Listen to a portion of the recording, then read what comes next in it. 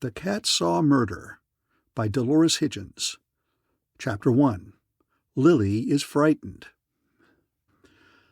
Detective Lieutenant Stephen Mayhew has been heard to complain that the murder of the Stickleman woman was the damnedest case that he ever met up with. That solving the thing was like working a jigsaw puzzle upside down and backwards. That it got progressively worse as it dragged along, and that it set him at such insane tasks as pulling hairs out of Miss Rachel's cat and forcing a timid fat woman to scream. He has said, with embellishments, that he hated the thing from beginning to end. But Miss Rachel, from the wisdom of her 70 years, thinks otherwise. Though she admits Mayhew's pose of truculence, she thinks that it was a camouflage for happiness. She says that Mayhew's eyes shone, and that his step was springy in spite of himself. She has an idea that he ate well during that time and slept like a top. She is as sure of his grin at finding the pin at the window as she is of putting it there. It was a small and ordinary pin, but it set awry the first careful intrigue of the murderer. It must have pleased the lieutenant. As for Rachel herself, there was shock and grief, and at a time when the cold fingers of death had almost clutched her. There was the puzzle of the crime, which allured her mathematical mind as would a problem in algebra. At only one time was she really desperately afraid, and that was during the night that she spent in the attic listening to the murderer search her room below. The attic was windy and chill, and so black that Miss Rachel felt disembodied in darkness. Until she sneezed. Then she became very much present in the flesh. A breathless thing, all ears to hear if the person below had caught the sneeze and were coming up after her. The wind blew on her through the musty attic. The black pressed like a fist into her eyes, and she didn't dare stir for fear of making a sound. A minute ticked away, perhaps 2. The whispering rustle below continued as someone went through her belongings. Miss Rachel breathed again. Then the cat opened her mouth with a small wet sound in the dark, and Miss Rachel was struck anew with terror. Was the cat getting ready to yowl, or just to yawn?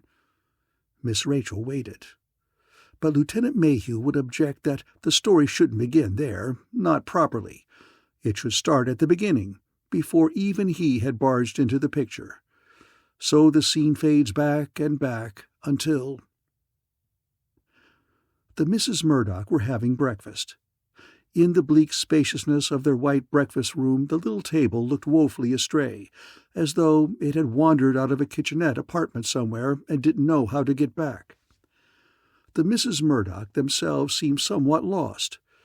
They were tiny and gray and very old. 2 quaint figures in gingham, wrapped in woolen shawls against the cold of the large unheated house, and perched upon their chairs at the little table, munching their toast and sipping milk. Miss Jennifer gazed with her usual mild reproach at the towering white walls, and through the doorway into the vastness of the kitchen beyond, and shivered. The shiver was also usual, as were the words which followed. "We ought to give up this place, Rachel. Rent it out to a big family. Lease it to someone. It's big enough for 40 people, and much too big for just the 2 of us." She pulled the shawl up to cover a transparent blue-veined ear. "Cold in the mornings, too. If we had a small place, we might afford to keep it warm." Miss Rachel, sitting opposite her, showed neither surprise nor worry at this complaint.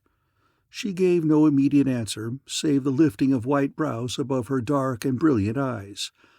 Even at the age of 70, some traces of what had been Miss Rachel's stunning beauty remained.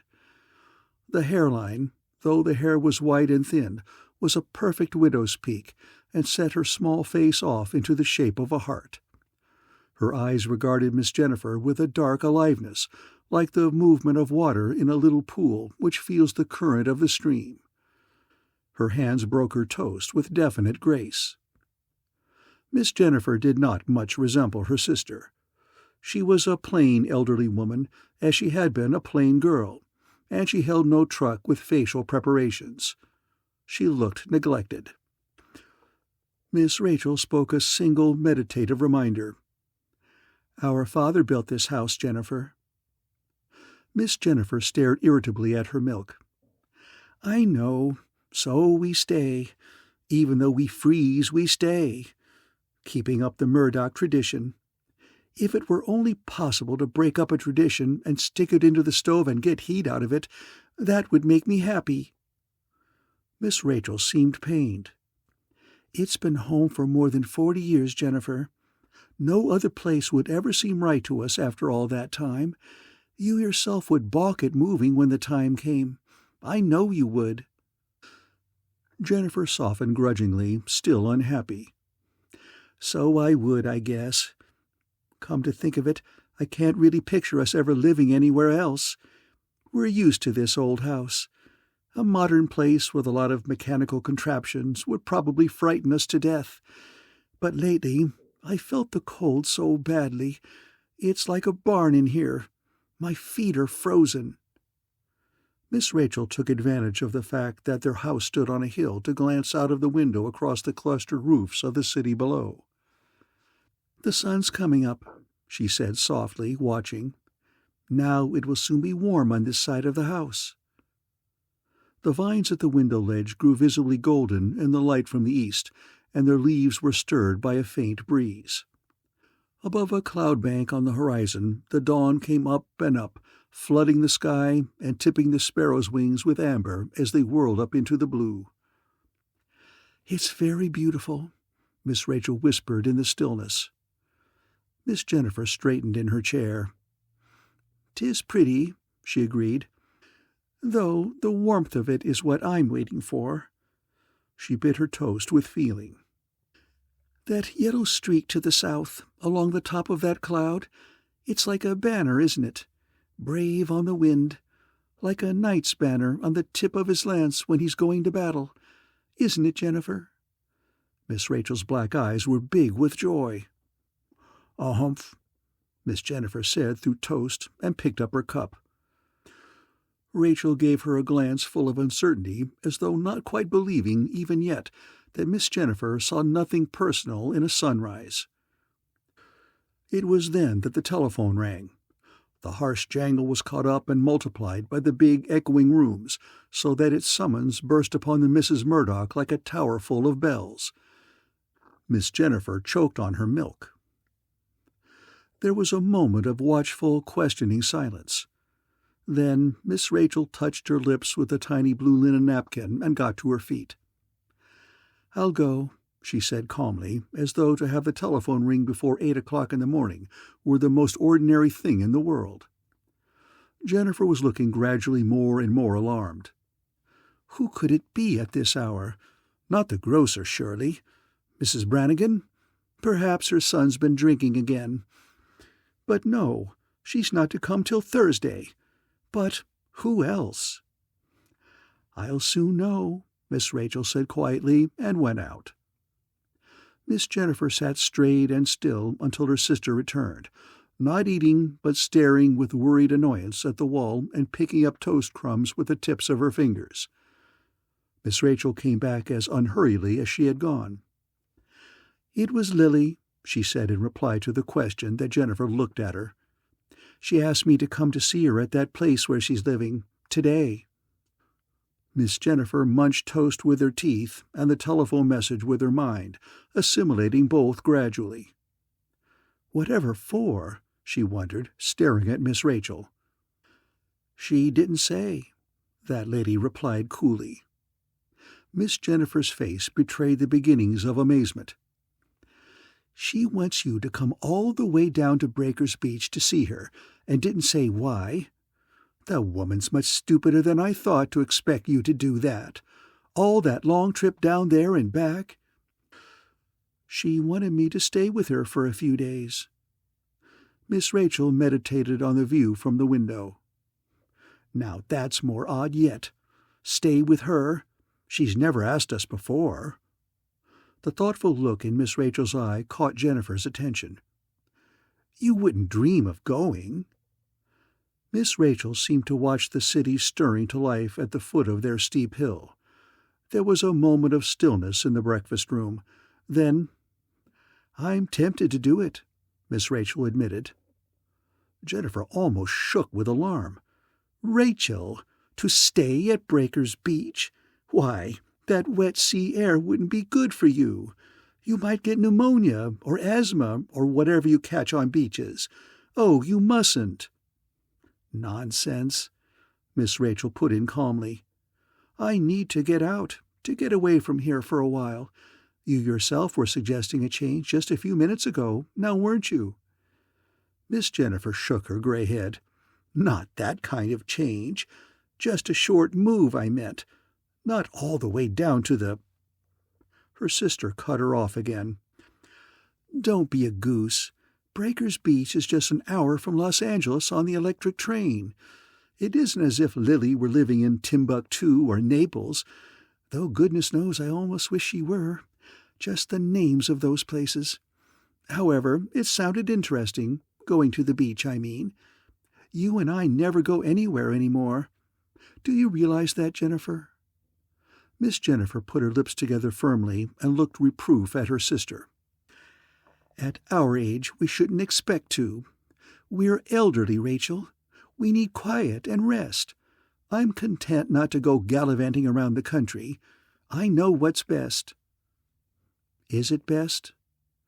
Miss Rachel's white brows rose like a child's. "Or doesn't it seem more like dying, to just sit waiting for the end?" Miss Jennifer humphed through her nose. "I'm not waiting for the end, as you put it. I'm comfortable, or I would be if this house were warmer, and I know it's sensible to stay at home. If you're getting restless again, by all means take a trip to the beach. I will say this, it probably won't be as harmful as that spell of movie-going you had all this winter. Murder mysteries." Miss Rachel blushed a little. "They were interesting," she defended faintly. "They must have been, after you'd seen that third one. What was it now? The Purple Horror? You were as jumpy as the cat. Well, go to the beach and find out what Lily wants. It's money, I'll wager, isn't it always?" At this moment, a soprano meow sounded from the kitchen, and a black satin cat walked through the door. She regarded the Mrs. Murdoch with reproachful golden eyes and switched a plumy tail, the gift of her Persian father, in mild annoyance. Miss Rachel looked at the cat with amusement. "She isn't jumpy, no more than I was. She was a little angry because she wants breakfast." "You were jumpy," Miss Jennifer insisted, getting up to pour milk into the cat's saucer. "Here, Samantha, drink your breakfast." Samantha put a pink tongue into the milk. Miss Rachel, still watching her, spoke in a tone elaborately casual. "You know, of course, that I'll have to take Samantha with me." Jennifer spun around, still holding the milk bottle. "Take the cat? The cat? Are you all right, Rachel?" Rachel arranged her delicate face to indicate extreme sanity. "Now don't be so annoyed, nor so forgetful either. You know Samantha has to be with me. You'll remember, if you put your mind to it, how she refused to eat a bite when I was in the hospital last year. When I got home, she was simply skin and bones. She's dreadfully attached to me, and she will have to go to the beach." "You're going to take her?" "Yes, indeed." "You will lose her in the train." "Piffle." Miss Jennifer sighed. "You're so stubborn, Rachel. What on earth would you carry her in?" "There's that old picnic basket, in the hall closet, isn't it? Put some cloth in the bottom of it, your old white petticoat, for instance. Get that, Jennifer." Miss Jennifer opened her angular mouth sadly. "I still don't think," she mourned. "I'm going to pack a few things. Not many. I'll probably only be there a few days." Miss Rachel stood up from her chair again, slim but not bony in her gingham, and smoothed a stray lock of white that had dropped from the neatness of her crown. "Just a very few days," she comforted Miss Jennifer. She had no way of knowing then about the pin and the draughty attic, nor even about Lieutenant Mayhew, but she was starting on her way towards all of them. She went upstairs to her bedroom and took her old-fashioned valise out of the far corner of a closet. Into it went a silver-backed comb and brush, a jar of facial cream, a tiny box of powder. Her nightgown, smelling delicately of lavender, came out of a chest of drawers in the corner. After some meditation upon the failings of even the best of beach rooming houses, 2 sheets and a pillowcase, also smelling of lavender, followed the gown. A wrapper went in, a pair of bedroom slippers, an extra dress, and other articles which Miss Rachel considered necessary. She reviewed the row of dresses that hung upon her rack in the closet, and elected to wear her gray taffeta, the one with the jacket. She wasn't consciously thinking of dresses, however. She was mentally reviewing Lily's rather startling message over the telephone. "Come down here, Auntie, please," Lily's hoarse voice had begged. "I'm in a sort of a mess, and I need advice badly." That had been the main part of it. Lily wasn't the only one who awaited Miss Rachel's coming. The pin and the attic and the murder were waiting also, in their appointed place and time, as well as that big brown-faced man, Lieutenant Mayhew. He was haggling information out of a pickpocket that morning, and probably, if he had been asked, would have said that he was fairly happy. Later, when the Stickleman case got under way, he was heard to declare himself as going completely crazy. But Miss Rachel thinks now that he enjoyed it. Lily Stickleman was getting perilously close to 40, but she tried desperately, though not cleverly, not to show it. She was a big woman with very white skin, prominent teeth, and mountainous masses of pale hair which she wore in a long bob. It was a style of hairdressing which she had noticed as being very becoming to young women. It was not becoming to Lily. It emphasized the droop of her cheek line and the smallness of her light blue eyes, and her figure was not svelte. It bulged in spite of an excellent corset. It wore an iron-ribbed look about the waist, but Lily was undismayed. She stood impatient in the inner urban depot at Breakers Beach, happily unconscious that she was large or looking middle-aged. She saw the eye of a naval chief petty officer stray her way. She debated whether to wink at him, thought better of it, and simply smiled. The chief petty officer looked away in a hurry.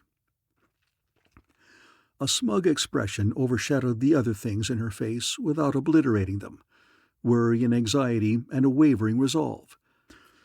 Behind her smile, still turned on in spite of the chief petty officer's coldness, Lily was making up her mind to something. The moment that Miss Rachel Murdoch should see her, that calm old lady would know it. If Miss Rachel might properly be said to resent anything, she resented the fact that Lily was so obviously and persistently stupid. It was an involved stupidity that attempted to simulate cunning, that loved its little mysteries, that was coy, that was dull. It had never, to Lily's open amazement, even taken either of the Misses Murdoch by surprise. It had caused them, in the privacy of their home, to discuss freely the shortcomings of their niece. Such discussion did not weigh upon them with any self-reproach. Lily was not truly their niece by blood. She was the adopted daughter of their dead brother Philip, a stray out of the world of humanity whom Rachel and Jennifer had loved wholeheartedly as a child and were faintly ashamed of as a woman. Miss Rachel sighed within herself as she alighted from the interurban train and saw Lily standing in the station. The long, untidy bob was a new coiffure, and Miss Rachel recognized it at once as being infinitely worse than the boyish shingle which had preceded it. The tangled mass of hair seemed to symbolize Lily's tangled life, her ineffectual romances, her fads, her changing ways. Miss Rachel was reminded, as she always was on seeing Lily, of Lily's marriage some 10 years before. Lily had come, arch and playful and mysterious, to visit them. She had been in her 30s then, a not unhandsome woman, though already leaning to stoutness. After her had trailed a man whom she coyly introduced as her husband, a lank, sullen-faced man with reddish hair and an ungainly step. Mr. Stickleman had been vague and not given to friendly overtures to elderly spinsters. It was Lily who offered the invitation for them to make a return visit. Miss Rachel and Miss Jennifer had duly called a week later, being conscious of what they owed to Philip's memory. Behind the clutter and confusion of a run-down electric repair shop, they had found Lily in a small apartment. The electric shop was Mr. Stickleman's and his sister's. Lily made a self-conscious remark about refinancing the place. Mr. Stickleman grunted, watching Miss Rachel. Conversation had petered out. Sometime during the latter time of their call, a face had looked briefly in upon them from the direction of the shop up front. It had been an angular, dark face topped by an atrocious black bonnet. The face had not smiled. It had regarded them with its sharp, malicious eyes and had gone away. "That's Anne," Lily had hurried to say. "She's been out, I think. There's so many things, need, and so—" Lily's laugh had been as nervous as her fat white hands fumbling a handkerchief. "Anne likes to shop," she finished, not looking at her aunts. Miss Rachel had known in that moment how Mr. Stickleman and his sister Anne must be devouring Lily's money. It had left a sense of mental nausea in her mind. Lily had been wildly, foolishly proud of her marriage for some months. Then had come hints of rupture, of quarrels with Anne about money, and at last an admission that Mr. Stickleman and his ever-present sister were gone. There was indeed a question as to Mr. Stickleman's right to have married Lily at all, but she hadn't known of that, of course, until the last. Then the knowledge that she had lived unknowingly without legal wedlock with Mr. Stickleman, and Mr. Stickleman's use of the fact, had cost her money. Mr. Stickleman had died a year later, almost to the day. Miss Rachel sensed from Lily's lifted spirits that a steady drain upon her purse was done. Since then, Lily had had a series of beaux of startling variety. Fat, thin, poor or well-off, there had been dozens of them. Only, of late, there queerly had been no news of new romances. Miss Rachel stepped through the depot door, her basket on her arm. Lily turned on what she believed to be charm. She was bright, she was enthusiastic. She caught her small wriggling aunt and kissed her before everyone. How were her darlings? So good of one of them to come down to see their Lily girl. Looking so well, too. Such a dear little jacket. Ah, the basket? Lunch? No. Could she peek just an itsy-bitsy bit? Ooh, the cat. Dear old thing. Still keeping well? Very well, Miss Rachel assured her, sighing. Miss Rachel detested public fuss. Lily petted her again and went off on a wake of strong perfume and the stale odor of Turkish cigarettes to find a porter. Miss Rachel smoothed a ruffled gray taffeta shoulder and watched her go. Lily was plainly worried about something, as her call had indicated, but not too worried, and she was deciding whether to settle it with Miss Rachel's help or in her own way.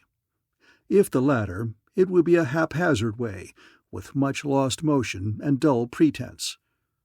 Miss Rachel wondered what was up. Absently, she felt of the catch on the basket. It was secure, and the vibration of a strong, contented purring caressed her fingertips as she touched it.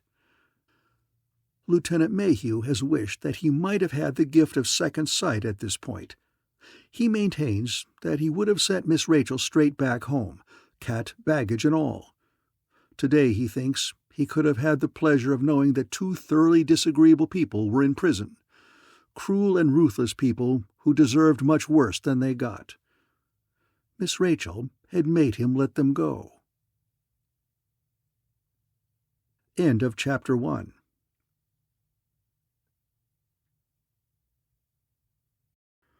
The Cat Saw Murder by Dolores Hitchins. Chapter 2. Poisoned Meat. Miss Rachel, thinking not of murder, was a quaint and attractive picture that drew the eye of more than one in the waiting-room. Her heart-shaped face under its widow's peak of snow was serene. Her gaze was mobile and intelligent, her posture erect. She abhorred the hats that most elderly women affected, the pillboxes and poke-bonnets and turbans too high on their scant hair, so that she herself wore something entirely different. Her hats were of no particular style. They sat well down on her ears, they were snug, and their brims flared narrowly just above the hairline to frame her face. She wore taffeta a great deal because she liked its rich rustle and not because it was considered proper for old ladies. Her shoes were narrow and had style. She might have been anybody's grandmother, for she had the mellow, placid look that so many grandmothers have, and several people in the station seemed to be wishing that somehow she were theirs. Lily came back smoking. Her smile had faded into a look of frank speculation. A porter followed her. He found Miss Rachel's valise in the pile at the baggage room and called them a cab. The cab driver hummed briskly. He flung the car into space with a roar and things went past the window with some speed. They passed a motor officer drowsing at a corner. Miss Rachel thinks he opened one eye at them. The day was very warm. Seacliff Boulevard runs the length of the bluff above the beach. There is a narrow park on its seaward side, then a sheer drop to the Strand with its concessions and gaudy amusements, and then the Pacific. Miss Rachel found herself looking out upon a flat blue brilliance that hurt the eyes. There were buildings set down below the bluff and facing the beach, rows of rooming houses and concessions and motion picture palaces and little restaurants that open onto the cement promenade with the beach beyond. Miss Rachel did not, however, connect any of these places with herself or with her niece, until Lily leaned forward and told the driver to turn down towards the beach at the next corner. The man nodded scornfully without looking around, turned his projectile on two screaming wheels, dived, and braked to a shuddering halt at the edge of the cement walk that edged the beach. Miss Rachel re-swallowed her heart. She still thinks that she knows what a test pilot feels like. "I'm living right on the Strand this season. It's so exciting," Lily babbled into her ear. She widened her little eyes. "Right in the middle of everything here. People going by all night, and you can hear every wave that breaks on the beach. It's the real thing, Auntie." "A bit noisy, isn't it?" Miss Rachel wondered, recovering and keeping her eyes on a small boy beating a drum. What would be his little sister was blowing something that looked much like a fife. They tramped back and forth with military precision, bumping into people but giving an impression of the spirit of '76. "Oh, a little, I guess," Lily deprecated. "But of course we can't have everything, and I always do say it's the beach you come down here for, so why not be right on it? The people are interesting, too, and oodles of them. Hear the waves? See them out there?" Lily chuckled round her cigarette and helped Miss Rachel to alight. She paid off the driver with a dribble of silver. "Never mind, I can manage the bag. It's only a few steps down the walk." They picked their way through strollers in street clothes and past active groups of bathers going and coming from the beach. Samantha meowed once when a fat man jostled her basket. "Beg pardon, madam." The fat man bowed. Miss Rachel was mutely thankful that the cat was shut in. If she had been able, Samantha would have gouged him. "Here it is, darling. Not fancy at all, I'm afraid, but comfortable. Come right up here." Miss Rachel stopped. She stood perfectly still, so that Lily on the steps turned round to see what was keeping her. The mouth that held the cigarette was tight, but Lily made it smile. "Surprised? I said that it wasn't fancy." Miss Rachel put out a little foot to take one slow step. It's so different, Lily. Somehow I remember your last place." "Oh, that, away out in the sticks." "But it was nice." "Lily, it isn't that anything's gone wrong about your money. What Philip left in trust for you, you still get an income from that, don't you?" "That measly bit. Yes, I get it.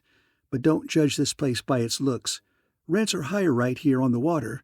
This place cost me as much as any of them did. Come on in. It won't bite." It might not bite, Miss Rachel thought, mounting the warped steps, but it looked remarkably ready to fall in upon its tenants. For years the wood had had no contact with paint, and sea and winds and fogs had weathered it colorless. The backbone of the roof had an oddly broken look. The window screens sagged outwards and were red with rust. There was but one story to it, and the hall ran its length down the middle of the house.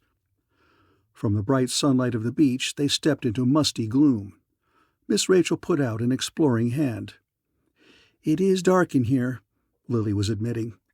"They ought to keep the lights on all day. Watch your step here. There's a worn place in the carpet that will trip you if you aren't careful.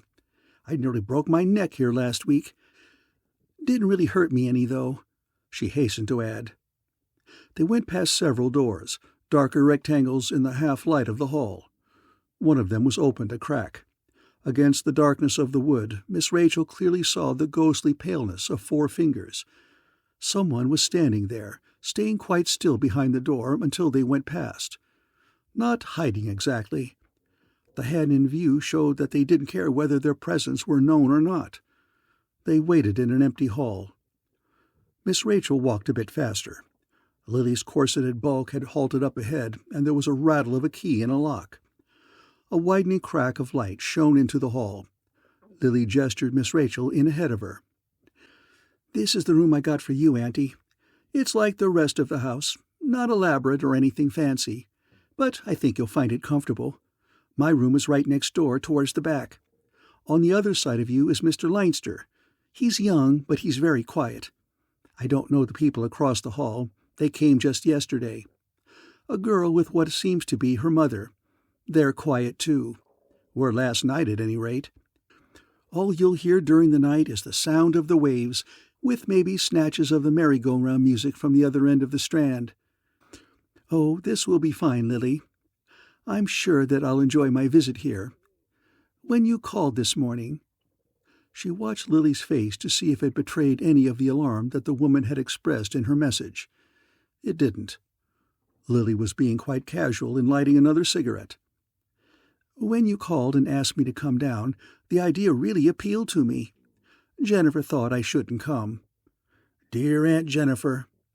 Much feeling was got into the 3 words. "But it seemed a good chance to get away for a bit. We stayed too close at home lately, so I came. Besides, you mentioned some trouble." "Did I?" Lily opened her blue eyes as widely as possible. "Over the telephone? Let's see. Oh, yes, that. I just remembered." She made a small chucking sound deep in her throat. "Did I sound dramatic? I was a little, worried. You know how little things can upset you sometimes. Mountains out of molehills, I guess you'd call it. It wasn't much. I'm sorry if I frightened you, Auntie, or made you think anything serious was wrong. You wanted to come down anyway, didn't you? I mean, just to visit?" "Oh, yes, yes." Miss Rachel set about arranging the things from her bag. Lily wasn't telling then. Whatever the mess was, she was keeping it down, keeping it hidden. She loved her little mysteries until they exploded on her, which they usually did. Then it was "Wolf, wolf," and a great call for help. Lily had never heard of the boy who kept sheep and wore out the patience of his would-be rescuers. Miss Rachel laid out her silver toilet set on the dresser, trying not to notice the thick layer of dust that already occupied that article. When she looked up, the distortion of her own image in the cracked glass startled her. She jumped. Lily was watching the smoke from her cigarette with elaborate interest. She began speaking almost at once of the band concerts on the beach. "Every night except Mondays," she explained, "and they have really marvelous music. Mr. Malloy, he lives here too, a wonderful man. He really taught me to enjoy the concerts. You know me, not much for such stuff, though I've always admired good jazz. But after Mr. Malloy talked to me about them and we listened together, maybe it was the moonlight." She laughed on an oddly girlish note that brought Miss Rachel round with instant attention. There was a pink blush on Lily's cheek. Her mouth was coy. Miss Rachel knew the symptoms of old. She went back to her unpacking. "Mr. Malloy loves moonlight. He makes it seem romantic, too. Knows poetry, all that stuff. He's educated. You'll like him." "I'm going to meet him tonight." A kind of anxiety tempered the girlish blush. "Oh, you'll meet him. I want you to very much. He's really nice, not like some of the others I've introduced to you and Aunt Jennifer. Some of them weren't so hot, come to think of it. Though Mr. Malloy says not to brood on the past, ever. I suppose he's at work now? No, he's away. Somewhere. I don't just... A little frown, much smoke. But he'll be back. I know he will. Then you'll get to see him. Miss Rachel obliged by looking mildly eager. He's very nice, you say? What does he do? For a living? Oh, he works. Just different things. You know how it is now. He's been at some of the shops on the Strand. He used to be an actor. Gives him an air, you know. Older than you are? Some. 53, I think. Gray hair, and he's tall. You wouldn't notice his age. He's awfully good-looking. Still has his profile. I have a picture of him in my apartment. Leave your things and I'll show it to you. They went into Lily's room next door. It was in total disorder. Lily without maid service was something to dream about. There was clothing everywhere, limp and soiled the most of it. The bed, unlike the one in Miss Rachel's room, was of the variety that belongs properly turned up into a wall cubicle during the day and allows the room the appearance of a parlor. The bed was still down, with its covers a bagged roll in the middle. There was a chair beside the bed. On it was an old cake carton with crumbs in it, and an empty glass with milk rings down the inside surface. It was the curtains at the window which most attracted Miss Rachel's disapproval. They had been cheap stuff to begin with. Now they were soiled and old, and in one of them was a great triangular tear that gaped, showing the faded wallpaper below the sill. Miss Rachel looked quickly at her niece. Lily was rummaging through a mountainous drawerful for Mr. Malloy's photograph. Miss Rachel took a pin from behind the lapel of her taffeta jacket and went to the curtain to fix it. Dust rose into her nostrils in a little stinging cloud. The material was rotted with age and refused to hold the pin. Miss Rachel, working quickly lest Lily be annoyed, thrust the pin into the wooden sill of the window. It held in the wood. The curtain seemed whole again. She looked beyond at the pane. The window was closed. It had been closed for so long a time that a faint drift of cobweb showed against the dirty glass. Lily was holding out the picture of Mr. Malloy. Miss Rachel saw the head and shoulders of a man obviously near 50, with gray hair, much nose and chin, and a supercilious stare. Good-looking, isn't he, Auntie? Miss Rachel chose a more formal term. Handsome. Yes, he is. I wish he were here so that you could meet him. You'd realize how fascinating he can be. I'm sorry he isn't here. Perhaps he'll be back before I leave. Do you think that he might? Again the little frown bunched Lily's brow. I wish I knew. It seems odd his going away like he did without telling me, though no doubt he had a perfectly good reason. However, this isn't getting us our lunch. She opened a door on the far side of the room that led into a cubbyhole kitchenette. I've got stuff for sandwiches. Come on in. Miss Rachel followed her into the small, dreary room. It seems a bit stuffy in here, don't you think? Could we open a window? Lily glanced at the small spotted pane of glass above the sink and laughed brightly. That window's absolutely a false alarm. Never been able to get it open. See? She tried it strongly with her fat white arms without getting it to budge. I guess they put it here to help people develop their muscles. Lily began buttering slices of bread and spreading them with liver sausage. She hummed a tune. Once she withdrew a long yellow hair from a sandwich and dropped it into the sink, where it lay disconsolately upon soiled dishes. Miss Rachel put out a feeler. If anything's worrying you, Lily, I'd like to know. In your telephone call... Lily put on an expression of bewildered innocence. What's that, Auntie? The telephone call? Oh, you mustn't keep fretting about that. Does it still worry you? A little, Miss Rachel admitted. You sounded afraid. Lily stopped humming. Miss Rachel sensed her concentration, her careful choice of words. Well, there is one little thing. Nothing awfully important. I have about decided that I can take care of it. Miss Rachel had already realized this last. "It's just a little money matter, that's all." The thing was beginning to sound familiar. Miss Rachel trod gently. "Some money that you owe someone, is that it?" Lily shoved a plate of sandwiches on the table and indicated a chair for her aunt. Her face was blank. "Yes, it's money I owe." Miss Rachel looked intently at her 2 slices of bread with the gray, greasy filling bulging out between. "Very much money?" she asked. Lily munched her sandwich and obviously considered whether to tell the truth or lie about it. Then, "About 1,000, she admitted. There was a time of silence. "That's almost as much as you get in a year, isn't it?" "Just about."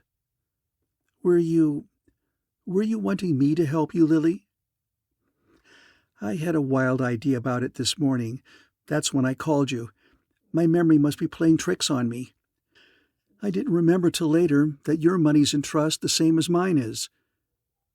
Miss Rachel, sifting wheat from chaff, decided that this last wasn't quite the truth. Lily's memory wasn't that poor. It had had too many reminders on the same point in the past. "Yes, it's in trust," Miss Rachel said carefully, as though the subject were new. "I put it there myself some years back. You see, Jennifer and I made very poor investments with the money Father left us. Philip put his into his business. You get the benefit of that, Lily. But Agatha was the only one of us who ran her inheritance up into real money. She was very shrewd that way." Lily laughed roughly and bitterly. "And Samantha gets the benefit of that." Miss Rachel put out a gentle hand. "Try not to feel resentful, Lily. Remember, it was Agatha's money. She got quite strange near the end. She mistrusted everybody. She told us many times every day that the cat was her only friend, and she lavished all the affection of her poor soul upon the animal.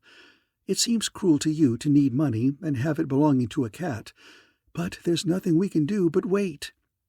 It doesn't matter to Jennifer or me any more. We have enough for our needs.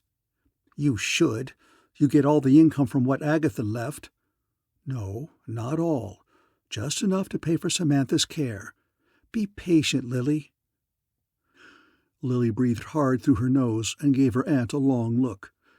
There was tired anxiety in that look and a growing resolve. "It doesn't count anyhow," she said. "I'll get along." Before she prepared for bed, Miss Rachel let Samantha out into the backyard for a little while. There was no moon. In the narrow yard under the shadow of the bluff the dark was like velvet. A faint clatter echoed from the direction of the Strand, the chatter of guns in the shooting galleries, the faded shout of ticket sellers at the concessions, the merry-go-round's calliope. The rustle of the surf washed over all of it. Miss Rachel smelled the cool sea air and found it good. A little breeze came up. It veered about, bringing with it the odor of fried fish from the restaurant next door where she and Lily had had dinner.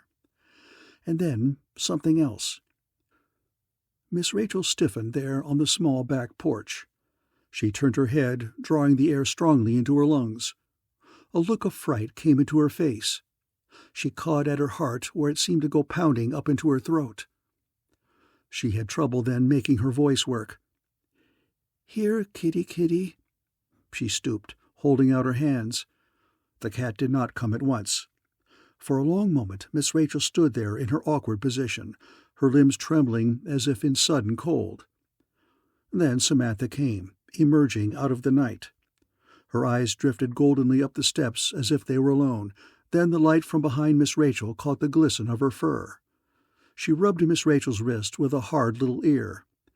Miss Rachel took her into the hall and held her up. Between the cat's jaws hung a bit of red, raw meat, quite fresh, and it had been well slashed with a knife. Miss Rachel pried apart the reluctant jaws. She put the cat down and turned the piece of meat to the light. The slashed places gaped, and in their depths showed the reflected glitter of some undissolved crystalline stuff. Miss Rachel went to her room, the cat following at her heels as she liked to do. Miss Rachel put Samantha into her basket. The meat was a puzzler. At last she emptied her jar of facial cream, forcing its contents down the drain of her wash basin. She put the meat into the jar, screwed the lid on too tightly for any hungry animal to get it off, and dropped it through the window to the sand. Lieutenant Mayhew has complained that he should have been called in at this stage of the game, that it was already shaping up pretty ominously, with possibilities sticking out all over it. He thinks that he might have done something. He isn't sure what. But he is certain that his detective's nose would have smelled a rat. Miss Rachel objects that you can't smell a rat that was almost killed, and that it wasn't a rat anyway, but a cat. She has pointed out, too, that the one thing out of the whole mess that they understood from the beginning was why the cat was given the poisoned meat. They knew the motive for this minor crime all along, and it helped the rest of the case not a bit. End of Chapter 2.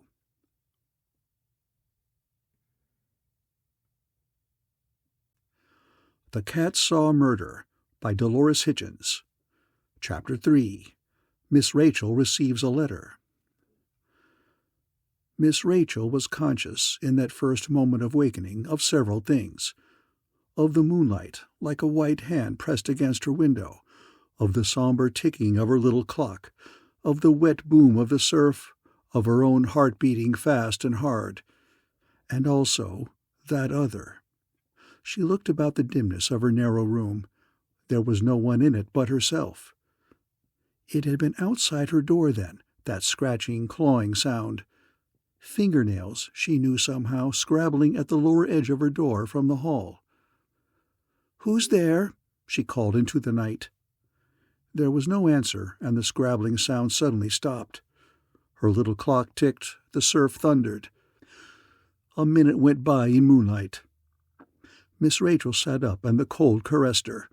She put out a foot, listening. It was a while before her courage sufficed to get her to the door, to get the door unlocked, and to peep through. It was Lily, lying in the hall upon her face.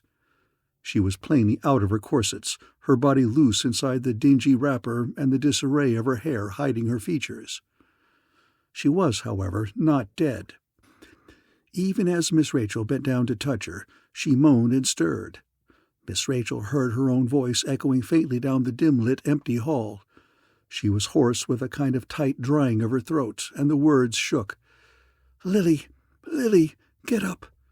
She caught at the wrapper, but Lily rolled suddenly, pulling the fabric from her fingers. "Lily, answer! Are you hurt?" Suddenly there were other people in the hall. They came ghostily from either direction, the draught blowing their night robes. The first to reach them was a tall, middle-aged woman whose gauntness showed up strongly against the feeble yellow of the light at the end of the hall. She bent close to Lily, staring hard. For a panicky moment, Miss Rachel had the illusion that she knew this woman's name, that she could speak it if she would. It was the fright she'd had about Lily, of course. When the gaunt woman turned her eyes upwards, and Miss Rachel read the anger and scorn in them, the illusion faded. "What's the disturbance here? What's happened to Mrs. Stickleman that she's lying on the floor?" Lily moaned an unintelligible reply. "I'm the landlady here. I can't have things like this going on. This is a respectable house." She bent her gaze down again, and once more Miss Rachel felt the odd little urge to call her something, some name almost forgotten. But she knew this woman's name, and there was nothing familiar in it. Lily had told her the landlady's name. This, then, was Mrs. Turner. At that moment, someone quite young, with a small oval face and long hair like a skein of yellow silk, bent down beside Miss Rachel.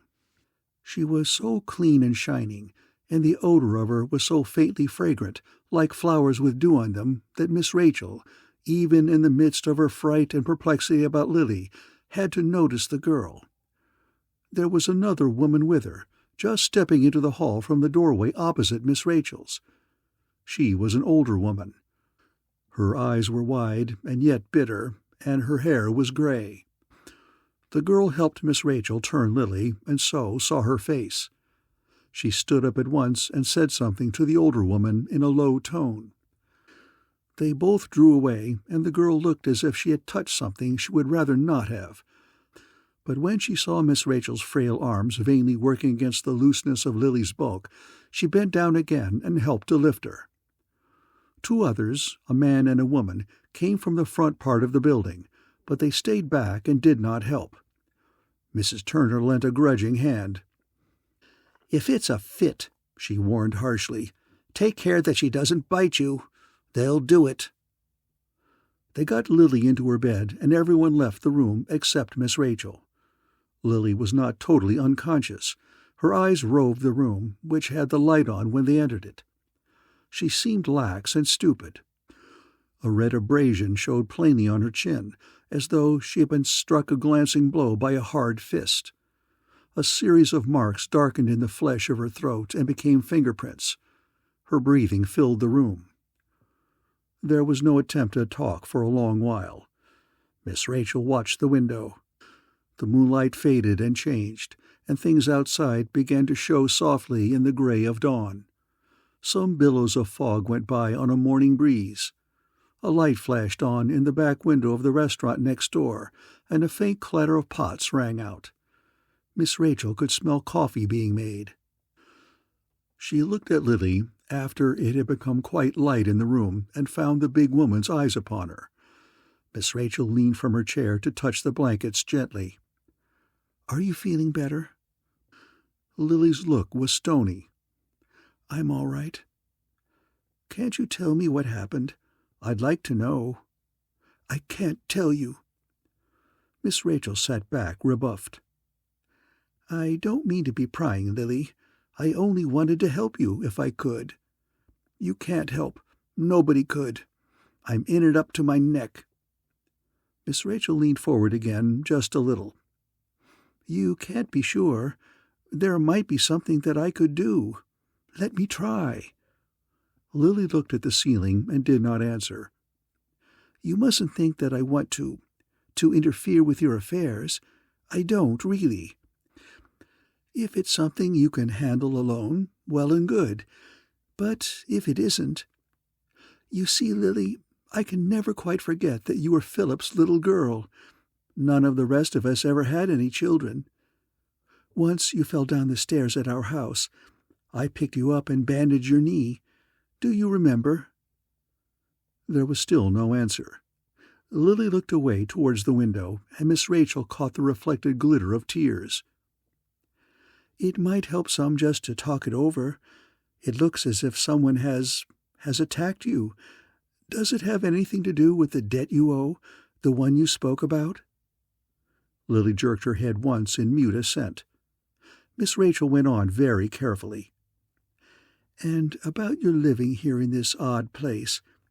It's so different from the other places where you've lived.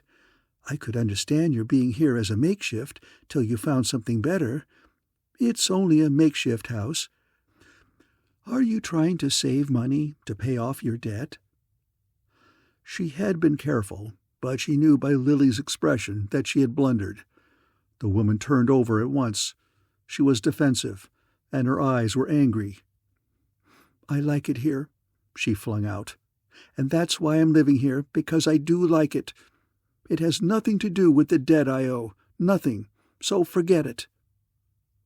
Miss Rachel apologized. She felt that she had overstepped some invisible bounds that she should have regarded. "I only wondered," she murmured. "Please don't be angry." Lily softened and reached for Miss Rachel's fragile hand. "I'm not angry, Auntie. I'm sorry if I sounded cross. It's just that sometimes you remind me of my father, in the way you look at things, I mean. He was always talking about good taste and distinction, stuff like that. He wouldn't have liked this house. You know he wouldn't. But I know when I'm happiest. I am happy here. And I'm going to stay. It's awkward just now because these people I owe the money to live here also, but I'll pay them off, and I won't move." Miss Rachel tightened an already anxious grip. "But you're in danger here. You mustn't stay. Even if it's pleasant here, you mustn't. There's danger. I feel it. Please, come away." But Lily shook her head. "No, Auntie, I can't go. There's a special reason why I must stay. I can't explain, but I can't leave either." "Then at least we must see about raising some money. I'll go back to the city today. I didn't realize that they were so eager." It seemed an inadequate word with which to describe the feelings of Lily's creditors, but Miss Rachel was too tired to think of another. Lily was shaking her head again, her hair making a limp, monotonous movement on the pillow. "No, don't do anything. There's nothing you could do to help."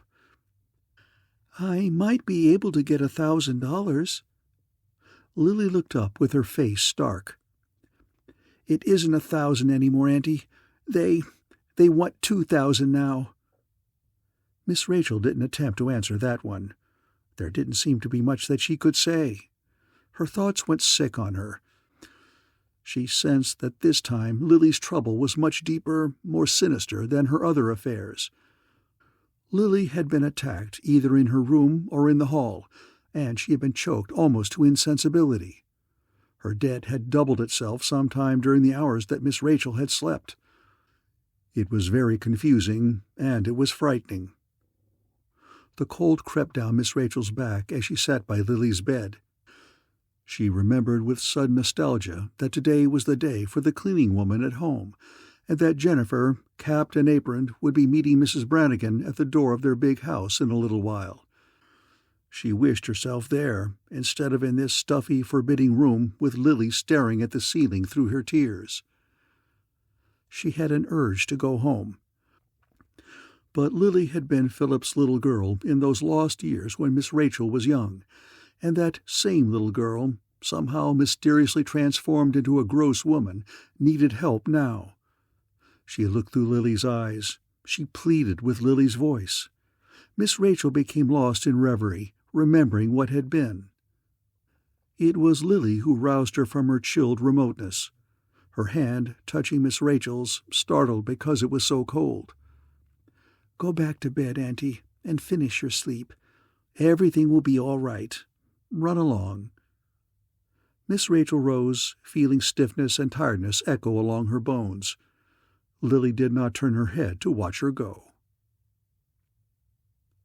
Miss Rachel wooed slumber, curled in her covers in the big sagging bed, but slumber refused to come.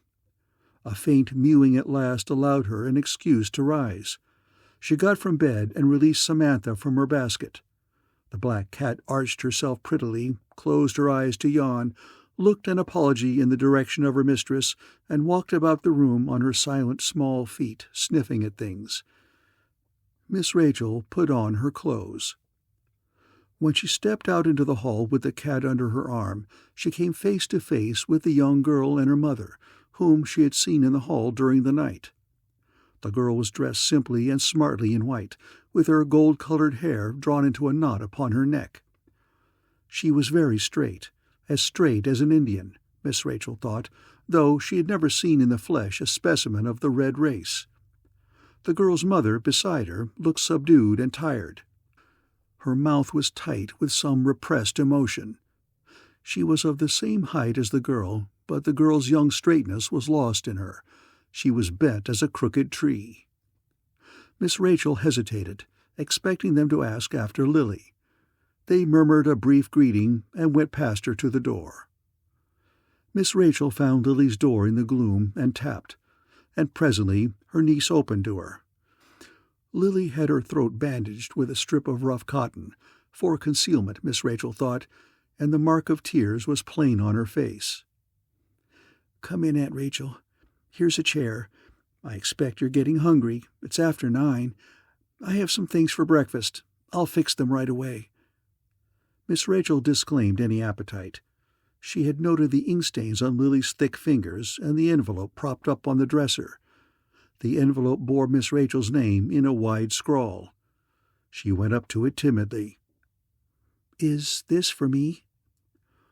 Lily gave the envelope a reluctant glance. "Yes, it's for you.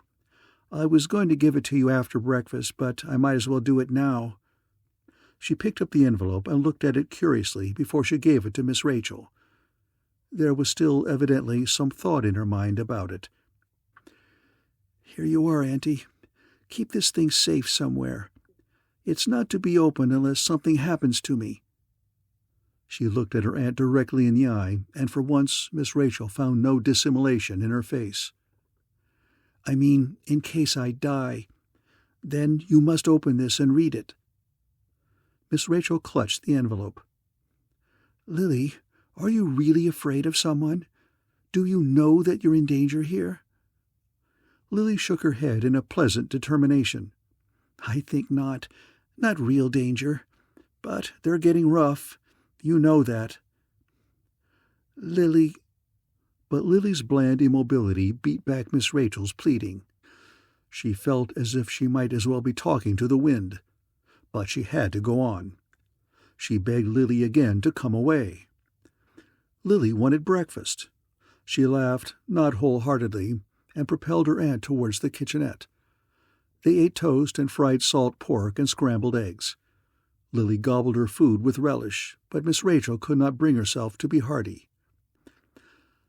If anything worried Lily, it seemed to be Mr. Charles Malloy. She was feverishly voluble on that one subject. Mr. Malloy had been gone for nearly 3 weeks. "I'd know the minute he returned," Lily confided. "His door is right across from mine, and I would hear him. But he hasn't been there, not for all this time. I've missed him." Miss Rachel's brilliant eyes looked at her in understanding. "You're very fond of Mr. Malloy, aren't you? Are you and he engaged?" Lily put down her fork and caught some egg off her lower lip with the tip of her tongue without seeming to know that she was doing it. Something more than surprise looked out of her eyes at her aunt. Alarm, staring fright, amazement. "You do say such things," she got out finally and licked her lips absently again. She was recovering. "Shoo, Auntie, don't try to tease. We're very good friends. Friends." Miss Rachel did nothing save raise her neat brows a little. It seemed to frighten Lily all over again. She tore some bread nervously. "Give the man time. We just barely know each other. After all—" She couldn't leave the subject alone, nor could she stop watching her aunt. "What made you say that, Auntie? It's funny, awful funny. Mr. Malloy's been nice to me. We've gone to the movies together and the dances and band concerts. He's a nice man." She managed a gusty chuckle, scattering a little breathful of crumbs across her plate. "Engaged? Oh, Auntie, if you knew how funny that sounds. We're just friends." Miss Rachel looked through the kitchen window at the stained stucco wall of the building next door. She kept her eyebrows down where they belonged. She was thinking to herself, patterning her thoughts to Lily's chatter. She was wishing that Lily wouldn't go on so. Lily was lying, and Miss Rachel knew it. In the salty warmth of noon, Miss Rachel went to the sunroom to write some letters. Surf House, the place boasted a name on a board over the door, had no lobby for its tenants' use, but what would have been the right-hand apartment coming in was glassed in on the side next the beach, and furnished with a cheap wicker settee, a writing desk, some forlorn veneered rockers, and a fern stand. The view was good. Next the steps was a wide cement walk, then the sandy beach with its mushrooming of bright umbrellas, and to the horizon the blue sparkle of the sea. A little girl of perhaps 5 years was playing with some papers at the writing desk. She was a slight child with light-colored hair and a sharp, sallow face, and too much knee and elbow. She regarded Miss Rachel with a casual dislike. "I'm Clara," she announced, staying at the desk. Miss Rachel acknowledged the introduction with a pleasant smile. She asked if she might use the desk for a few minutes. Clara looked sidewise, turning her head as a bird might. "I might let you have the desk," she said shrewdly, "if you give me a penny." Miss Rachel felt in her handbag. "And what will you do with the penny if I give it to you?" Scorn came into the sallow face. "I'll bet I know what you're thinking. You think I want it for candy, don't you?" "Oh, no, I wasn't thinking of candy at all. I just wondered what you'd do with your penny when you got it." "Well, it won't go for candy. No, sir." Clara sat very straight, her thin back like a rod. "Candy makes your belly ache and your teeth fall out. I know that all right. But I'll tell you a secret. I want the penny to get my mama something." The sullen look vanished in a truthful smile for a moment, then it returned and the child's eyes grew hard. "You won't tell? You'd better not. It's going to be a surprise when I get enough money." "I shan't tell. Here's a penny." The little girl took the coin and slid out of the chair. She appraised Miss Rachel frankly. "You're not a bad-looking old lady, you know it, even if your hair is white." "Thank you," Miss Rachel said gravely, seating herself. "Don't you like old ladies?" "Not most of 'em. I guess I could like you, though. You don't seem cross or cranky. Do you like little girls?" Miss Rachel looked into the narrow face. "I like them very much," she said. "I used to wish I might have one of my own." "Did you get one?" "No, never." The wary eyes softened for a moment. Then, "I'm sorry. My mama says we can't have everything." Clara went awkwardly towards the door. "Goodbye." She went through the door, then popped her head inside again. "You won't tell?" Miss Rachel reassured her, and the head disappeared. Miss Rachel wrote 2 notes. One was for Jennifer, and put them into envelopes and addressed them. She fumbled in her purse. She added something to one of the envelopes. Then she rose to leave. The door to the apartment across the hall opened, and a woman came through it. She was deep-bosomed and tall. Her clothes were handsome. Her face stared boldly forth from above her furs. There was something arrogant in her walk. She took several steps, looking directly at Miss Rachel. Her gaze took in Miss Rachel's tiny hat, her warm jacket, her handbag, and the letters in her hand. "Good morning," she said in a rich purr. "Are you going out?" Miss Rachel, meeting her gaze, found something venomous in it. "Yes," she stammered, "I am." "And so am I," said the big woman smoothly. "I'm Mrs. Scurlock. It's nice to have someone to walk with. Shall we go?" Miss Rachel tightened her clutch on the letters. She wished desperately for a way out. There wasn't any, outside of downright rudeness. Miss Rachel was unaccustomed to that practice. You'll have to wait. I must go back to my room for something." The dark face composed itself. "I'll be glad to wait for you. I'll be right here when you come back." Knowing Mrs. Scurlock as he later came to do, Lieutenant Mayhew has been heard to ask Miss Rachel why she didn't go back and hide under her bed. But Miss Rachel disclaims any such urge. She simply went and got the cat in her basket and rejoined the big woman by the front door. It had been warm inside the old house, but out of doors the wind was cool. They went down the amusement zone together and found it very quiet at that time of day. Some people were eating lunch in the restaurants and some were lying on the beach, but the concessions were deserted. The 2 women did not talk. Mrs. Scurlock looked purposeful and calm and determined. Miss Rachel looked like a mouse thoughtfully considering a new kind of trap. They came to a post-box, and Miss Rachel deposited her letters. She turned to the tall, big-jawed Mrs. Scurlock. "It's all that I came out for. I'll have to go back now." Mrs. Scurlock took it very agreeably.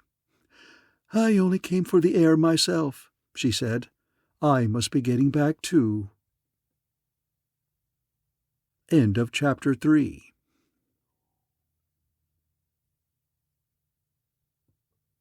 The Cat Saw Murder by Dolores Hitchins. Chapter 4. Murder. Mrs. Scurlock slid a big hard hand under Miss Rachel's elbow and helped her to turn around. Miss Rachel had been helped before, at street corners by various gallant gentlemen who overlooked her bright alertness, and in the midst of heavy traffic by hardy Irish policemen with grandmothers of their own at home. But she had never been taken in hand before with such heavy suavity or such compelling force. Her small feet pattered obediently beside Mrs. Scurlock's calm stride, and though she was not one to give way to fear, her heart had started to pound thickly and fast. She was escorted home in ominous silence. They were met at the steps by a tall man, colorlessly blond, whose clothes were too extremely cut and whose eyes sat too close together in his long head. He brightened when he saw them. He arranged his face to smile. "Well, who is your new friend, Donna? Won't you present me?" He massaged his yellow gloves and bowed. Mrs. Scurlock, very much in control, hoisted Miss Rachel to the first step. "This is Mrs. Stickleman's aunt. Miss Murdoch, I'd like to present my husband, Mr. Scurlock." It had the sound of being well rehearsed. Miss Rachel's hand was clutched in a yellow glove, and her eyes looked at many teeth. "So glad to know you, Miss Murdoch. We're quite well acquainted with your niece. She'd said so many charming things about you, made us anxious to get to know you. You are a picture, if I may say so. A picture out of grandfather's album. Ha ha! Don't mind my raving, do you?" Miss Rachel experienced such an intense dislike for him that she did not trust herself to speak. She murmured a nothing in his direction. The two of them seemed somehow to surround her, and she was wafted into the hall. "Won't you step in and see us for a minute?" Mrs. Scurlock purred in her ear, much as the legendary spider must have addressed his fly. "We'd love to get better acquainted. Wouldn't we, Herbert?" Miss Rachel wriggled tentatively. Mrs. Scurlock's grip was iron. "Indeed, very much indeed," Mr. Scurlock answered, getting his key. Miss Rachel clutched Samantha's basket. She was ready to risk a feeble bleat for help and make a bolt for it. But it was at that moment that Lily barged into their little group. She had come up soundlessly in her house slippers. Above the rough band of cotton on her throat, her face blazed. She reached out and plucked her small aunt from the hands of Mrs. Scurlock. "Leave my aunt alone," she said harshly. "She isn't in this." The Scurlocks surveyed her in their separate manners. Mrs. Scurlock bold and angry, Mr. Scurlock with an uneasy sneer. He fitted the key into the lock. "Aren't you forgetting?" Lily shook her head. She swallowed hard, and the cotton band moved. "No, I'm not forgetting. But my aunt's out of it. Clear out of it. Get that?" Mrs. Scurlock's odious eyes dwelt on Miss Rachel's face. "It wasn't that way in the beginning," she murmured. "We were all going to cooperate, like friends." She laughed. Lily gave her a glare and marched Miss Rachel away. "Don't listen to them," she said fiercely. "Don't pay them any attention." They entered the stillness of Miss Rachel's room. "Who are they, Lily? Are you really acquainted with such people?" "Acquainted is no word for it. I'm saddled with them. I owe them money, the more fool me." Miss Rachel read Lily's bitter face. "Is it the same money? The debt we were speaking of before?" A weary look crossed Lily's countenance. She breathed hard for a moment without saying anything. Then, "Don't ask me, Aunt Rachel. I can't explain. All I want you to do is to forget this, and keep out of those people's way, for God's sake." Miss Rachel looked round the shabby room suddenly, as though she saw it for the first time. "What keeps us here?" she whispered. Lily asked her sharply what she had said. Miss Rachel tried her hand at lying. "I was thinking that I didn't like those people, the Scurlocks. They're so oily and smooth and strong and evil and dangerous, Lily." Lily looked away. She fumbled in the pocket of her wrapper for a cigarette. Over the little flame she regarded her aunt. "They think they're pretty hot," she sneered. "They think they've got me over a barrel. But I'll get the best of them yet. You'll see if I don't." "I wouldn't trifle with them. If you owe them money, it would be best to pay it and have done with them." Lily blew out a great mushroom of smoke and flipped her burned match towards a corner. "Let's eat," she said flatly. "I called the delicatessen, and they've sent over some stuff. It looks good." It seemed to Miss Rachel that she had done nothing except eat since she had arrived at this sinister house. If there were pleasures to be had at Breaker's Beach, she had seen remarkably little of them. She and Lily had spent most of their time in Lily's room. Lily scarcely seemed even to wish to talk. She sat perfectly still most of the time, or sprawled on the bed with her eyes vacant. There was a look of waiting about her, an appearance of puzzled expectancy. She came to life only at mealtimes. Her appetite never failed her. Miss Rachel put the cat in the closet and went to Lily's room. Again, was it still and so often a coincidence, Miss Rachel wondered, she met the girl and her mother in the hall? The older woman drew back when she caught sight of Lily, and the girl stood quite still with her head high. They waited, silent and constrained, until Lily went past them. Lily gave them no heed beyond a brief glance. It was not well lighted in the hall. Only a dim reflection from the glare of the beach illumined the scene through the open front door, but Miss Rachel marked how the older woman turned her head with a sick expression to avoid Lily's cigarette smoke, and how the girl looked at her mother with her eyes full of pity. They came into Lily's cluttered room. "Do you know those people?" Miss Rachel asked. Lily shook her yellow mop. "No, I don't. They're new here. Didn't I mention they came in only day before yesterday? I don't even know their name." "The girl's very pretty, isn't she?" "Sort of, I guess. A little on the skinny side." "There's something rather familiar about her face. Does she remind you of anyone we know, Lily? I can't think of who she does resemble, but it's somebody." Miss Rachel puckered her brow in thought. "I hadn't noticed. Come to the kitchen and we'll eat." They had lunch. Lily filled herself and was pleased. Miss Rachel pecked at her food like a feverish hen. Miss Rachel did not wait for night to let Samantha out for exercise. She put her into the yard at about 5 o'clock. Miss Rachel sat for perhaps a half-hour, watching the cat at play. Then she rose from the steps and called Samantha. And the rock slide began. A few pebbles moved at the top of the bluff and gathered more rubble and much speed as they rushed fanwise down the slope. The cat looked behind her, curious at the sound. Miss Rachel called again. Some large stones came thudding down, pushed from the top. The cat arched herself and spat. A stone struck her tail. She howled in fury and ran to Miss Rachel. A look of cold anger came to Miss Rachel's usually placid face. She stood and watched the top of the bluff. A minute passed, 2, and then something showed between the green leaves of the shrubbery, something light-colored and glistening. It rose and became a line of hair across a human head.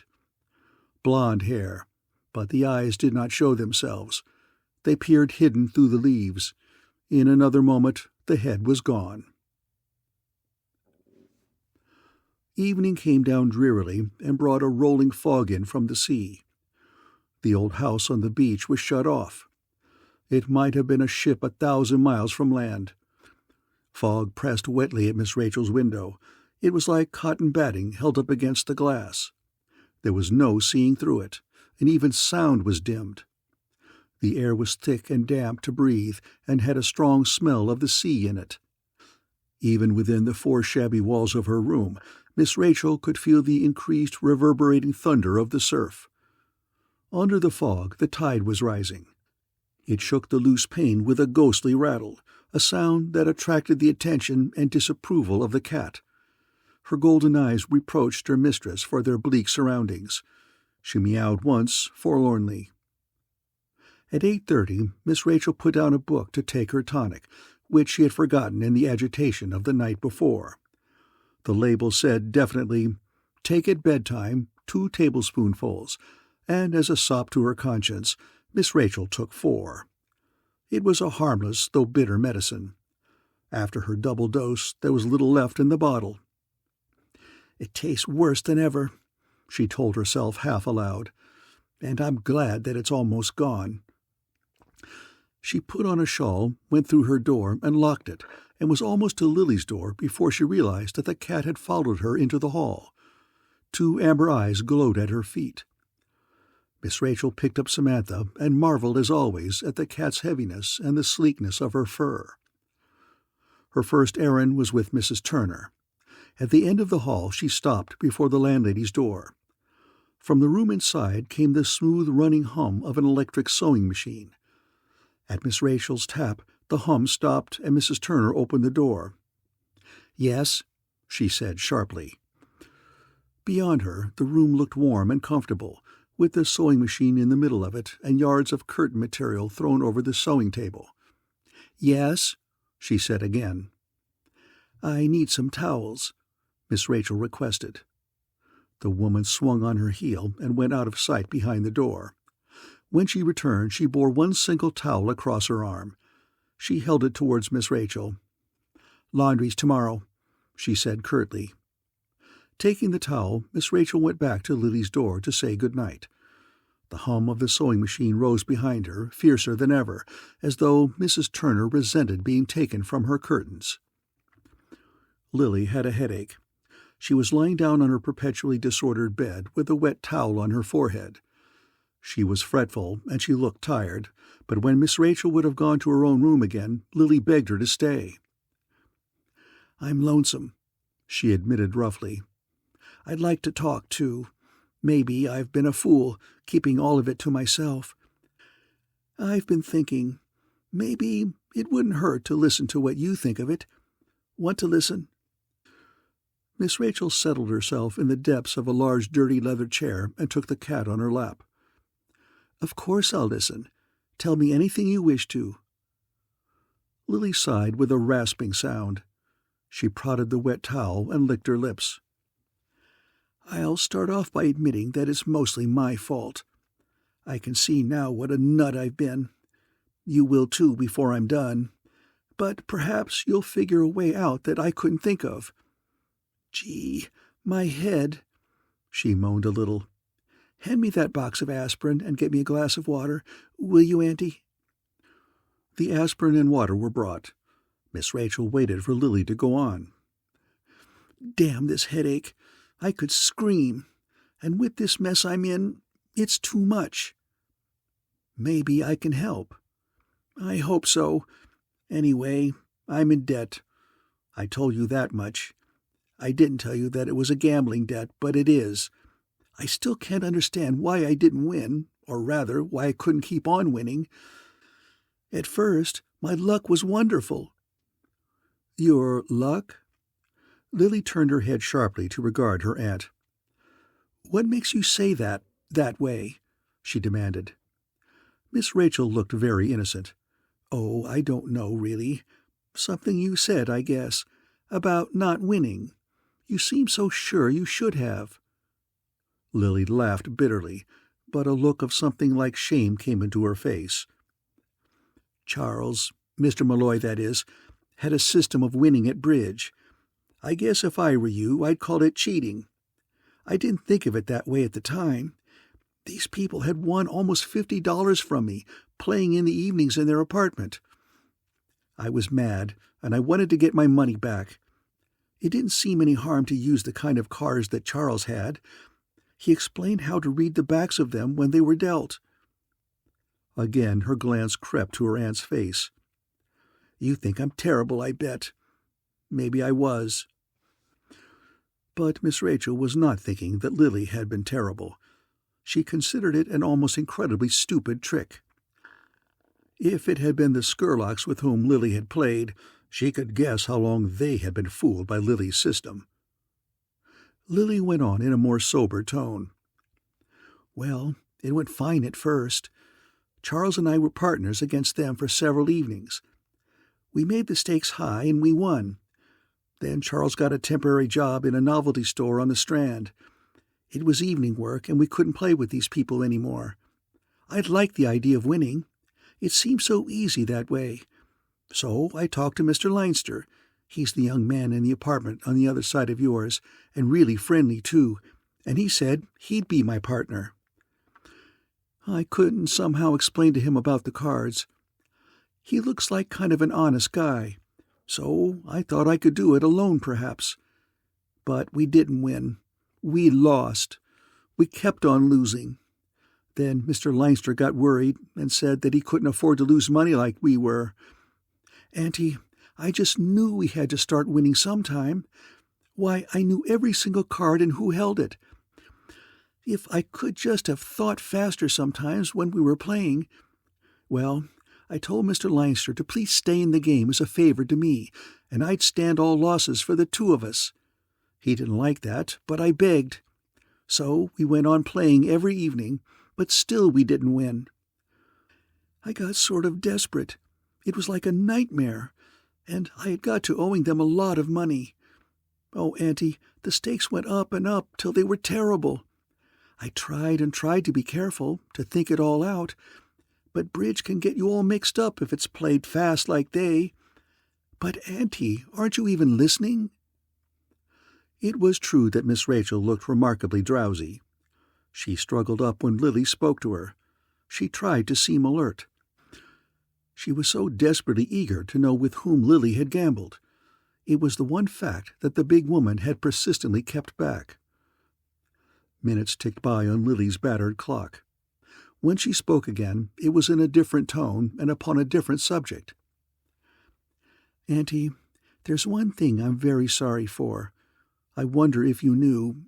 Of course, I really wanted to see you, but there was another reason for asking you down here. I'm ashamed now. You see, I knew you'd bring the old cat. Did you dream it was I who... She choked on something like a sob.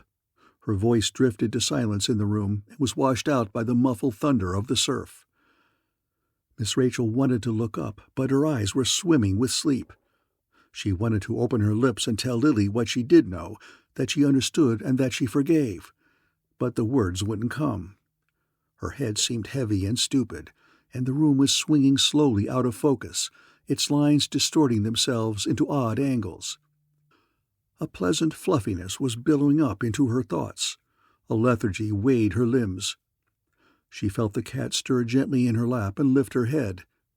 Had there been a scratch of sound from the direction of the door? The clock ticked evenly and sounded far away. Looking at the room was like looking into the depths of a distorting mirror. Lily's cloth had slipped down over her eyes. Queer that in a moment of clarity Miss Rachel saw this, and Lily had let it stay that way. It hid the tears that were so unusual for her. She knew that Lily was waiting for her to speak, but the heavy tiredness held her back, kept her lips still, kept her from telling of this strangeness that had overtaken her. The cat lifted her head again, and at the same moment Miss Rachel felt a draught blow cold along her neck. The door was opening. Air was coming in from the hall. It seemed a part of the other strangeness, the door opening so silently to admit whom? Without lessening the helplessness of her body, her senses came suddenly alive for a moment, and sight and sound were painfully clear. Her head was falling forward, and yet she saw Lily, still lying with her eyes covered, saw the little clock with its hands pointing almost exactly to 9. With the air from the hall came sounds.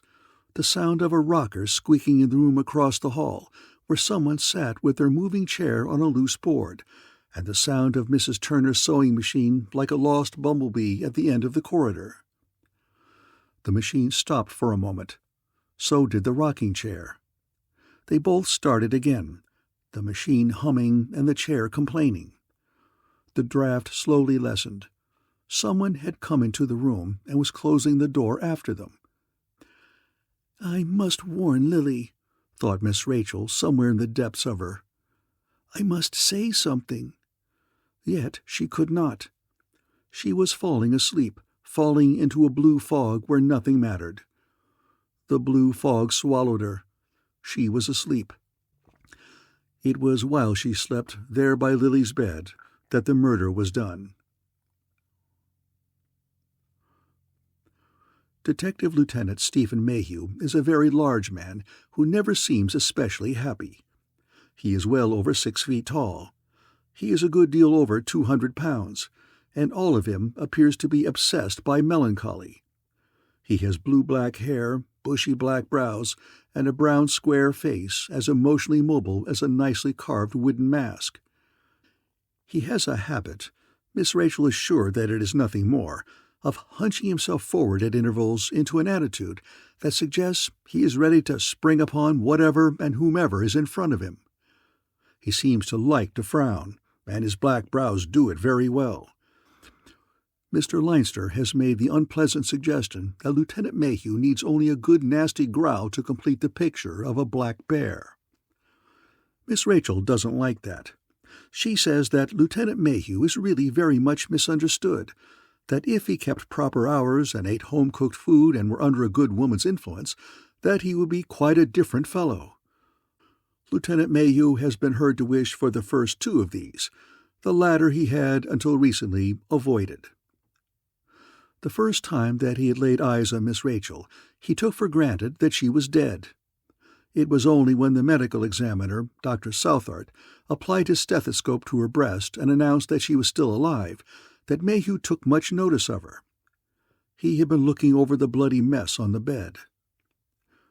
"She's barely alive. I'd say, frankly, she's dying. But there may be a chance.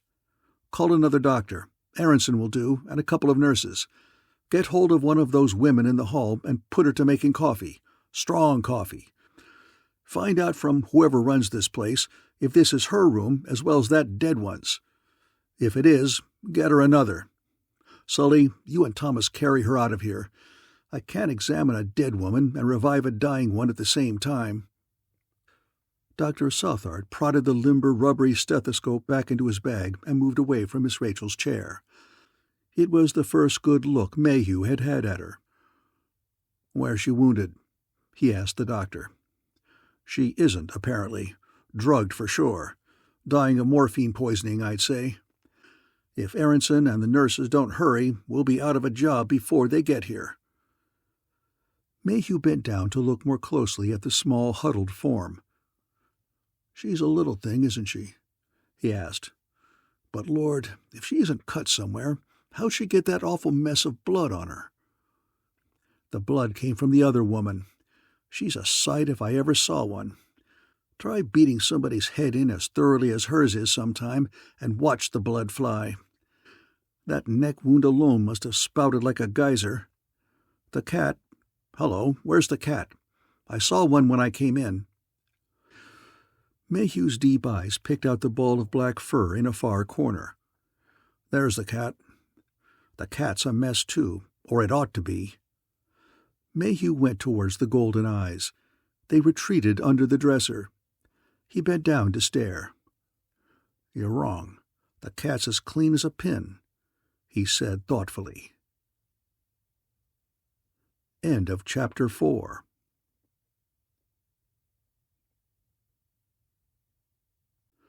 The Cat Saw Murder by Dolores Hitchins. Chapter 5. Something Odd About the Cat. The doctor shrugged. No reason why she shouldn't be, come to think of it. She was probably frightened and spent all of the time that the murder was going on in under the dresser. "Might have," Mayhew agreed cryptically. He turned then to look at Sully, who had come from the hall. "A dame outside says that the little old lady had the room next to this one. Shall we take her in there?" He approached Miss Rachel's huddled figure and made as if to pick her up. "Yes, get her out of here. I'll go with her till Aronson comes. That on the bed will keep." Thomas, the literal-minded fingerprint expert, spoke up. "It won't keep for long," he reminded the doctor. Dr. Southard gave him a glance as sharp as one of his own scalpels. "Is somebody making coffee?" he demanded. "You, Edson, go through this dump and round up some rubber tubing and a water bottle. I'm going to rig up a proctoclysis outfit." Edson, Mayhew's assistant, who was wall-eyed and vague and always curious, wondered what a proctoclysis outfit was. The doctor told him. Edson went out looking very uncomfortable. Things got busy in the room with the murdered woman. A camera was set up and pictures were taken of the corpse from several angles. Fingerprints were dusted and photographed. Next door, a battle began. A battle for Miss Rachel's life against morphine and coma and death, and the last had almost got her. Mayhew poked about Lily's room, avoiding the puddled blood that was drying now to a sticky consistency. He at once noticed that the window was open with the screen unfastened and hanging ajar. He went outdoors by way of the hall and the rear door. By the light of his flash, he found many deep marks made by a tool along the lower edge of the screen framing. These he decided to keep a careful eye on until a moulage impression could be taken. He went back to the Stickleman woman's room that blazed with light and was thick now with cigarette smoke. The doctor, relieved by Aronson of the care of Miss Rachel, was going over the body carefully. "Beaten very thoroughly with something quite heavy and sharp," he muttered. "A knife?" Edson hazarded after a moment's thought. "My God!" Thomas expressed amazement. "How'd you ever get into homicide? The doc says somebody beat her over the head, and you want to know if it was done with a knife. Did you ever hear of anybody being beat with a knife? Knives are to stab with, or wouldn't you know?" "So they are," Mayhew grunted. "And quit yapping about it. Go on, Doc." "A lot of wounds, a whole lot. The skull must have a dozen fractures. It looks like too much of a beating simply to get her killed. Maybe a grudge case, revenge, or so forth. See how deep these gashes are?" He pointed with a long, delicate finger. "I'd say this woman had an enemy." "So it would seem," Thomas murmured with a smirk. He was not to be subdued even by so black a stare as Mayhew's. "She could hardly have died at the first blow." Dr. Southard looked about him at the splatterings of blood. "She probably lost consciousness right away, however. That would account for there not being any gashes on her arms. She'd put them up, if she were conscious. She's had plenty of time to bleed, with her heart still pumping. I'd summarize it by saying that she lost consciousness from the first blow, was beaten and lost a lot of blood, and was finally finished off by that crack over the temple. I think most of the head wounds followed after death. The neck wound would account for a lot of this blood. It cut into an artery. Of course, this is preliminary. I'll get out a full report after the autopsy." Mayhew nodded his thanks to the doctor. He was thinking that a lot depended upon the little old lady next door. If she were revived, even for a moment, she might be able to tell them who had killed Mrs. Stickleman. If she died without speaking, their work would be harder, but Mayhew had little doubt but what the case would work towards a successful conclusion. His work always had. Remembering Miss Rachel, he decided to go to see how her case was progressing. But when he stepped into the hall, he found his way blocked by a tight group of people whose voices died as he approached. They looked at him mutely with a kind of horrified eager attention, and he sensed a concerted holding of breaths. Mayhew towered among them with his face betraying no emotion save a studied ire. "Is the person here who discovered these women?" he rumbled out and looked from face to face. A tall, gaunt woman drew back, and a small, buxom one came forward. She clutched a brown coat protectively across her bosom and looked fearfully up into the dark face of Lieutenant Mayhew. I did." She got out after several swallowings. "Tell me about it. Quite briefly, please." Mayhew dismissed the others with a glance, but they lingered in fascination. The small, stout lady before him fluttered her hands, tried to go on speaking, and stopped to look sick. A man as round and red-cheeked as she came close to her and patted her shoulder. She breathed hard, managed to get on with it. "The cat," she said with difficulty. "It was simply yowling in there." "Yes, go on." Mayhew prodded her. She became apologetic in the midst of her fright. "I don't usually dream of going into anyone else's place." She glanced at the lingering faces of the others with a bewildered pleading. "But the people in there didn't answer my knock, and the poor cat kept crying and crying. So I just opened the door, the tiniest crack, and called the kitty. But she wouldn't come at first, so I peeped in. And there," she clutched her stout little husband for support, "there they were." "Your name, please?" Mayhew dragged out a worn little book and a stubby pencil. "Timerson." The little man took charge of the situation and of his wife.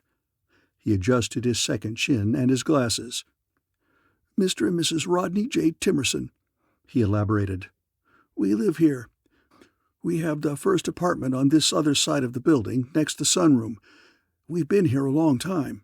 Ask Mrs. Turner. She knows we've been here the last year since she's come." "We won't talk any further tonight," Mayhew told him. He raised his voice to the others, scattered the length of the hall. "I want all of you tomorrow morning. Keep yourselves available." Grumbles answered this instruction, but he gave them no heed. He went to Miss Rachel's door and tapped lightly. A dark young head with a white cap on it poked itself into view. The nurse was very pretty. Her eyes smiled as well as her mouth. "You wanted something?" she asked briskly. "I'm afraid you can't come in." "How's the little old lady doing?" Mayhew asked her. "Any hope?" She pursed her good-looking mouth in an attractive gesture of uncertainty. "Dr. Aronson says it's too soon to tell. He thinks there's a good chance for her.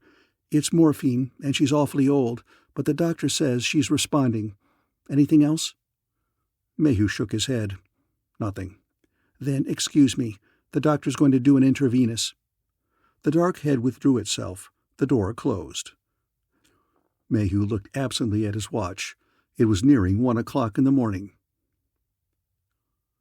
The fogginess lifted for Miss Rachel just for a moment, like a curtain going up at the opera. There were lights and sound and people moving about. She made a feeble effort to sit up, and somebody in starched white leaned over to help her. Another somebody held out a cup, and hot coffee stung her mouth. She gasped and moved her legs. They ached, as though she'd been doing much walking, but she remembered nothing. She sat there, clinging to a wide arm, feeling very strange and befuddled and weak. Amid exclamations of annoyance from both the doctor and nurses, the cat, seeing her up, made a quick leap and landed on the counterpane. Samantha purred loudly, kneading the covers with her claws. Then she came close to Miss Rachel and curled into a black ball against her knee. Miss Rachel reached out to touch the silken fur. There was something odd and different about the cat. She couldn't place what it was, for her thoughts were dreamy and blurred, and she wanted dreadfully to sleep again. But Samantha, she oughtn't to be whatever it was. Then Miss Rachel was lying back upon her pillows again. Someone was saying, "You must keep awake for a while. Don't sleep." But her eyes drooped nevertheless, and her mind went blank as though a shutter had closed in it. She was destined to tell Lieutenant Mayhew of her vague impression about the cat. She was also to see that big man sit in patience while she rummaged through her memory in an effort to put her finger on that vanished thought. But now she was not worried, and murder did not perplex her. She slept and did not dream. Lieutenant Mayhew took a leaf out of his shabby notebook and drew lines upon it. 2 long lines, parallel, bisected the center of the sheet. Mayhew wrote the word hall between the 2 lines. He went on from there to divide the space upon either side of the parallel lines into 5 approximately equal squares.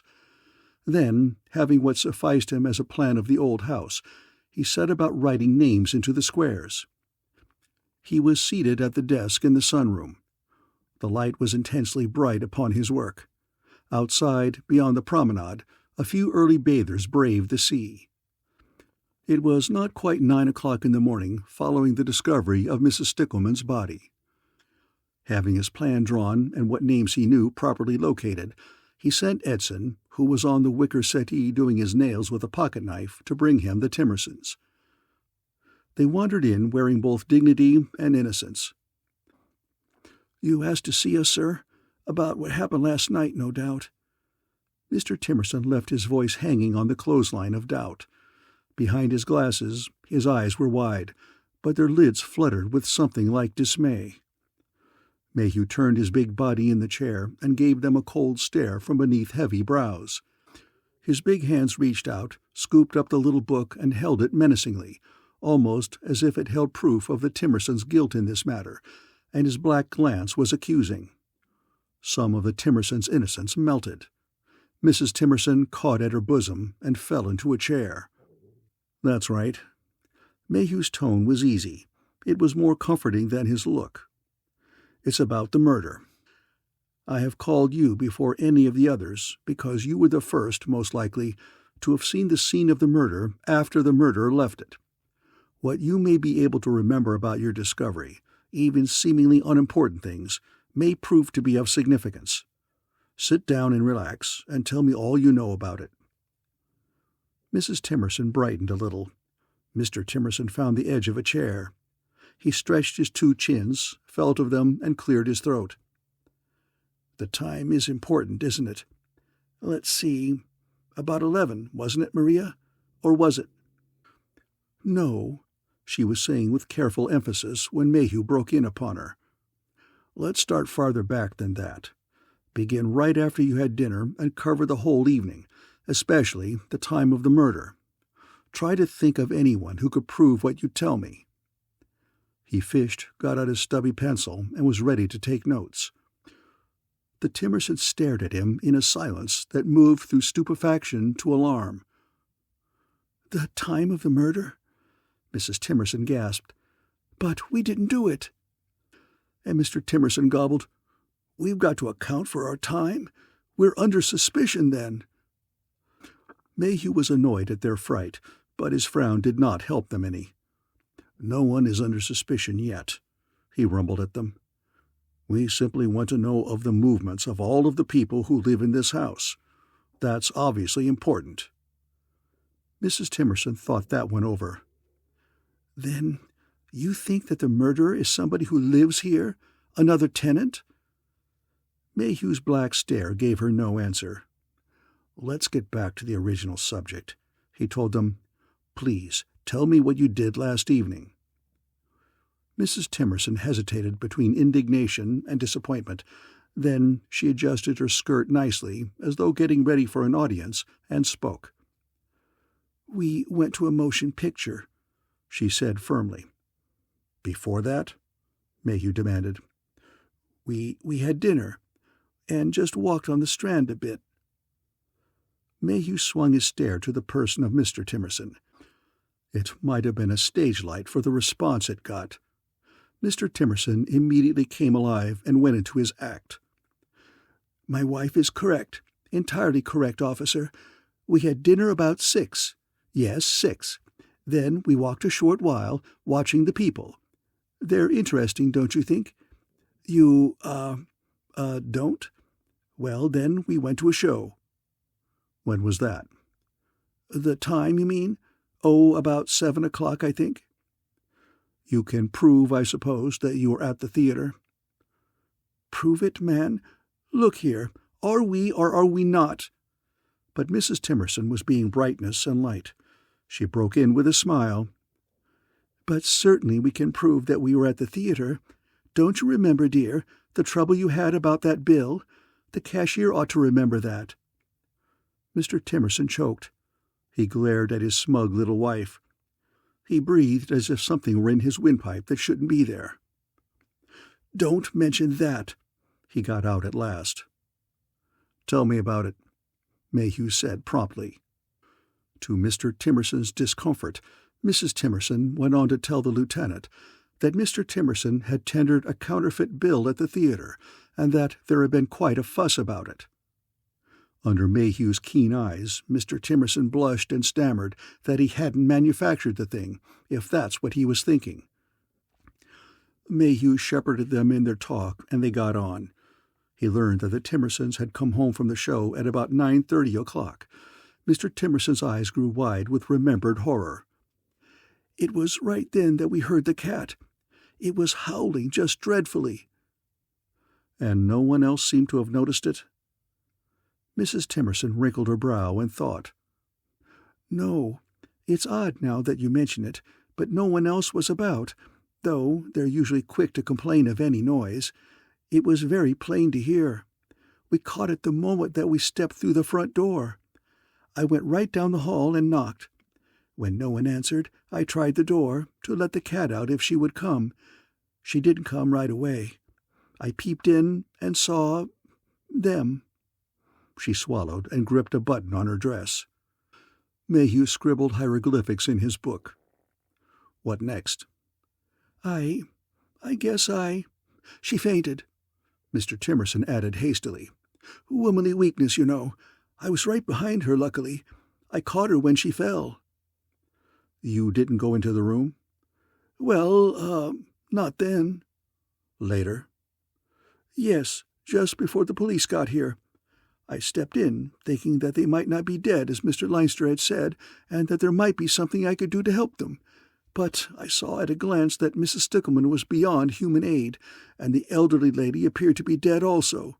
So I came out and closed the door as we had found it. You didn't touch anything? Mr. Timerson wriggled. Oh, I couldn't have endured to touch it. This Mr. Leinster, he was around, you say? Not just at first. He came up just after Mrs. Timerson screamed and fainted. Which is his apartment? The one next to Mrs. Stickleman's aunt. I don't know the lady's name.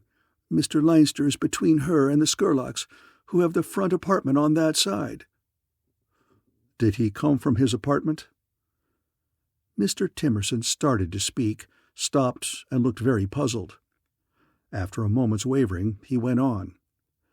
I hadn't thought of it before. Not clearly, I mean. But since you mention it, I can't really picture Mr. Leinster coming out of his apartment. Something wrong about that idea. Seems not to fit. He just came up suddenly. I can't remember any door opening. Still, you were with your wife. You might have missed it. Mr. Timerson admitted that he might have. You say you went into the room before the police arrived. Now, that's an important point. Later, I'll have you take another look round in there to refresh your memory, and perhaps remind you of something you considered significant. But just now, I want to know if anybody else went into that room before the police arrived besides yourself. Mr. Leinster went in. I see. When was that? Just after my wife had fainted. She was lying in the hall, and I was bending over her. Mr. Leinster seemed to have heard her cry out. He came kind of trotting up the hall. He's light on his feet for a big young fellow, and he went right into Mrs. Stickleman's room, but he came out immediately. Mayhew hummed deep in his throat. Did he say anything to you? Mr. Timerson regarded the lieutenant with bright intensity. Yes, sir. He made what I consider to be a very odd remark under the circumstances. Distinctly odd. Mayhew waited with large patience. It sounded very strange with those two poor bloody ladies lying in that terrible room, sir. He came through the door to the hall and kind of stopped, or hesitated there. He wasn't looking at me at all when he spoke. He just talked to the air. What did he say? The stubby pencil weighted in Mayhew's huge fist. Well, sir, just as he stopped there, he spoke out loud. He said, "This is real. It's honest to God, and I've been doing it wrong. Pale stuff." Then he went off, Lieutenant, and telephoned for the police. End of Chapter 5.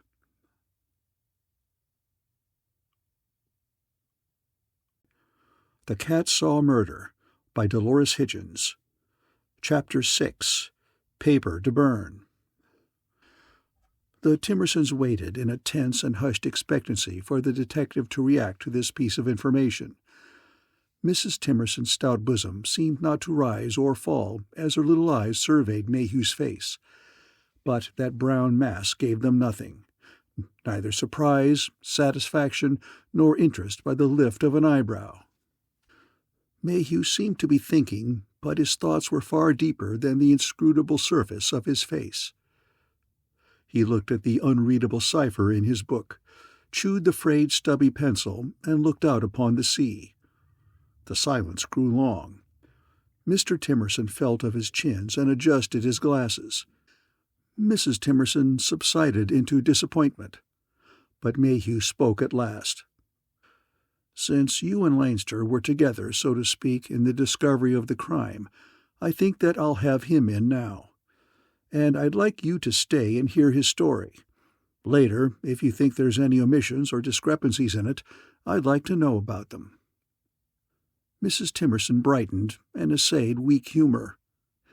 "Put a thief to catch a thief, eh, Lieutenant?" But her husband's glaring frown subdued her. Edson, who lingered at the door, went for Mr. Leinster. Leinster came in tall and big and blond, having red freckles on his wide face and red hair across the backs of his square hands. He smiled at the lieutenant and at the Timersons very pleasantly and fell into a chair. "It's about the murder, I guess. What can I tell you?" Mayhew dislikes people who carry off situations with breezy crispness. He gave Mr. Leinster his best stare. Mr. Leinster stared back with much innocence. "I'd like for you to tell me where you spent last evening, and how you came to discover the crime at almost the same time that the Timersons did. Also, anything about the scene of the murder that you consider of importance or as being unusual." Mr. Leinster lolled his blond head back upon the wicker chair and stared at the ceiling. "I'll answer your last question first," he told Mayhew. "I must admit that as soon as I saw that a crime had been committed, I hurried in to find a clue. I felt sure that one would be sticking out at me, so to speak, and I wanted to be the first to find it." Mayhew stopped him. "Why?" Mr. Leinster rushed blithely on. "Just a hobby of mine. I'm funny that way. You know, amateur detective and all that rot. Well, I got into the room all right. But, God, those women. I'd never expected anything like that. I guess in all of my theoretical detective work, I just kind of thought of the corpses as dummies. No mess, no gore, not staring at you out of a head that was beaten to a—" But Mrs. Timerson was standing up and making frantic motions. Mr. Timerson was turning a gentle green. Mayhew put a damper on Mr. Leinster's eloquence. "We know all of that. The corpse was a mess.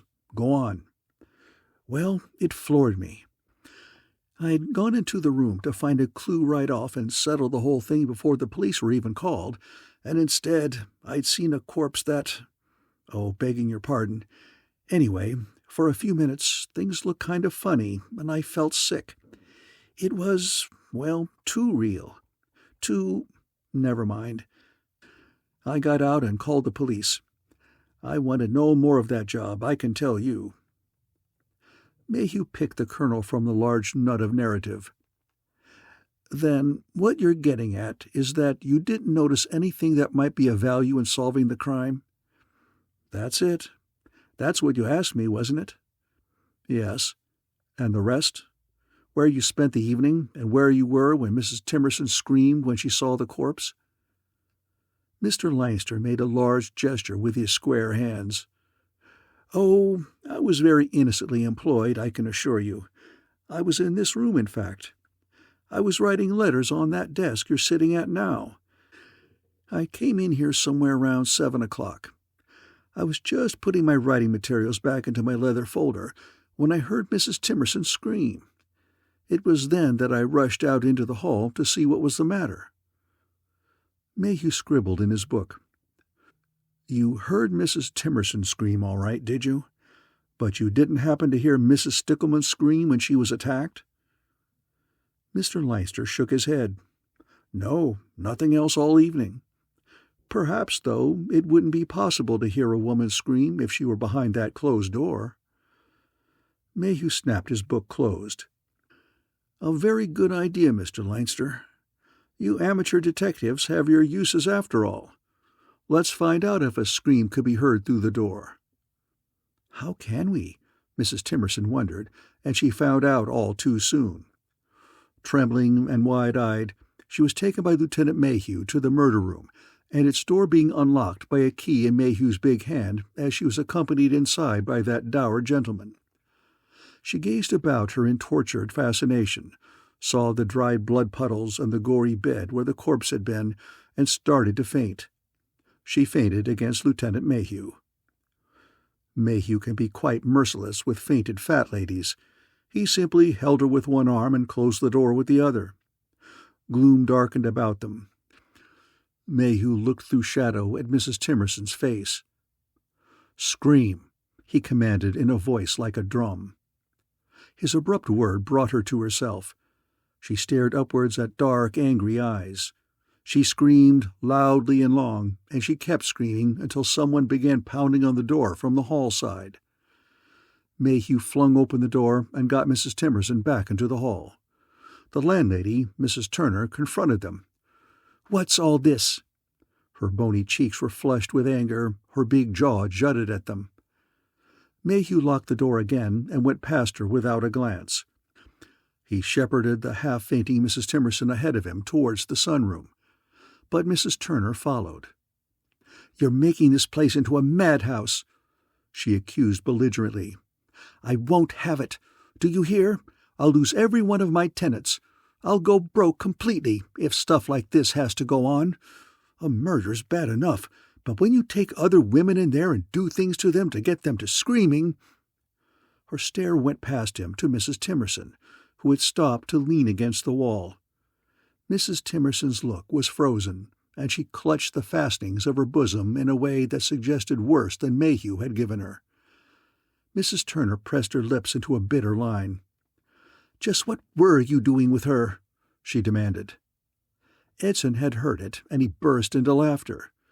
But Mayhew looked at Mrs. Turner with fury. "Go to your apartment and stay in it," he commanded her. "I'll call you when I want you and listen to you when I'm ready. Now get out." Mrs. Turner stood her ground and gave him stare for stare. "I'm not afraid of you," she said slowly, and Mayhew knew how well she meant it. He could not, in fact, imagine that gaunt harridan as being afraid of anything or anybody. She had the beak and eyes of a bird of prey, and her neck was wrinkled and grayish as a buzzard's. The raucous scorn of her voice followed him to the sunroom. Mayhew settled himself again at the desk, and only the knitting of his black brows betrayed the anger he felt towards the evil-minded old woman in the hall. "Let's have it." He fished again and got his pencil and notebook. Mr. Timmerson looked fluttery and sick. He received his wife into his bosom and comforted her weakness. Mr. Leinster answered Mayhew. "We heard her, plain. She might have been in the next room for the sound she made." Mrs. Timmerson raised her head from her husband's shirt-front and gave Leinster a reproachful look. "I was dreadfully frightened," she cried. "Then it's pretty plain that Mrs. Stickleman could have made no sound at the time of the attack, else it would have been heard. Now, one last thing. I'd like to know what each of you two gentlemen do for your living." Mr. Timmerson spoke up promptly. "I'm retired," he said. "I used to teach a church choir, and I've been a salesman, too. Wide interests, I guess you'd say. The two of them aren't much alike. Well, about 3 years ago, I had a chance to get in on a stock deal through a nephew of mine. We put every last cent we had, or could beg or borrow, into it, and it turned out better than any of us had hoped. Since then, Maria and I have taken things easy. We just live here by the beach and get by on our little income." Mayhew gave him a nod and turned to the big young man. "And you, Mr. Leinster?" Mr. Leinster wore the suggestion of a smile. "I'm retired, too," he said affably. Mayhew raised his black eyebrows. His dark eyes looked surprised. "Retired?" he echoed. Mr. Leinster shifted a little in his chair, but remained pleasantly helpful. "That's what I said, Lieutenant. Retired." Mayhew frowned then and snapped his book shut in a gesture of annoyance. "This isn't going to help you, Leinster. I want to know what you work at for a living." Leinster elbowed his bulk up out of the chair, stood tall and stretched. His face was still innocently composed. On his way to the door, he turned and spoke. "I said that I'm retired. Take it or leave it. It'll do anyway, until you find out differently." Mayhew's tone was sharp. "I haven't given you leave to go yet." Leinster hesitated at the door. "What else do you want to know?" "I want to hear what you know about the dead woman. Every last scrap of information that you can give. So come back and start talking." "Oh, Lord, what little I know." Mr. Leinster began, but Lieutenant Mayhew inched himself forward in his chair. His big shoulders came up and seemed to increase in size, and his face assumed an expression that Mr. Leinster described elsewhere as nasty. Mr. Leinster made haste to come back, but he did not sit down. "What little I know of her is soon told," he said hurriedly. "And the main part of it is that she was the most incredibly stupid woman that I've ever known. This example will show you what I mean. My only contact with her was in playing bridge with some other tenants here. She and I were partners. She ran a crooked deck into the game sometime during each evening, and the way that she used the cards and the clumsy attempts she made to win with them, well, it was just ghastly. A child could have seen what she was up to. I'm certain that this other couple with whom we played knew what she was doing. They're dumb like a couple of foxes, and I have an idea that they had their own system too. Anyway, this Mrs. Stickleman insisted that we keep on playing with them until her losses must have been pretty steep, and she was too stupid to understand why she couldn't win." Mayhew received this information with apparent indifference. He opened his notebook and scribbled in it. "And the name of these other people, was it a man and wife?" he asked. Mr. Leinster glanced through the doorway of the sunroom to the closed door that faced it across the hall. "Mr. and Mrs. Scurlock," he said in a clear tone. "They're in that front apartment, the one directly across the hall from us." Lieutenant Mayhew's actions were odd at this point. They verged on the bizarre, but they were both silent and swift. He closed his notebook, stuck it into his pocket, and got up from beside the desk. Mrs. Timerson has claimed that at this point he leaned forward and looked long and lean. He reminded her, she says, of a stalking black panther. Not that she ever saw one, but she knows that he was out of the sunroom, his big arms swinging free and across the hall without a sound. And in the twinkling of an eye, his large brown hand closed on the doorknob. What happened next was blotted out for the three people in the sunroom by the bulk of Lieutenant Mayhew's figure, which filled the doorway. They saw the door swing suddenly inward. They heard a loud, furious curse in a man's voice and a muffled scream in a woman's. And then Mayhew's voice came to them, saying plainly and quietly, "I'll have those papers, Mrs. Scurlock. Don't touch the match to them. That wouldn't help you." Mayhew's figure moved on into the Scurlock's apartment, and Mr. Scurlock was seen to be sitting on the floor nursing his head. It appeared as though he might have been at the door, bent over and listening when Mayhew had flung it open against him. Inside, by the cheap table that occupied the center of the floor, stood Mrs. Scurlock. Her dark face was convulsed, her black eyes flaming. "You've no right to burst in here," she cried. "Get out! Don't dare come near me!" But Mayhew was at her side, attempting to take a sheaf of papers from one of her hands. She fought him with the other hand, plunging her nails into his face. Mayhew caught her wrist, and she shrieked. Then the papers were his. Mrs. Scurlock flung herself upon him, and with poisonous accuracy she raked his face and throat, took the skin off, and drew blood. Mayhew endured it for a while, and then held Mrs. Scurlock off a bit with his right hand and sent a blow straight to her solar plexus with his left. She caught at her body just over her stomach, and in a breathless convulsion she fell to the floor and took the table with her. There was neither sound nor movement out of her after that. Mayhew regarded the papers in his fist with evident pleasure. "IOUs," he murmured to Mr. Scurlock, who licked his lips and cringed. "Signed by Mrs. Lily Stickleman.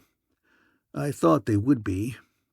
You were waiting to hear if I'd get onto them, weren't you, before you'd burn them?" He ruffled the sheaf between his stout brown fingers. "Quite a wad, isn't there?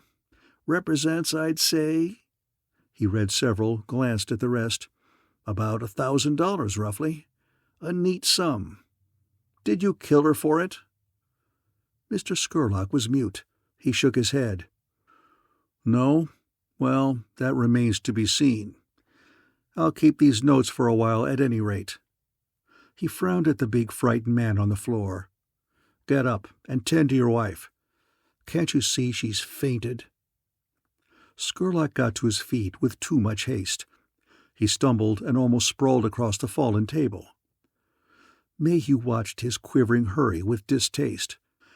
"And don't go burning anything, or tearing it up, or throwing it out," he said sternly, "until I have a chance to talk to you two. Now bring your wife around. I'll want you in a few minutes." Then he came out of the room, and the door closed on the rout of the Scurlocks. Mayhew looked quickly at the three people in the sunroom.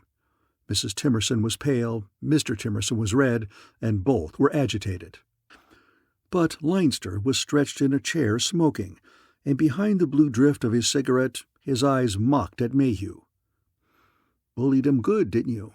he asked softly of no one in particular. "March in, toss him around, come out proud.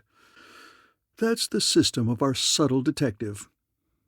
Another idea of mine, I see, needs revising. Needs it badly. I thought there might be brains used somewhere." Mayhew came close to Leinster. The younger man viewed with obvious surprise the presence of several bleeding furrows down Mayhew's face. He sat up straighter, flipped his cigarette to the floor. "Sorry," he said abruptly. "Self-defense. You're absolved." Mayhew allowed a corner of his mouth to twitch, then looked at Mr. Timerson. "A while ago I suggested that you come back into the room where the murder was committed, look over the scene, and try to think of some fact or circumstance that might be of importance. You live in this place. You knew the murdered woman. What you might have seen there immediately after the crime may have significance. Shall we go there now? You too, Leinster, since you're such a sleuth." They went, with Mrs. Timerson fluttering after like a damaged moth. But Mr. Timerson came back out of the room immediately and was sick in the hall. Mrs. Timerson held his head and moaned with him. Within the sallow gloom of Lily's room, Leinster and Mayhew poked about. Edson came back from getting a glass of beer and joined them. "How do you figure it?" Leinster wanted to know. Mayhew went to the window. "This was open," he said. "The pane was raised and the screen forced open. There are marks here where a tool was used to pry the frame. I think the murderer came through this way." Leinster found fault with the idea. "But the woman would have screamed if somebody had come climbing through the window." "Not necessarily," Mayhew objected. "She may have been asleep and never known what hit her. Or she may have known who it was and let them come in without question. It's pretty certain—" His voice died at this point, and he stood perfectly still with his eyes fixed on the curtain. Leinster was poking at the bed, lifting the mattress and rumpling the blood-stained sheets. Mayhew called Edson. "Go outside," he told his assistant. "I want you to climb through the window for me." Edson appeared outside the window after a minute. He flung away his cigarette and approached the side of the building. "There's a box out here. Shall I stand on it?" "Not unless you have to. Come on in." Mayhew stood back as the round-shouldered form of Edson crawled over the sill. Edson grunted and turned and was on the floor. Mayhew bent and picked up something very small and very brilliant. He held it up to the light. It was a pin. Mayhew chuckled. "That's torn it," he said happily. Edson came close and stared with his large, vague eyes. "What is it?" he asked plaintively. Mayhew turned it between his fingers. "It's a pin." "Only a pin?" Edson regarded Mayhew with disappointment. Mayhew permitted his large mouth to smirk. Only a pin, as you say, but it happens to have been in that curtain." Leinster came up. "So what?" he asked. Mayhew demonstrated. "It was in there like this, see? Holding this torn patch into place. The pin had been run through the material into the wood of the sill." He put the pin back as he had seen it first. Leinster puckered his mouth to whistle a long note. "Knocks the idea of a guy coming through the window, doesn't it? Or wait, does it? Maybe the murderer noticed the pin and replaced it after he had come through. And left the screen the way it was and the pane open? No, that wouldn't be sensible. If the murderer came through the window at all, it certainly appears that he didn't care who discovered it. I think, for some reason, that the murderer wanted it to look as if he'd come by the window, though he really hadn't. He must have done this after he had killed the Stickleman woman." Mayhew reached between the shabby curtains and pushed open the screen. He tried to make it look as though the window had been used, but he didn't know about the pin, and the pin tripped him up. "Couldn't he have got in without disturbing it?" Edson mumbled, bending and squinting at the bright tip of metal. "I'll say he couldn't, and that lets the window out." Edson straightened and scratched his sandy hair.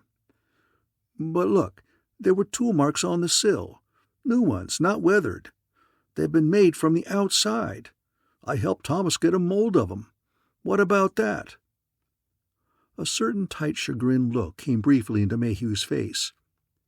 He said one word, said it bitterly. "Screwy." "It don't fit," Edson said, letting grammar go hang. "Either he came in through the window or he didn't. The pin says he didn't. The tool marks say he did, or made a hell of a fine time trying." Mayhew raked the room with a hot stare, as if to wrest from it the secret of Lily Stickleman's death, and this monkey business at the window which had preceded or followed it. Mayhew looked terrifically angry. Leinster and Edson moved away a little, as if to give his wrath plenty of room. Miss Rachel thinks that it was just then that he began to enjoy himself. End of Chapter 6.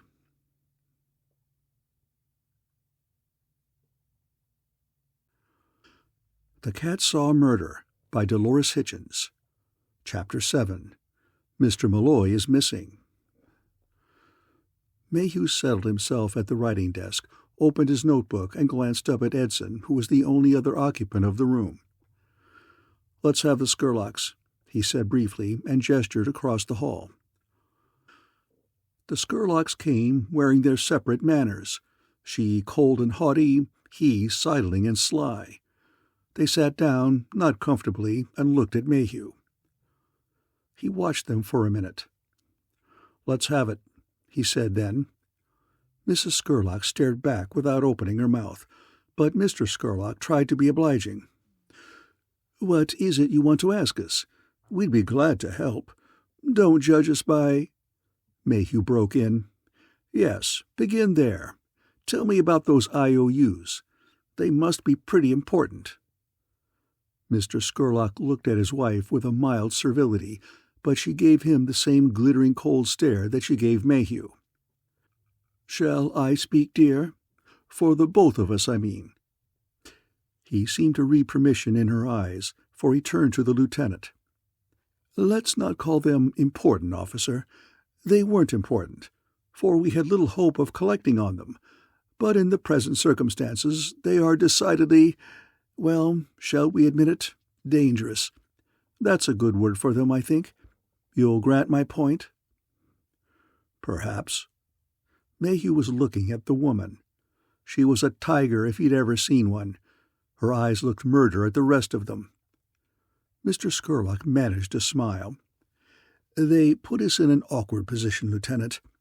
With Mrs. Stickleman dead, we knew the papers were worthless, but we scarcely knew what to do with them. They might seem very incriminating if they were to be found in our possession, so, quite innocently I assure you, we decided to burn them. Just as Mr. Leinster was tipping me off about the gambling you'd done with Mrs. Stickleman.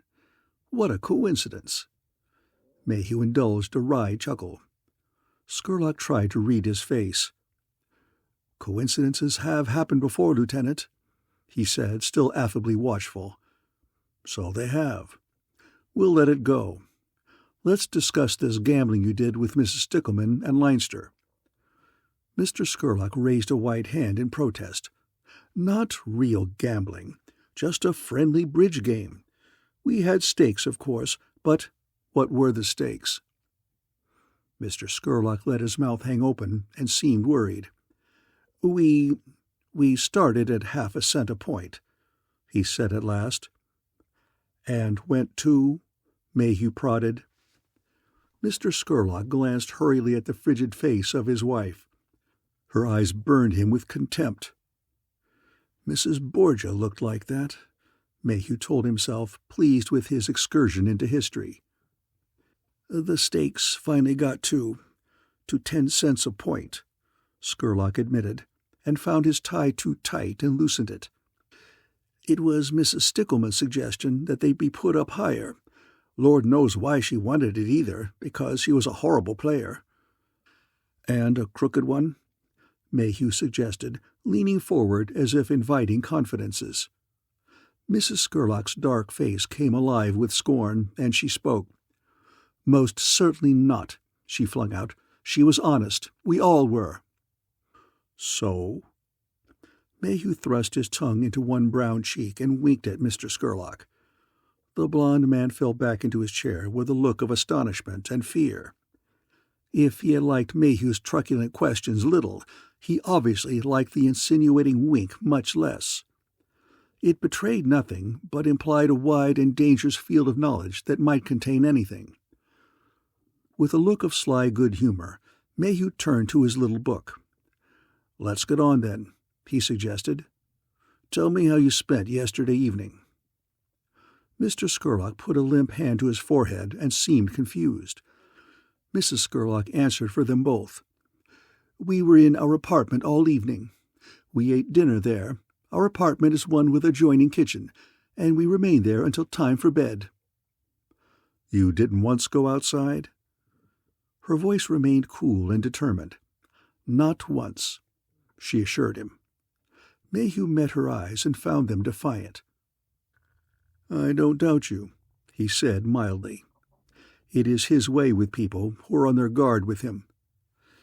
"Can you tell me anything about Mrs. Stickleman that you think might bear on this inquiry?" "Obviously, I would tell you anything which I might know that would deflect suspicion from ourselves, but I know of nothing. Nothing at all." "Nor you, Mr. Scurlock?" Mr. Scurlock struggled with himself and appeared to think. "Nothing, I guess," he said after a minute. "No, but wait. Shouldn't he know about Malloy, dear?" She shrugged in stony indifference. "If you wish to tell him, Herbert." Scurlock went on to elaborate. "This Malloy was a middle-aged man. He had the apartment right across the hall from Mrs. Stickleman's, and I think they were, well, at least sweethearts. About 3 weeks ago, as I remember it, he disappeared from here. None of us have seen him for quite a while, and I know that Mrs. Stickleman was upset when he dropped out of sight. She was plenty sweet on him. It's a thought, Lieutenant. Maybe Malloy came back and killed her." Mayhew appeared to give this idea serious consideration. "And you, Mrs. Scurlock, do you think this man Malloy might have killed Mrs. Stickleman?" Mrs. Scurlock smiled narrowly. "Obviously, someone did, didn't they?" "You've no opinion?" "None at all." Mayhew stared into his book when he had ceased scribbling. "One last question," he said suddenly. "What is your business, Mr. Scurlock?" Mr. Scurlock started nervously. He cast about him in confusion, and even glanced out of the window as though in search of a convenient occupation. But Mrs. Scurlock came to his rescue. "He's retired," she told Mayhew in her rich, purring voice. "He's been retired, let's see, about 6 years now. Isn't it, dear? Yes, 6 years, Lieutenant." Mayhew closed his book slowly with his brown face getting red. "I'll be damned," he said. "Somebody in this cursed house must work for a living," Mayhew said fiercely, and regarded his floor plan with its names written into squares. "Next." He ran a thick finger down the left side of the paper till it came to the last square on that side. "Next, I'll see Mrs. Marble. She has the last room on the other side of the building. Get her." Edson went off and returned with a small woman in shabby clothes, who looked to be about 30. Drabness and neglect had washed away her youth. Mayhew gave her his cold stare, but when she flinched and trembled, he suddenly changed. "I'm making an investigation into Mrs. Stickleman's death," he said kindly. "You needn't be afraid. Just tell me what you were doing last evening, where you went, and so on. And, of course, anything that you noticed that might bear on this case. You have the apartment next to Mrs. Stickleman's, haven't you?" The shabby small woman came forward and seemed to be less afraid, though she kept her red hands clasped in front of her and her eyes were wide. "I don't know anything," she said in a hurry. "You see, I was gone all evening. I didn't even know that Mrs. Stickleman had been murdered until I came home long after midnight." "Where were you?" "I was at work. I do housework for Mrs. Terry at the Ravenswood Arms. I'm not a maid exactly, though I do cooking and serving. I go twice a week in the mornings to clean her apartment. I wash and iron on Tuesdays for her. Every evening I go and get dinner, do the day's dishes, and straighten the house. Once or twice a week she entertains, and I must stay late and serve the cocktails and sandwiches, or make waffles. Last night she entertained quite a lot of people, and at midnight I served a fried chicken dinner. It must have been close to 2 o'clock when I got back to my apartment here." "How did you learn of Mrs. Stickleman's death?" "Mrs. Turner told me. She must have heard me getting the key into my door, for she peeped out and whispered to me that Mrs. Stickleman was dead, murdered. I was too tired to pay much attention, even to that. I thought about it a little, but I soon went to sleep." "What do you know about Mrs. Stickleman? Anything that might help in this inquiry?" "I didn't know much about her. She gave me to understand once that she had sufficient income to enable her to live without working. She had no children, and I believe she was divorced from her husband. She told me once that she had 2 spinster aunts living in Los Angeles. Outside of those few things, I can't think of anything else that might be important." "What about this man Malloy? Weren't he and Mrs. Stickleman good friends?" "Well, yes, I guess they were. It seems to me that I understood at the time Mrs. Stickleman rented her apartment that she moved here to be near Mr. Malloy. I can't remember how I got that impression, whether someone told me or I just presumed it. Anyhow, it was my belief at the time.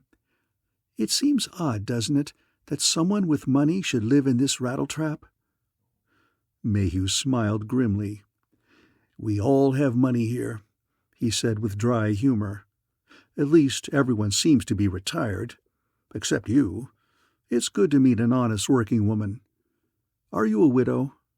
"Yes, I am. Mr. Marble has been dead several years. I'm alone with my little girl." The brown of Mayhew's eyes came alive, and he looked eagerly at the pale face in front of him.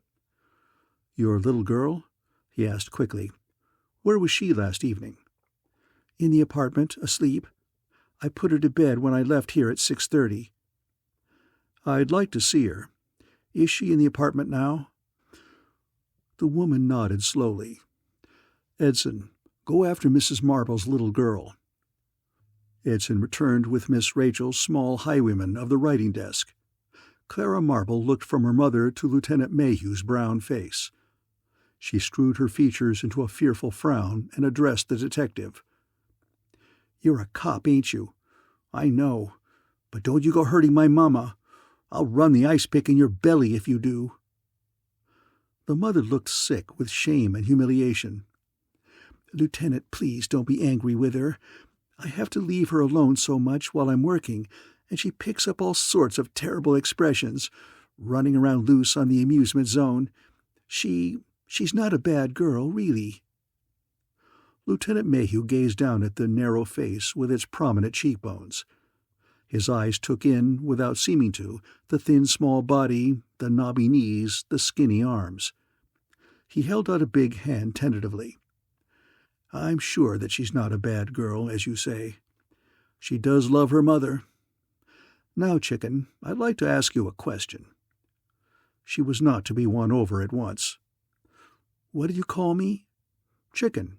Don't you like it?" She wrinkled her small nose. "Kinda. It's a funny name. Can I have it for keeps?" "Sure. Your name is Chicken from now on. Remember that, Mrs. Marble. Your daughter likes the name of Chicken, so Chicken it is. Now, Chicken, answer me this. Did you hear any funny noises last night?" Her blue eyes clouded. She looked towards her mother. "Answer, dear," Mrs. Marble told her. "I didn't hear nothin'," she said promptly. "No noises at all? Well then, did you see anything? I mean, something like a person sneaking along outside the window, or peeking in at you, anything like that?" She shook her head decidedly. "I ain't seen nothin' either," she assured Mayhew. Mayhew fished in his pocket and brought out a nickel. He held it out towards Clara.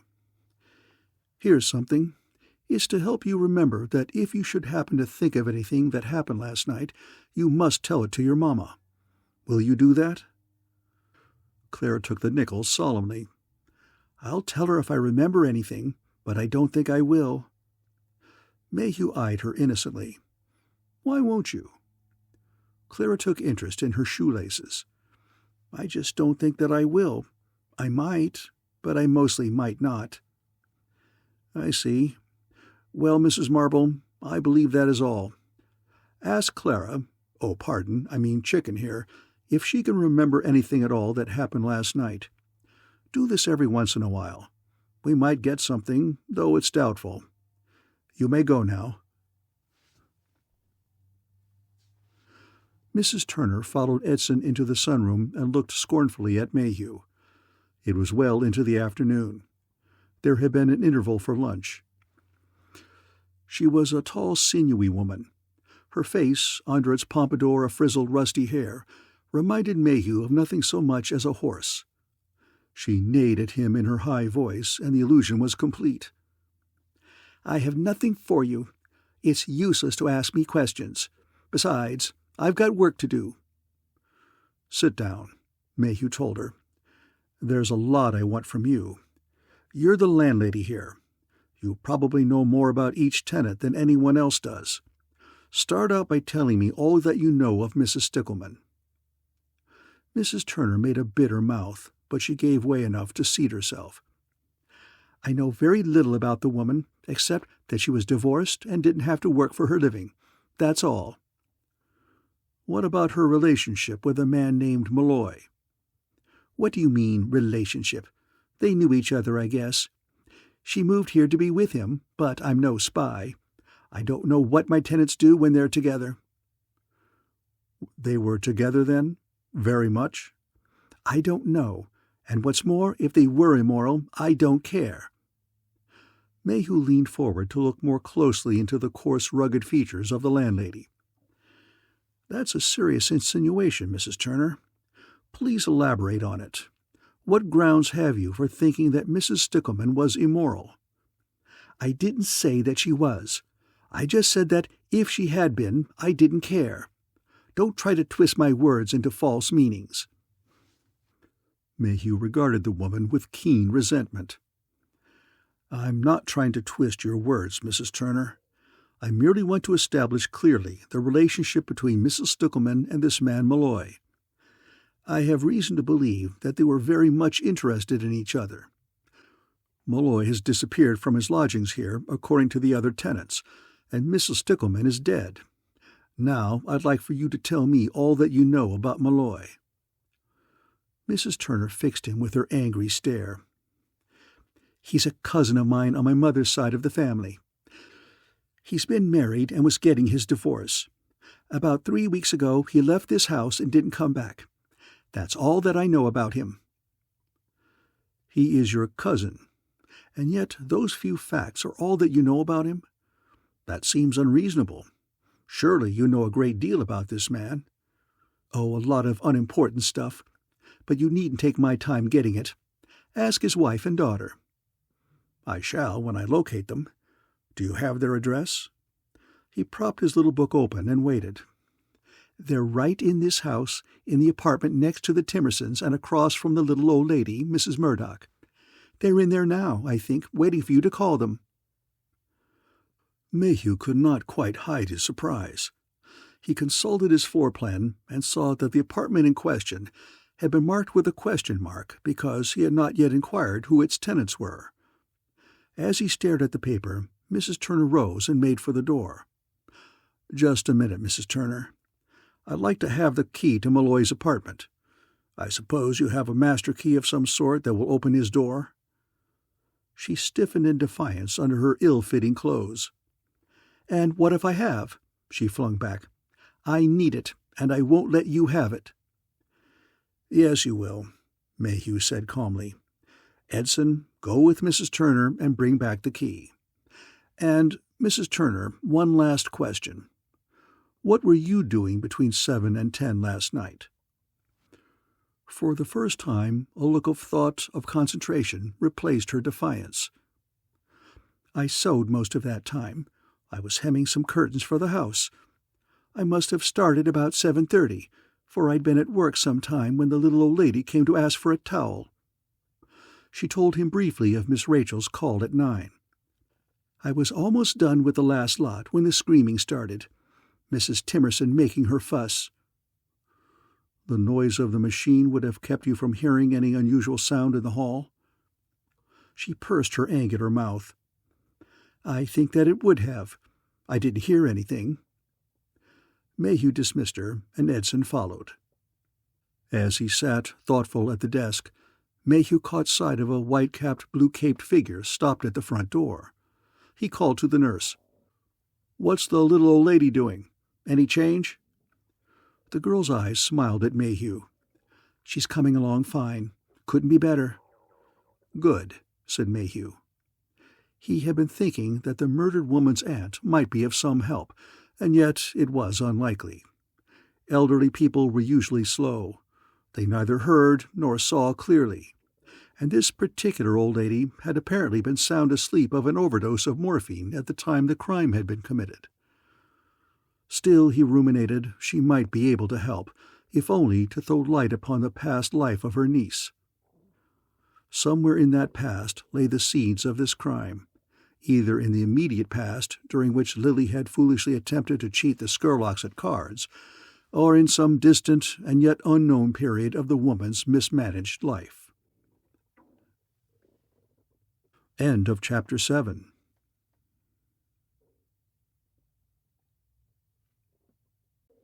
The Cat Saw Murder by Dolores Hitchins. Chapter 8. Enter Mrs. Malloy. The girl came in looking casual and withdrawn and cool, and she studied Mayhew's face a moment before she sat down. She marked its good masculine lines, its heavy brows, its strong chin, and the reserve in the brown eyes. She judged him by other men of his type, big men, gallant and cumbersome, and she behaved accordingly. One white hand came out towards him and hesitated, gracefully outstretched. "I hope you'll help us, officer," she said with a frank and perfectly charming smile. "Mother and I are very, confused. This terrible crime, we scarcely know what to do." She was very appealing, very feminine, as she sat there in the sunroom facing Mayhew. Mayhew saw that she was surprisingly beautiful, but he is a wary man, and he has met beautiful women before. Mrs. Michaels, who chopped up her husband and sent him inside his own steamer trunk to San Francisco, had been slender and lovely and frail. Mayhew had heard her sentenced to women's prison for life less than a year ago. Remembering her, he looked stolidly back at Miss Malloy without a single flutter of gallantry. Her mother came in gray and quiet. She sat down and folded her hands. Mayhew turned to her at once. "Mrs. Charles Malloy?" he asked. She nodded without speaking. Mayhew thumbed through his little black book and fished awkwardly for his stubby pencil. The girl, watching him being clumsy, sneered a little with her pretty mouth. Then she caught the glitter of Mayhew's eyes under the bushiness of his brows and knew that he had seen her. Her face went pink. Mayhew looked at the older woman. "I'm investigating the death of Mrs. Stickleman," he told her. "As a matter of routine, I'm getting the statements of everyone in the building as to their movements last evening. Let's have yours." Mrs. Malloy's gaze crept by way of her shoe and the floor to her daughter's face. "I was reading," she said after a moment. "I was inside our apartment all evening." "And you, Miss Malloy?" "I was reading too. I believe I sewed a little also. Neither of us went out." "I see. Both indoors. About what time did you retire?" The girl answered him, but she watched her mother. "I think that it must have been about 10:30 or 11. It seemed to Mayhew that the older woman gave an imperceptible nod of assent, but he could not be sure. "Did you hear the disturbance made by Mrs. Timerson when she discovered the dead woman?" "Oh, yes." Mrs. Malloy met his eyes. "I heard it plainly." "And did you and your daughter go out into the hall?" "I did. Sarah stayed in the apartment." Mayhew looked curiously at the girl. "Weren't you interested in what was happening?" She shook her head and replied quickly, too quickly. "Blood always makes me sick," she said. Mayhew frowned at her. "That's very strange," he said. "What is?" She seemed momentarily confused. Then she glanced towards her mother, saw the look of new terror on the other woman's countenance, and realized that she had said something she shouldn't have.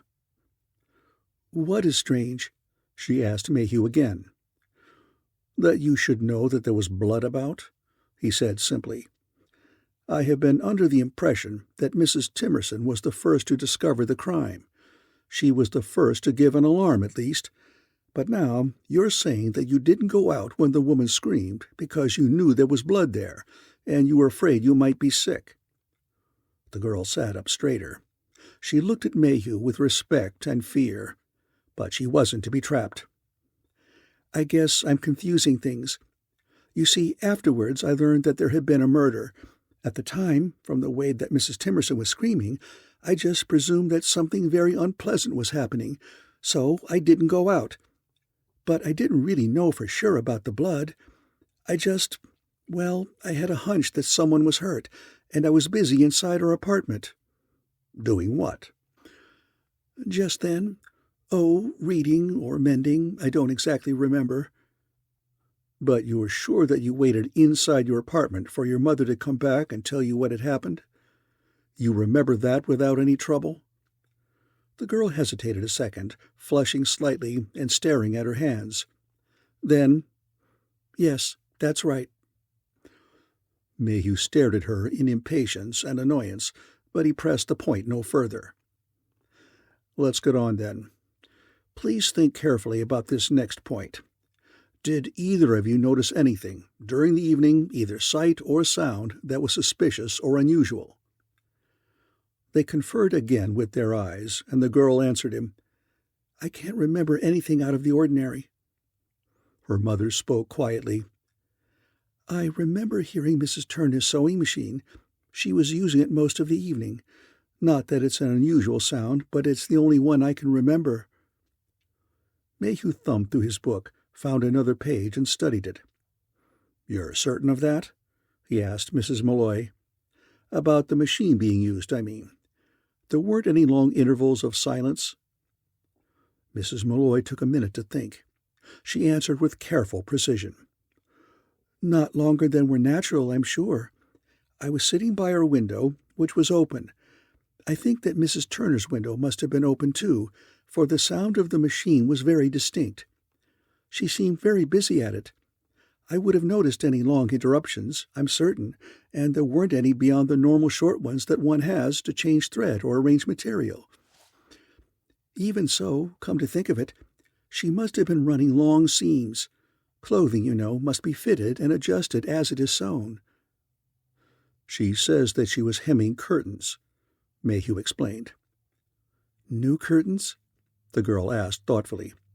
Well, this place certainly needs them. Mayhew, remembering the pin at the window, smiled grimly. So it does, he agreed. Then, sinking a little in his chair, he let a minute go by in silence while he leafed through his book in an abstract way and swung one foot in a slow arch back and forth. The girl and her mother gave each other a quick look. Sarah Malloy smiled. Her mother drew in a long breath and let it out in a sigh. They appeared relaxed and relieved of some fear. Mayhew scrutinized them out of the corner of his eyes, then he turned on them.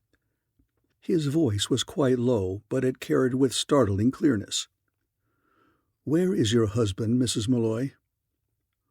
For a minute she looked as if he had struck her, and Mayhew knew that it was this question she had dreaded. One of her hands jumped to touch her throat. It continued to cling to a brooch in the neck of her dress. "I don't know where he is," she said softly at last. "Did you come here expecting to be with him?" "No." Her eyes, moving, had fixed on the sea. "We have been here only a few days. He was gone when we came." "Did you come to investigate or break up the affair between him and Mrs. Stickleman?" She shook her smooth gray head. "Oh, no, not at all. We were being divorced. We have our interlocutory decree, and in 4 months, in accordance with California law, our decree becomes final. It's a year, you know, between the interlocutory and the final, and as far as I'm concerned, he's perfectly free to have friends if he wishes to during this time." "Won't you tell me, then, why you have come here? It's odd, you must admit that, if you and he are divorced and he is no longer anything to you." "I didn't say that." Her fine face showed reserve and grief. "I beg your pardon," Mayhew hurried to say. "I will tell you, though, why I'm here. I came to find out about my husband's disappearance." "His disappearance? Do you consider it mysterious?" "Very much so. It's utterly unlike him to go away without some word to us. You must understand that, though we no longer live together as a family, he kept in close contact with us, mostly on Sarah's account, I must admit. And he's never done this before.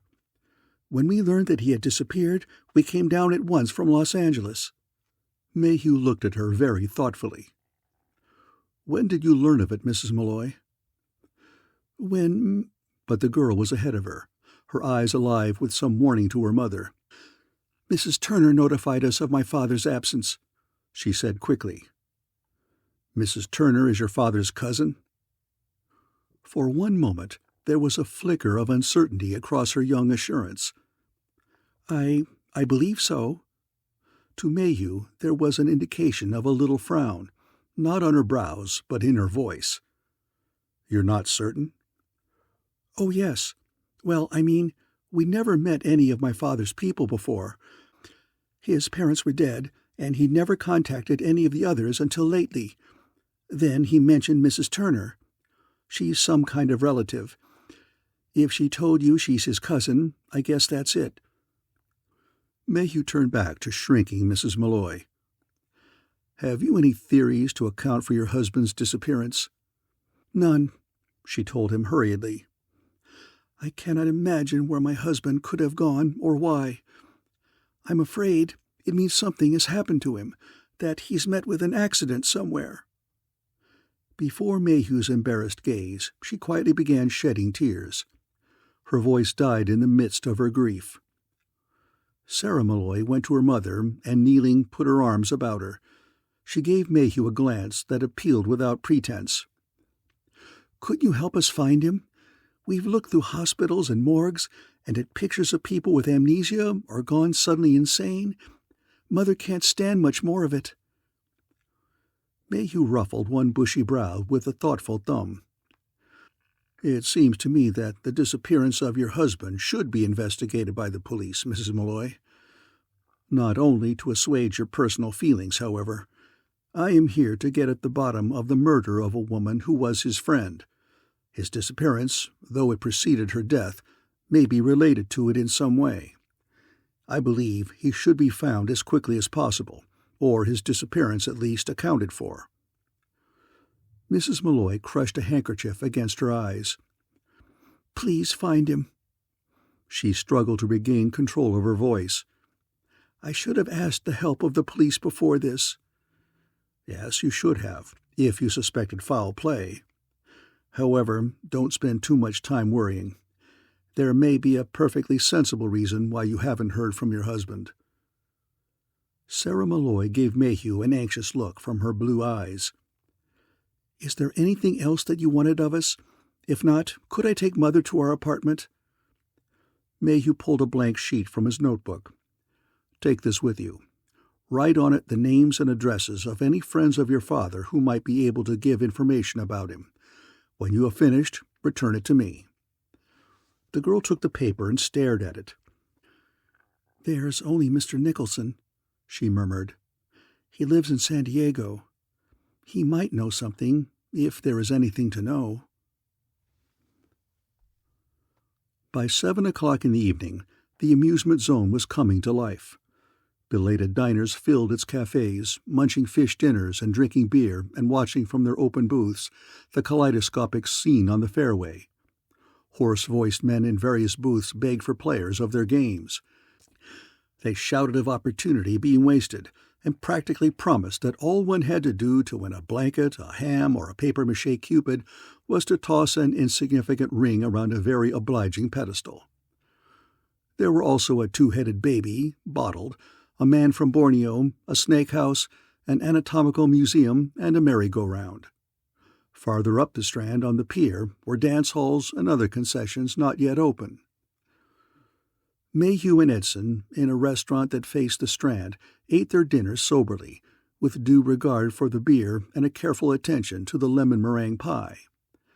By the time they had reached this last delicacy, Edson was probing for information. "Who do you think did it?" he wondered innocently. "Somebody who lives in the old shack, or an outsider?" Mayhew crushed the top of his pie in thoughtfully, detaching a generous mouthful. He chewed it and looked at Edson. "Right now, I'm inclined to think it was somebody at the house. Of course, it's early yet to figure much of anything. But there's one fact that seems to point in that direction." Edson never tried to think, which was comforting to Mayhew. "Such as?" he asked. "The fact of the old lady being doped as she was. You see, I think it must have happened something like this. The old lady was supposed to stay in her own room. She had a tonic there. Doc Aronson gave me the bottle with a drop or so in it that she was supposed to take at bedtime. Well, the stuff in the bottle had morphine in it. It looks to me as if the murderer intended for her to take her tonic, go to bed, and either sleep through the whole thing or else die. I'm not sure which. But according to my way of thinking, it looks like the work of someone in the building. One of the tenants would have so much better an opportunity of slipping the drug into her tonic than an outsider would. Whatever the doubt about the murderer entering Mrs. Stickleman's apartment by the window, there can be none about the old lady's. Her window hasn't been moved for years, and I looked at it just this afternoon when the doctor let me in for a minute. Someone came into her room by the door, put morphine into her tonic, and went out the same way he came in. You can see what a chance an outsider would be taking. If he met anyone, even in the hall, his presence would be noticed instantly. That line of figuring made me practically sure that the murderer is inside the place." Sounds reasonable the way you tell it. Which one among the tenants seems likely?" "Well, there are two of them sticking out like a couple of sore thumbs, which may mean something and may not. The Skurlocks. The dead woman owed them money, and she apparently wasn't paying them. However, I'm holding all opinions open until I can talk to the little old lady. She ought to be a pretty valuable witness. Provided she isn't nearsighted and deaf. A lot of the old ones are, you know," Edson reminded helpfully. "That's true. Well, here's hoping." Mayhew drained his beer and set the mug down with a thump. "Going to call it a day?" Edson asked, stretching himself. "Not yet. I want to have a look at Malloy's room." He fished in his pocket for change and slid a quarter under his plate. "Let's go." After a short walk, they came into the musty darkness of the hall. Mayhew glanced into the sunroom as they went past its door. It was empty. They proceeded to Malloy's room, and Mayhew opened it. A light hanging from the ceiling in the middle of the room gave a glaring yellow light when Mayhew switched it on. They went to work. "Everything's a mess in here," Mayhew complained, opening the drawers of the dresser. "Looks as if the place had been rummaged, or else Malloy tumbled it, getting out in a hurry. Writing papers all wrinkled and folded. That's something you seldom find unless the stuff's been gone through a little too quick." Edson looked under the bed and then dragged out a suitcase. Mayhew looked over the contents. There were collars, ties, underwear. Mayhew stared about him, puzzled. Left his clothing, or else he had a lot of it. But it's funny there isn't a single letter or personal paper here of any kind. He either cleaned them out or someone else has. Let's have a look inside his shoes. It's a chance. In the toe of one shoe was a $10 bill wrapped in a dirty slip of paper. The paper had been part of a written sheet of some sort. On it was a faded tracery. Mayhew held it to the light. "Looks like the word caves." He studied the scrap a moment longer, then thrust it and the bill into his pocket. "Remind me to give this money to Mrs. Malloy. I have a hunch it's the sum total of her husband's fortune." Mayhew poked into the closet again, and from a shelf brought down a rusted length of iron, about a half-inch by a foot, which must at some time have been part of a shelf support. This he regarded critically. The surface was red, pitted with decay, the pits filled with dust. "We might try this on those tool marks outside the Stickleman woman's window," he proposed. "It looks a little wide, but we best make sure."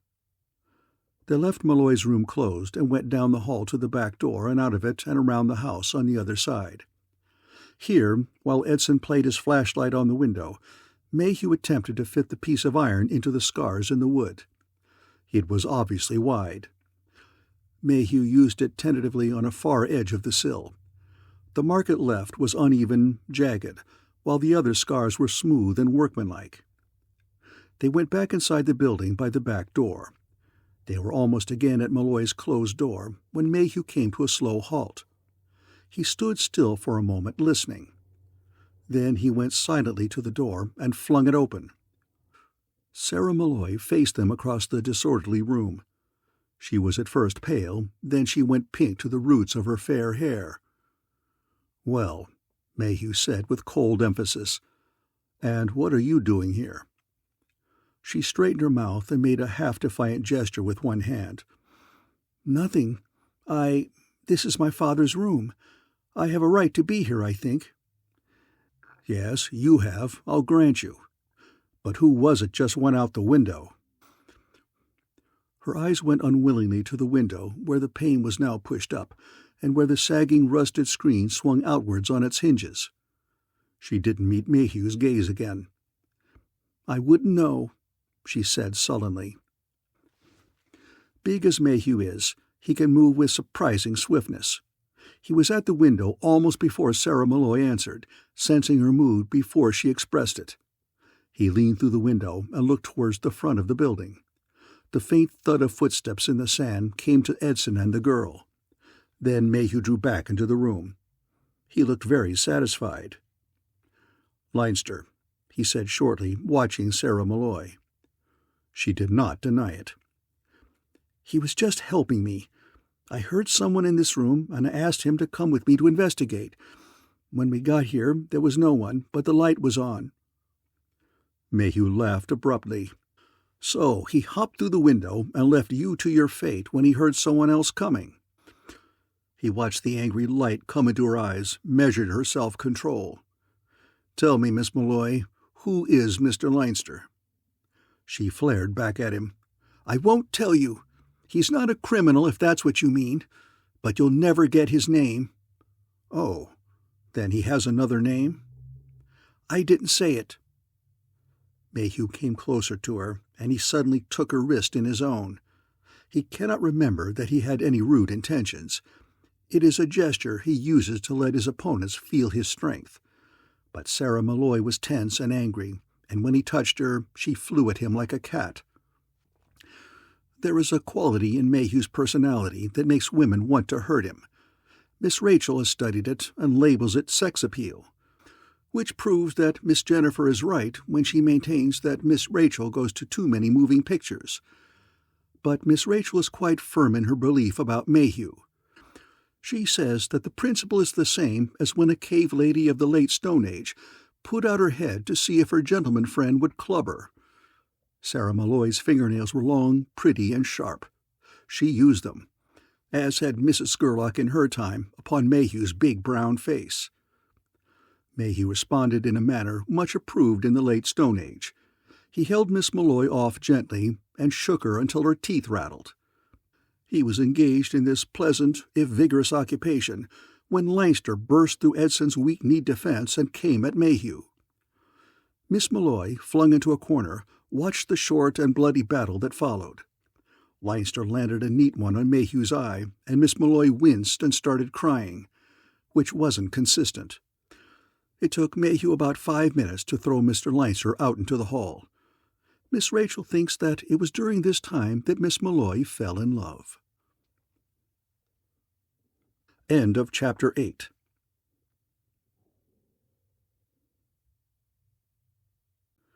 The Cat Saw Murder by Dolores Hitchins. Chapter 9. The Murder Room. Mayhew likes hunches, and he played one that night by remaining alone in the murder room. It was nearly 2 o'clock in the morning when the doorknob started to turn. The lock slid back slowly and squeakily as the door was tried. Mayhew had been sitting in the big leather chair. He got silently to his feet and crept to the door, listening. There was rustling movement in the hall. By the time he had the door open, there was no one in sight. At 6 o'clock the door was tried again. In the gray of dawn, red-eyed and tired, Mayhew again went to the door. This time he didn't stop to listen. He flung it open and went through. Sarah Malloy, in pink nightgown and white woolen robe, stood in the passageway. She looked up at Mayhew calmly, not startled nor confused, and her face seemed thinner and more shadowed than before. "I haven't been asleep," she said quietly. "I knew you were in here. It worried me. Besides, I'm sorry about what happened in my father's room." Emotion came and went in Mayhew's square brown face as he took in her loveliness and her appeal. He started to put a hand on hers and did not. Instead, he rubbed his weary eyes. "That's all right, Miss Malloy," he said gruffly. "I'm doing well. Missed somebody who came earlier. Was it you?" She shook her head, and if Mayhew noticed the way her yellow shiny hair cupped her face as she did so, he gave no sign. "I've stayed in bed till now," she told him. He watched the lifted face, and he must have been blind not to have read the timid feeling that mirrored itself there. He came to himself with a snap, for he is first of all a police officer, and ready to turn everything to his own ends. Sarah Malloy was in a softened and humble mood. Mayhew questioned her carefully, keeping his voice low. "Miss Malloy, where were you at the time the murder was discovered?" The blue eyes widened, looking into his own. The young breast lifted in a long breath. "You don't think that I was in my own room?" she asked. Mayhew smiled briefly. "I'm afraid I don't." She glanced about at the narrowness of the dusty hall in apparent confusion. "Well, She stopped, not meeting his look. "I was in my father's room," she said suddenly. "Doing what?" "I was going through his belongings. There are some souvenirs and trinkets that he took that Mother wants. I went in about 7 o'clock, out our window and into his to find them for her." Mayhew showed evidences of satisfaction. "You were in there, then, when the murder took place?" You were right across the hall from where it was happening. Surely you heard something." She nodded her admission. "I've been trying to think of a way to tell you without admitting that I had lied before. Anyway, well, I guess it isn't much, but I did hear someone going and coming from that room across the hall. Someone went in about 8:30. The little old lady, that was. I heard her speak before she closed the door. Then, I can't remember just how much later, but not very long, someone else went in and closed the door. A few minutes later, they came out." Mayhew's glance narrowed. The murderer. That was murder you heard, going in. "And then, it seems about 5 minutes later or so, as I remember it now, someone went into the room again. They were there just a moment and came out again." Mayhew looked incredulous. "You're saying that the room was gone into twice after the little old lady went in?" "Yes, that's it. I listened pretty carefully, for I felt guilty somehow, breaking into my father's room as I had done. I was afraid that it might be illegal or something, and I'm sure of how many times the room across the hall was entered." "And from what direction did the steps come in the hall?" "I don't know. Whoever it was, 2 different people or one, they came both times very silently." "You can't remember anything else?" "No, I'm afraid not." Mayhew's thoughts swung off into another channel. "About Mr. Leinster. I'd like to hear what you know of that young man." She turned half away, with an expression of sudden worry and reserve and a stiffening of her shoulders. "I'm sorry," she said in a low voice, "but it wouldn't be fair for me to tell you his affairs. He has helped us in a great many ways, and I'm grateful. I can't betray a trust that he impressed upon me as being very important." "He is putting himself in a very awkward position. Suspicion naturally attaches itself to a person who will not explain his occupation nor give his correct name." She looked round in open surprise. "Oh, but that is his right name," she said quickly. "But you said that he had another name." She bit a delicately colored lip, not looking at Mayhew. "So I did, I guess. But I can't explain it. Please don't ask me to." "I shan't," he said easily. "It'll all come out in the wash anyway. Let's get back to our first subject. Your being in the room across the hall from the murder. Today they're holding the inquest. I'd like you to do something for me." "Surely, anything," she agreed simply. "It may involve some risk to yourself. I can't be sure of that, but I feel that I must warn you." "It's all right. I want to help, and I think I'm well able to look after myself." "Very well. Now, at the inquest, I'd like for you to admit that you were in your father's room. But I'd like you to embroider on that statement a little." "But I'll be under oath." "It won't be an outright lie. All that I want you to say is that you believe you can identify the murderer if you're given time to think things over, that there's a vague impression somewhere in your mind that links the sounds you heard with someone you know. Just say that. Then we'll see what happens." Into her shadowed face there crept a look of bewildered fear. "I'll very likely be murdered also," she said slowly. Mayhew's hand brushed her shoulder. It was a gesture at once eager and reserved. "I'll be watching," he told her. The inquest was brief and to the point. 2 witnesses identified the body, Mrs. Turner and Mr. Leinster. Sarah Malloy gave quietly convincing testimony concerning the opening of the door. The jury brought in a verdict of willful murder by person or persons unknown. That afternoon, Miss Rachel received Lieutenant Mayhew. She looked shrunken and small in the midst of the pillows, with the lace of her nightgown a snowy foam under her sharp little chin, and her big eyes the only live thing about her. She regarded the immense bulk of Lieutenant Mayhew with awe, and when he settled upon a rickety chair, she held her breath for a moment.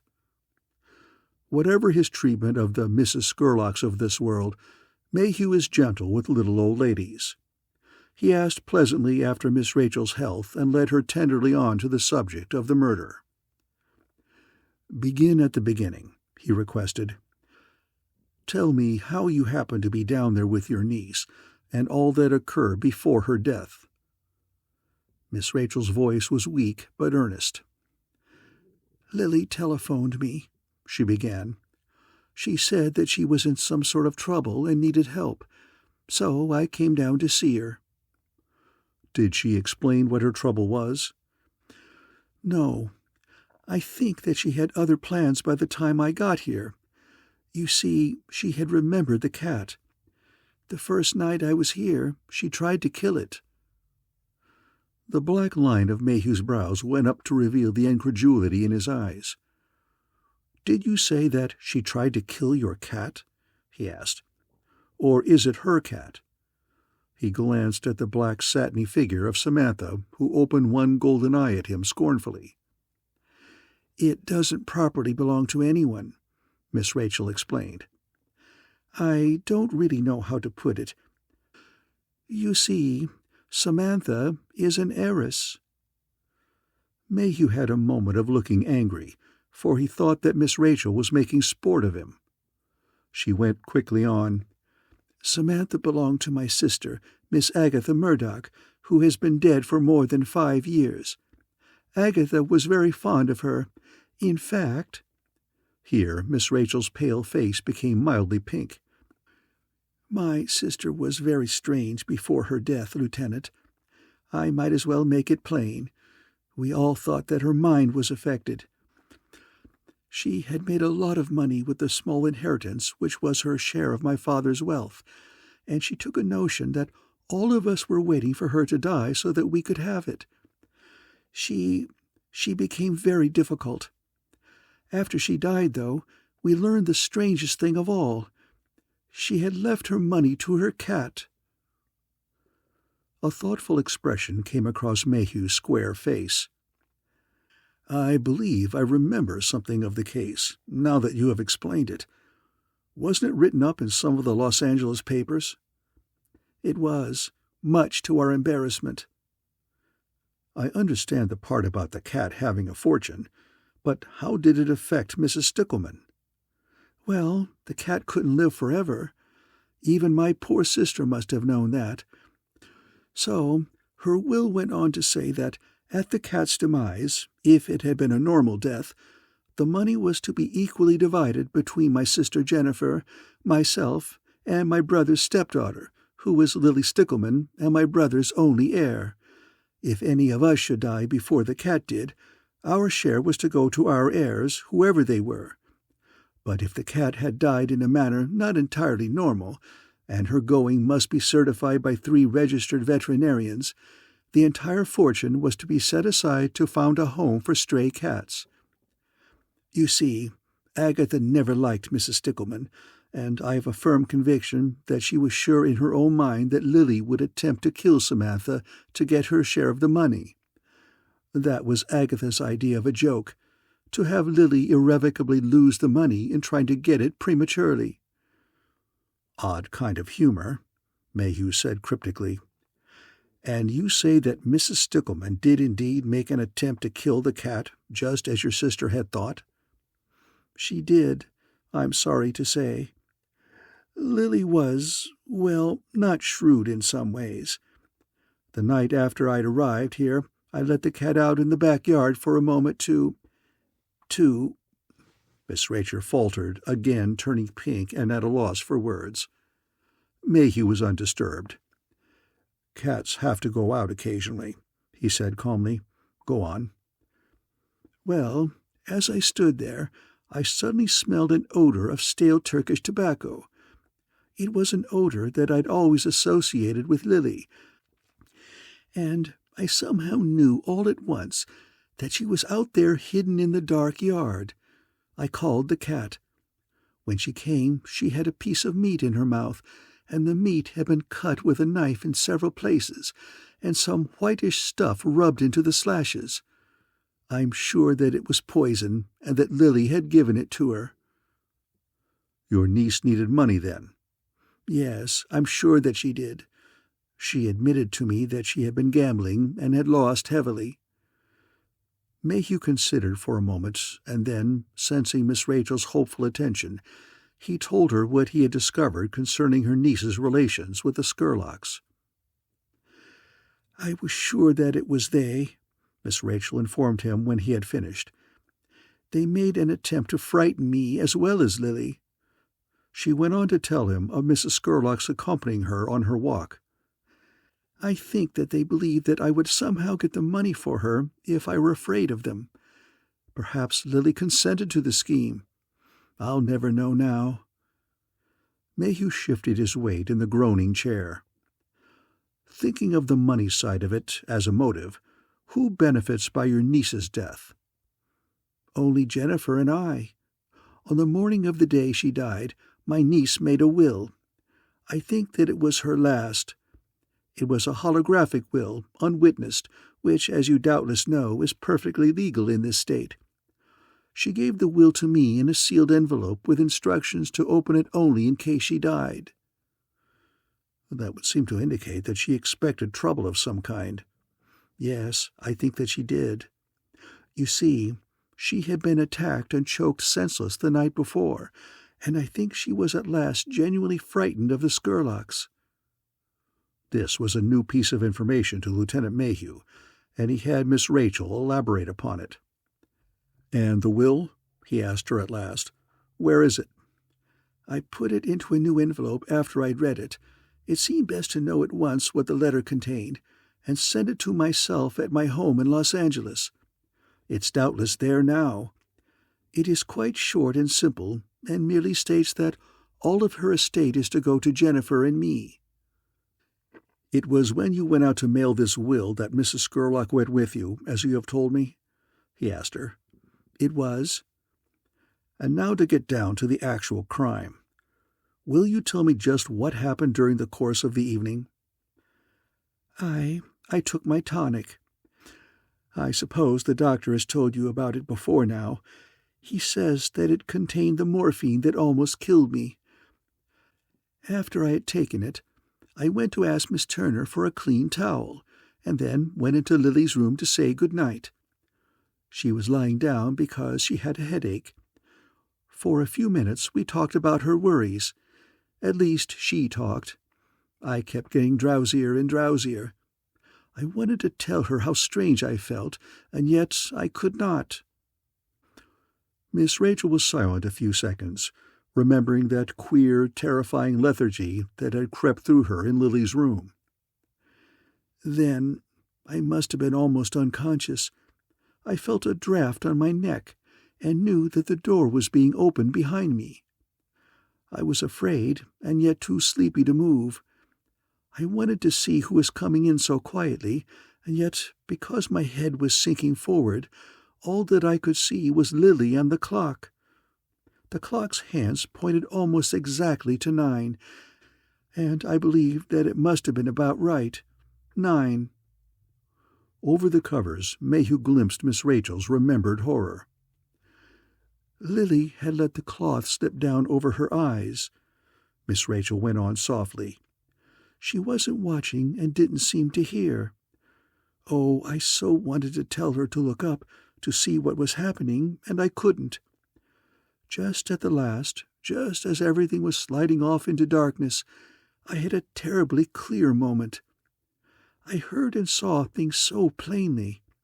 Someone was rocking on a squeaky board in the room across the hall. Miss Turner's machine was running. The room looked stark and queer. Then everything went out as if the lights were off." Miss Rachel's eyes got bigger and filled brilliantly with tears. "Then it was the end, and I never got to tell her that I understood and forgave her for her foolish attempt to kill the cat. I did understand, really. Lily was so short-sighted in everything, so hasty and unthinking. She couldn't help it if she forgot that killing Samantha would only cheat her out of a fortune." Mayhew nodded with somber reserve. I understand. It's usually unfortunate when somebody gets in a hurry about killing. 10 to 1, the thing won't come off right. That's why I think this crime was done a little too quickly. Parts of it don't jibe. He told her about the tool marks on the window and the pin in the curtain. He listened with surprise as Miss Rachel told him of putting the pin where he had found it. It was at that moment that he had an inkling of what a really valuable aid this small elderly woman might be. He began to sense that keen insight into people and situations that he now thinks was given to Miss Rachel as a special dispensation of the gods. While she listened, he began to reconstruct the crime as he saw it. The murderer standing outside the window, perhaps attempting an entrance, to watch his quarry and to see Miss Rachel subside into slumber. Then coming in through the back door, for Mr. Leinster had been in the sunroom which commanded a view of the front entrance, and entering the apartment and killing Mrs. Stickleman.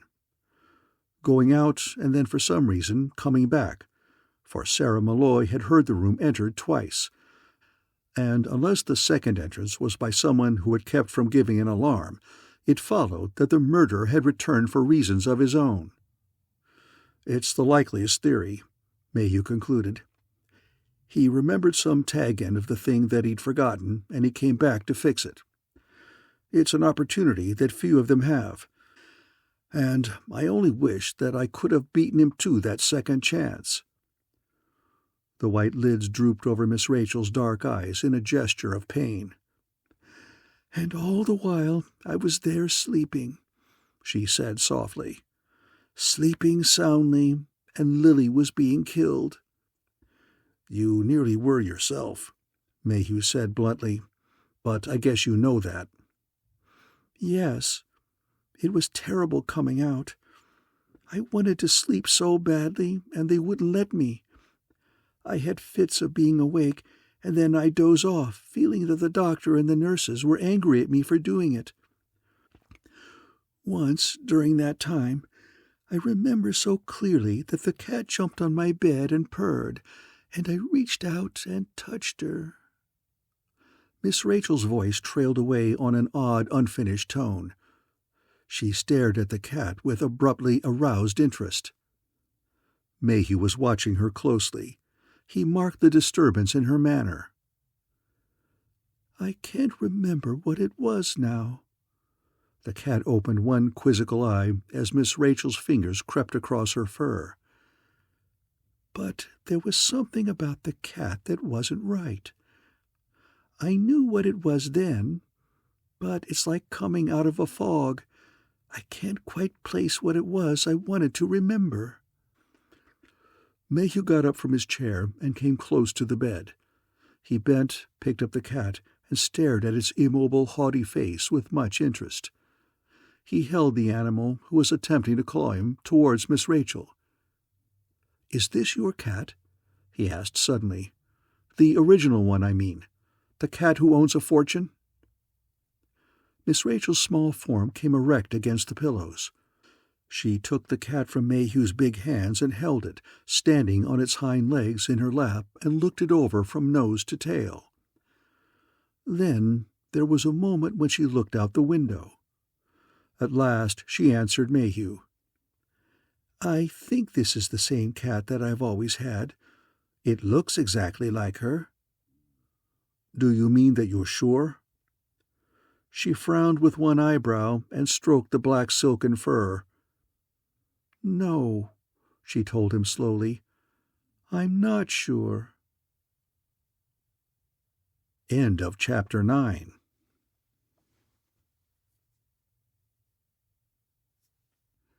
The Cat Saw Murder by Dolores Hitchins. Chapter 10.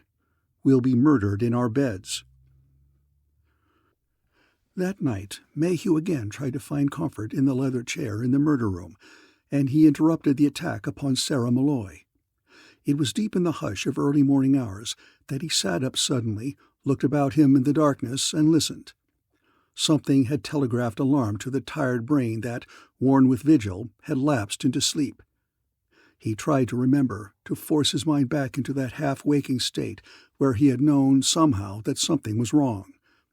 He got stiffly to his feet and felt through blackness to the doorknob. The hall was silent, dimly lit, and smelling faintly of dust, as it always did. He went forward one door on the opposite side, tapped gently, and asked, "Is everything all right?" The utter silence that answered him might have indicated the innocent slumber of two women, but to Mayhew it was unaccountably sinister. He tried the door, thumped it loudly. "Open up," he said sharply. There was a stumbling movement inside the apartment. A key turned in the lock at the same moment that a light showed beneath the door. Mrs. Malloy was revealed, shivering and rubbing her eyes. "What is it?" she asked. "Why are you knocking?" He looked beyond her into the room. His arm swung out to crush her, protesting backwards. He went immediately and bent over the figure on the bed. Mrs. Malloy came close, and then she screamed. Her daughter's body was oddly arched and straining. Her eyes were glassy. There was a look of stark fear on the unconscious face. Knotted about the white column of her throat was a necktie, drawn tight so that it strangled. Mayhew tore at the necktie while Mrs. Malloy hovered and sobbed. "She's dead." "Shut up," Mayhew said brutally. "Call Dr. Southard on the phone." Dr. Southard came, looking alert and pleasant, though he was dressed in an overcoat over pajamas. He went to work on Miss Malloy without delay. "Aren't we having fun down here?" he asked Mayhew dryly. "Who'll be next? Don't go sticking your neck out, Mayhew." Mayhew was watching the dark lashes of Sarah Malloy. They lay in a dusky arc across her cheeks and showed no sign of lifting. Her face had the precise waxen beauty of a cameo under the glare of the overhead bulb, and her yellow hair gave back light for light. Miss Rachel, teetering a little from weakness, slipped into the room at that moment, and she has claimed that she understood much of what went before when she saw Mayhew looking at Miss Malloy. His blunt brown face, hardened by 7 years of work with criminals, is not yet quite a mask. He had told Miss Rachel of his plan to use Sarah Malloy as a decoy, so that she grasped in a moment what had happened. She looked at the window. It was closed securely, and in a manner which could not have been done from outside. Sarah Malloy began to come awake. She stared up at the doctor, who grinned at her in a comforting manner, and then, as if seeking someone who should be there, her eyes went around the room. They fixed on Mayhew. Her lips moved. "Who was in here?" A minute ticked by, and everyone in the room noted the sudden dull boom of the surf that preceded Mayhew's words. "Only yourself and your mother when I got here." Mrs. Malloy trembled inside her blue wrapper. "They must have got away," she whispered, and looked at no one. Sarah sat up, pushing away the doctor's hands. "Didn't you hear them?" she demanded of her mother. "No." It was a small word, weak in its denial and washed over by the sound of the sea. The woman's eyes were tormented, but she went on. "All at once, when I was sound asleep in bed, I heard someone beating on our door. I opened it, and the lieutenant was outside. He came in, and I hadn't realized what had happened until then." The girl did not look again at Mayhew. She fell abruptly back against the pillow, but when the doctor bent to hold an unstoppered bottle beneath her nostrils, she said soberly, "I'm all right." There was an awkward silence. The girl's face looked stunned with some shattering inward revelation. Her mother stood quivering, rigid, then quivering again. "I've been taking sleeping powders," she got out. "If they were quiet, as they must have been, I wouldn't have wakened." Mayhew jerked a look at her as though he were thinking something he couldn't quite believe. That morning, with Miss Rachel's help, he went through Mrs. Stickleman's belongings thoroughly. In the middle of an old packet of letters, Mayhew found an oddly folded note. It cryptically informed the reader that one must pay honest debts or suffer the consequences. The Scurlocks were made to write notes, and Mr. Scurlock's handwriting was found to match that of the note found in Lily's room. Shown the 2 sets of papers, with points of correspondence succinctly traced, Mr. Scurlock turned green and drooled. Lieutenant Mayhew searched their belongings and came forth from the depths of a bureau in triumph. Under the starched brightness of Mr. Scurlock's shirts, he had found a screwdriver. "That isn't mine," Mr. Scurlock said promptly, and no one believed him. Mayhew made experiments. This screwdriver, without a doubt, had made the scars on the outside of Lily's window. "Tried it from the outside first, didn't you?" asked the lieutenant, back in the room with the Scurlocks. Mrs. Scurlock stared back with the fixity of a cat. Mr. Scurlock was wild. "Off to jail with you, then," said Mayhew. Miss Rachel thinks that for the rest of the morning the lieutenant was happy, and mercifully she let him be. But later in the day, when he told her that now he supposed she would go back home, she disturbed him by telling him that she most certainly would not. "Do you like this place?" he demanded incredulously. They had met in the hall. Miss Rachel looked about her in scorn at the dust, the cobwebs in easy reach of a broom, and the scuffed places in the colorless carpet. "I don't indeed like it at all," she assured him. "I think, in fact, that this is the most completely undesirable place that I've been in." "Well," he bunched his eyebrows at her, "you said you weren't leaving." A little pink stained each white cheek. "I rather like being a detective," she said with modesty. "You see, I've been to see so many murder mysteries in the movies, but I've never had a chance at the real thing. It's gruesome." She refrained from looking at Mayhew, "but fascinating. Fascinating." Lieutenant Mayhew assumed an expression that kind people wear when they are dealing with stupid children. Miss Rachel has described it after thought as maternal. "But there's no need for a detective here any longer," he said, and patted her small hand. "The Scurlocks are under arrest. They killed your niece, and we got them for it. Aren't you satisfied?" "No, not quite." His smile was a little difficult. It tried to be affable and reproving at the same time. "The police are satisfied at any rate. The district attorney says that there's no chance for anything but a conviction with what we've given him. I just came back here to tell everybody that they can go if they want to. I won't be back again." Miss Rachel's brows made small arches of surprise. "Won't you?" Mayhew was getting impatient. "No, why should I?" "Because a lot of us are going to be murdered in our beds if you leave us alone," she told him in a matter-of-fact manner. Her answer obviously shook his mind out of the complacent trench of thought it had settled into. He let out a deep breath and drew another, staring at her from beneath his black eyebrows. Miss Rachel thought he looked like a trained bear lost from its circus. He seemed bewildered and suddenly younger than 33, which is his age. "Look," he demanded, "do you know something you haven't told me?" She shook her white head. "Oh, no, I've told you everything that could bear on this case from my point of view. I think we have the same set of facts in mind. We've arrived at different conclusions, however." He stepped beyond her and thrust open the door of her room. "Let's talk," he said, motioning her in ahead of him. They seated themselves, Miss Rachel on the bed and Mayhew in a rocker from which the veneer was curling in saw-toothed rolls. "You don't think that the Scurlocks killed your niece?" The black cat jumped into Miss Rachel's lap, and she stroked the satin fur absently. "No, I can't think that they did." He moved impatiently. The rocker emitted ominous creakings. "But it's an open and shut case against them, against him at any rate, and a charge of being an accessory should stand against her. Look at the evidence against them. The screwdriver with which an attempt had been made to enter the window, the threatening note in his handwriting, the IOUs that Mrs. Stickleman wasn't paying on. If that doesn't spell conviction for murder, I'll eat the IOUs personally." "You could very likely convict them of the murder. I don't doubt it for a moment." She drew purrs like the ruffle of a tiny drum from the cat, and a look of relief from Mayhew. "But you see, I still don't believe them guilty." The look of relief was replaced by one of bafflement. "Do you like the Scurlocks?" Mayhew leaned forward. There was a loud screech from the rear part of the chair.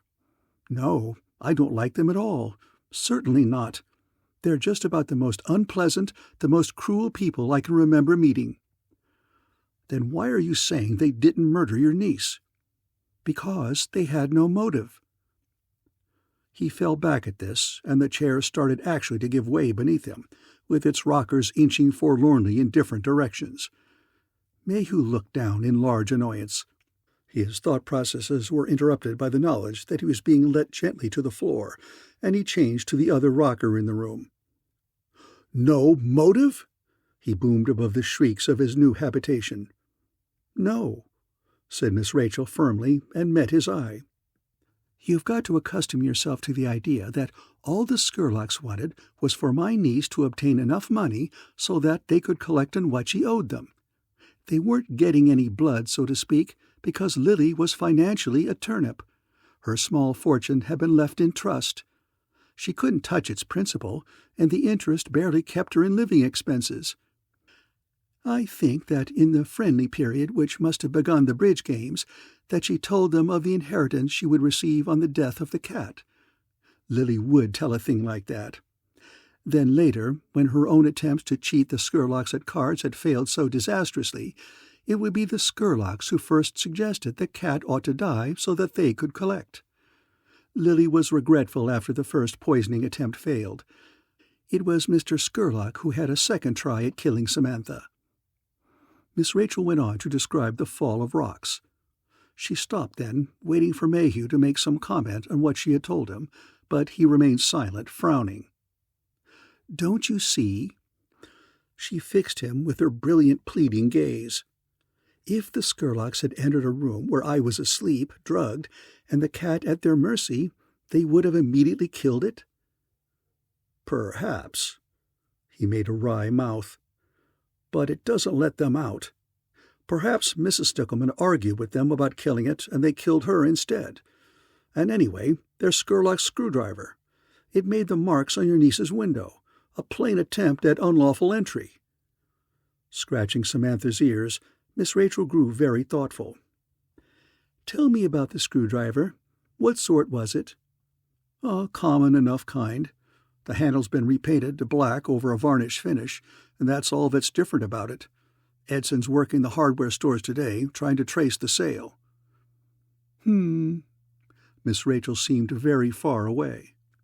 Lieutenant Mayhew grew suddenly impatient, as though realizing that he was spending official time trying to convince a stubborn little old lady of an obvious truth. He rose, pinched his hat into shape, and muttered goodbyes. Miss Rachel ushered him out. Looking very trim, very determined, Miss Rachel followed the lieutenant some 15 minutes after. She was in her best taffeta, with Samantha's basket on her arm and a slightly foxy expression about the eyes. She went first to the public library and requested to see back files of the local paper, being especially interested in numbers about the time of Malloy's disappearance. "Either his being away is connected with this thing, or it isn't," she said quietly into the paper. An elderly man at the same table gave her an ogling of rheumatic surprise. Miss Rachel read quickly, seriously. When she found what she was looking for, she made notes on a bit of paper. The advertisement read, "Fire sale. Good bargains in stock slightly damaged in our recent conflagration. Some not to be told from new." And more, including the address. Miss Rachel went out of the library in a hurry. On West 5th Street, amid a jumble of warehouses, machine shops, and wholesale butcherers, she found a squeezed-in tool shop whose front showed new paint over the scars of a fire. "Same technique," she muttered, pushing open the door. A sallow-faced man with limp black hair looked up from behind the counter. No least flicker of curiosity showed in his glance. "Yes," he said. Murmured Miss Rachel, stalling. She took in the stock on the shelves. "Have you any good screwdrivers, cheap? Something left from your fire, perhaps?" He shook his head, not coming closer. "All of them sold. We got new stock now." "I'd like to see one, please." He angled up out of his chair and found a screwdriver and brought it to Miss Rachel. She examined it critically. "It's for my nephew, you see. He wanted one just like the one he bought here. He's lost it." "This one's okay." said the lackadaisical man. Miss Rachel forced a persimmon acidity into her tone. "I'd have to be sure. Haven't you a single one of those repainted tools? Even a used one, something to compare this with?" The man sighed, then scratched the side of his face. "Believe there's one next door. I'll be gone a minute." He gave a quick glance round the shop as though to mentally tabulate its contents before leaving it in the doubtful hands of Miss Rachel, then went out with the door slamming behind him. Coming back, he held an ordinary screwdriver with a black painted handle. Miss Rachel took it, squinted at it. Close to the steel, careless work had left bare a bit of the original varnish. Miss Rachel gave the tool back to the sallow-faced man. "And this is the same?" she said, looking at the new tool. "Yeah." "I'll take it then," said Miss Rachel. She opened her purse. "I'll bet you remember my nephew." She attempted now a simpering fondness, which was hard, for she had at the same time to think of Mr. Scurlock. "He's a blond fellow, very pleasant." She added details to this which would have surprised even Lieutenant Mayhew. The man shook his head, watching her take out her money. "I ain't sold him one that I remember. Most of my stuff goes out into the shops hereabouts. I ain't advertised, except for the fire sale." "But you'd remember my nephew," persisted Miss Rachel. She clutched the money tight so that the waiting man was forced by his own impatience to listen to her. "I'm sure if you'll think, you'll recall him. He's a nice blond man, and he—" "Look," said the sallow-faced man, "I had 40 of them burned screwdrivers, and I gave 5 to the dope that painted them. That left 35. I sold 20 in a lot cheap to the garage on the corner. The metalcraft people took 10. The carpenter shop across the street bought 3. Old Andy next door has 1, and that leaves—" "1," said Miss Rachel briskly, watching the man. He scratched the side of his face again. "Well, it wasn't no blond feller," he said at last. "Yes?" said Miss Rachel on a small breath. "As I remember—" The door slammed suddenly behind Miss Rachel. She saw the man's eyes widen, then settle into a look of defensive boredom. Miss Rachel looked round. Lieutenant Mayhew had come into the shop. "How do you do?" he grumbled in Miss Rachel's direction. "Hello, Gyp," he said to the sallow man. "I ain't done nothing," said the other, lounging towards his chair. "It's not bicycle parts today, Gyp. I'm tracing this." The lieutenant held out a duplicate of the screwdriver that Gyp had brought from next door. Gyp shrugged. "So what?" he sneered. "I sold a lot of 'em." The interview went from bad to worse, with Miss Rachel a pained and exasperated listener. Gyp was bored. He yawned. He professed a bad memory about his screwdrivers. The lieutenant went out boiling. Miss Rachel paid for her new screwdriver. The sallow-faced man, still looking dull, rang up the charge on a battery cash register. "About my nephew," Miss Rachel began again. The sallow-faced man gave her a stare of angry suspicion. "To hell with your nephew," he said distinctly. Miss Rachel went out very quietly, very much rebuffed. End of Chapter 10.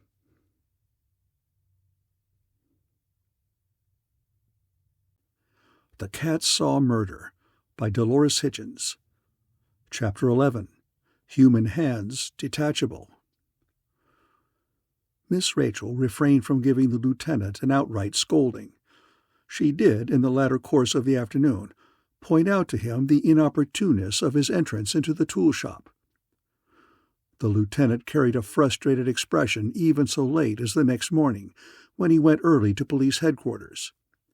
The police of Breakers Beach occupy a wing of the new City Hall, A.D. 1938, and as modern as possible. Edson stepped suddenly from the office of the chief of police, and Mayhew almost ran into him. He put out a big hand, but Edson ducked. He has seen Mayhew's way with obstacles. "Screwy nut," said Edson crossly.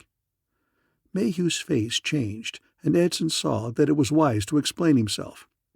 "The guy in the chief's office. Drunk all night and wound up sometime this morning on the beach.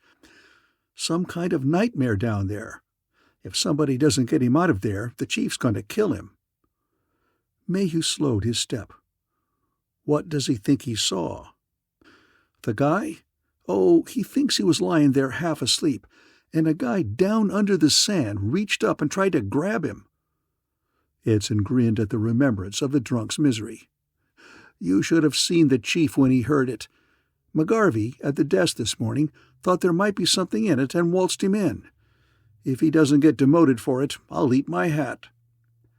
Mayhew showed interest in the account. Some inner sense, Mayhew simply calls it smelling a rat, makes him feel the significance of things that don't fit. "Guess I'll have a look," he said, and went in to meet the raging eyes of his superior. Opposite him, on the other side of his broad, polished desk, cowered a slight young man in gaudy clothes, much rumpled and very soiled. Above a purple tie, his face was sick. "'Tain't no use sayin' I didn't see him. I saw him all right." He swung bloodshot eyes towards Mayhew and waggled his head in a slow rhythm. "He was in the sand, he was." With rabbit teeth he nibbled his lower lip. "Don't tell me he wasn't. I saw him." The chief beat on the desk and roared, "Get out! Get out, damn you! How many times do I have to tell you? McGarvey! McGarvey! Oh, Lord! Mayhew, why'd I want this damn job anyhow? Look at this bird, as drunk as a fool and sassier. If McGarvey sends me in another delirium tremens, I'll have his badge, and damned if I don't. What did you want?" Mayhew nodded his head in the direction of the drunken young man. "I want him," he said briefly. "Come along with me, man." They went into the cubbyhole that Mayhew calls his office.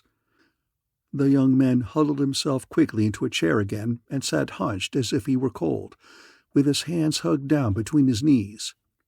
His voice was running down like a phonograph that needs winding. "I saw him, really saw him," he whispered and closed his eyes. Mayhew, attending an auction once, found a chair that would not groan under his weight, and he bought it after a trial sitting and did not inquire into its history.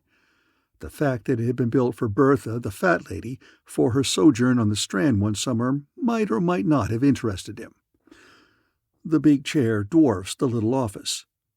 Mayhew sat himself in it now and fixed the bleary-eyed one with a ruthless look. "Come on and tell me all about it. You are sure you saw a man on the beach?" The hunched, miserable figure shook its head. "Didn't see him," it mourned. "Just felt him." "But you've been saying that you saw him. I heard you say it in the chief's office, and you said it here. Now, did you see a man buried in the sand?"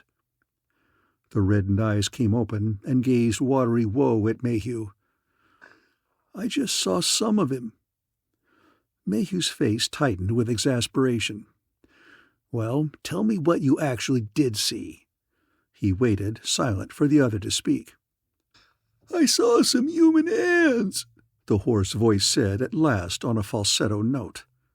Mayhew was beginning to understand the chief's anger at this befuddled crackpot, but some vague urge would not permit him to give up.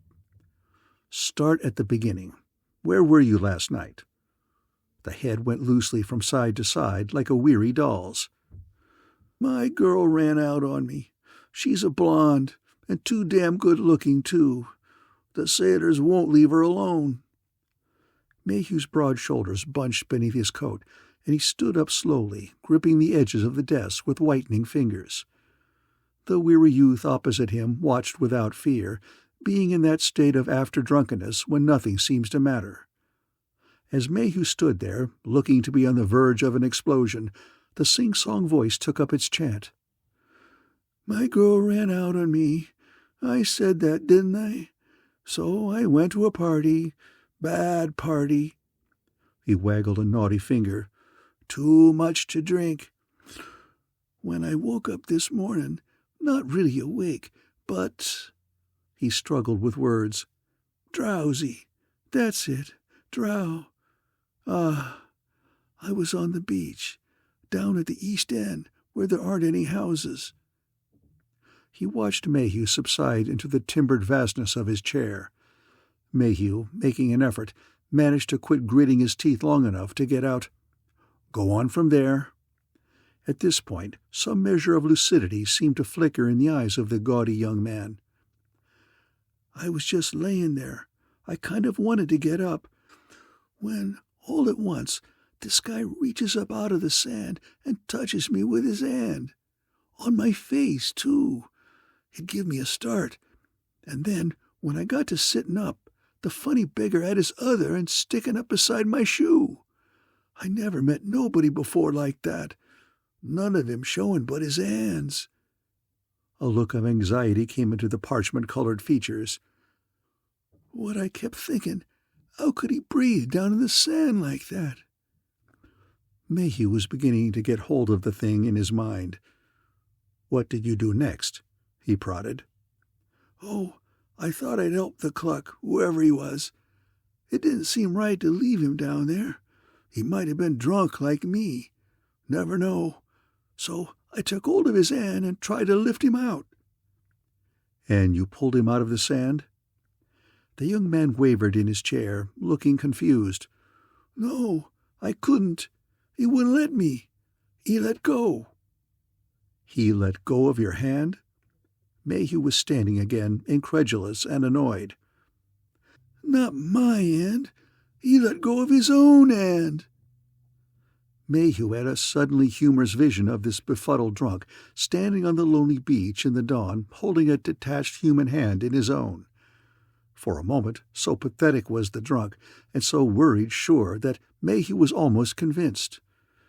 Then the idea left him, and he became frankly angry. "Look here," he snapped, "that's a lot of rot. Nobody can let go of his own hand." "He did. He let go both of his. And well he ort, I guess. They sure stunk plenty." The truth came at Mayhew like a blow between the eyes. He went after Edson, and the two of them, in a headquarters car, took the sad young man to the spot on the beach where he was sure he had lain. "He stumbled on a corpse down here," Mayhew muttered to Edson as they tossed sand about. "The body was so badly decomposed that it came apart when he touched it. Go easy where you're walking around. I don't want the face squashed in." "Any ideas?" Edson asked him. "Yes, one. There's a man missing from the rooming house where the Stickleman woman was killed. I've had him on the teletype for several days now, and nothing's come in. This could possibly be him on the beach." "Long enough to be as rotten as that?" Edson wondered. "I don't think so. But if he's been in the water, the fish might have worked on him and loosened the wrist somehow. Come on, look around." But though they scouted the eastern beach in all directions, they found no corpse, nor any depression where one might have been buried. It was some time later that Mayhew thought to consult the tide tables, and realized that the drunken young man could have been lying on sand that was under water when he and Edson were there. They went back again when the tide was out, and got wet to the knees in the eddying foam, but there was still no corpse. "The chief was right," Edson comforted. "The guy had the DTs, and he dreamed it." But Mayhew shook his head. He mentioned it to Miss Rachel later in the day. In the face of Miss Rachel's polite curiosity, he tried to be adamant, but she had wheedling, though ladylike ways with her, and he usually ended by telling her things that were, strictly speaking, police business. He found her now in her room, reading a murder novel and with the cat asleep in her lap. Before he quite understood how she did it, she had obtained the story of his morning's adventure. She looked at him with her wide dark eyes, putting down her book. "You think it has something to do with this case?" she asked him. "I can't know," he admitted, "but I'm inclined to think that it's possible. You see, here at Breaker's Beach we haven't a great deal of crime. A murder once in a long while, and most of them are not mysteries. There's practically no underworld here, or rackets either. The place simply isn't big enough to make them pay. During the height of the summer season, when the tourists are in, we usually pick up a few confidence men who are out looking for suckers. That's about all of it. For that reason, when I hear of a dead body at the same time that I know a man is missing, I'm inclined to connect the two. Of course, I'm frankly playing a hunch. There mightn't be anything in it." She smoothed her taffeta skirt with a small hand, looking very sober. "It seems logical to think that there might be a connection. Was he sure that it was a man's hands he saw?" "Oh, he was sure enough. It's true he was drunk, and that you couldn't swear by what he says, and the body must have been much decomposed or injured to separate as it did so that a drunk person might not be able to know whether it was the hand of a man or a woman. The point that puzzles me is that we couldn't find the thing afterwards, if he were telling the truth." "There were no signs of it? No hole in the sand?" "None. Of course the tide had been in. It's possible that it could have washed out to sea again." She puzzled over the thing in silence for several minutes. There was no sound in the narrow, dingy room, save the purring of the cat and the deep breathing of Lieutenant Mayhew. "Are bodies often found on the beach? Bodies of people who drown accidentally, I mean?" she asked at last. "We don't often get them, unless they've gone swimming nearby. The breakwater, which was built about 10 years ago, has changed the currents along this stretch of the coast. If people are drowned at sea or up or down the coast, we almost never see them. A harbor engineer explained it during a trial I was interested in that concerned a murder by drowning. Something to do with the tides." "I see. Then if a body were found on the beach, it might be supposed that it had been a person who had entered the water near here?" "It would be most likely, though not absolutely certain. That's the thing that made me interested in this drunk story. Otherwise, it could have been a body washed in from God knows where, and no likelihood of a connection with the murder of your niece." "You're thinking, then, that it might be Malloy?" "Yes, that was my idea." "Have you tried to locate him otherwise?" "Yes, I have. I put his description on the teletype immediately, and so far I've had no results whatever. Edson interviewed several of Malloy's acquaintances, here and in Los Angeles, and none of them had seen him lately or had any idea of his whereabouts. He's dropped completely from sight, and it seems to me there are two reasonable explanations for it. He is either the murderer of your niece and in hiding, or he has been killed, in which case his death would seem logically connected in some way with that of your niece." "That seems a natural explanation." Mayhew ruffled his dark thatch in a puzzled gesture. "Which brings us back to the question of motive. Why should Malloy want to kill her?" "He might have had several perfectly good motives." "Such as?" Miss Rachel's delicate face saddened at the memory of Lily's persistent dissembling. "I think that he and my niece were more than friends. They were, I think, either married or lovers. Somewhere in their relationship there might have been difficulties that would provide motive for murder." "But see here, they couldn't have been married. Malloy isn't legally divorced for some time yet. He and his wife have only an interlocutory decree." Miss Rachel frowned. "That's so, isn't it? I rather thought, from Lily's manner, that they might have been married. She seemed kind of worried and shy, as though she had a romantic secret of some sort. And I've never figured her as the sort to... Miss Rachel coughed delicately and lifted her brows a little, which was the most polite way of expressing what she meant that Mayhew could imagine. "She was foolish, and I guess you must know that by now, but I can't quite believe that she was immoral." "Well, they couldn't have been married in California without Malloy perjuring himself and technically committing bigamy, so it looks as if it might have been the other." Miss Rachel leaned towards him from where she sat, her face lighted with the glow of some new idea. "Do you read movie magazines very often?" she asked suddenly, and when Mayhew looked slightly insulted and shook his head, she rushed on in embarrassment. "I mean, well, I do. And ever so often I've read about some of these movie people getting into scrapes about their marriages.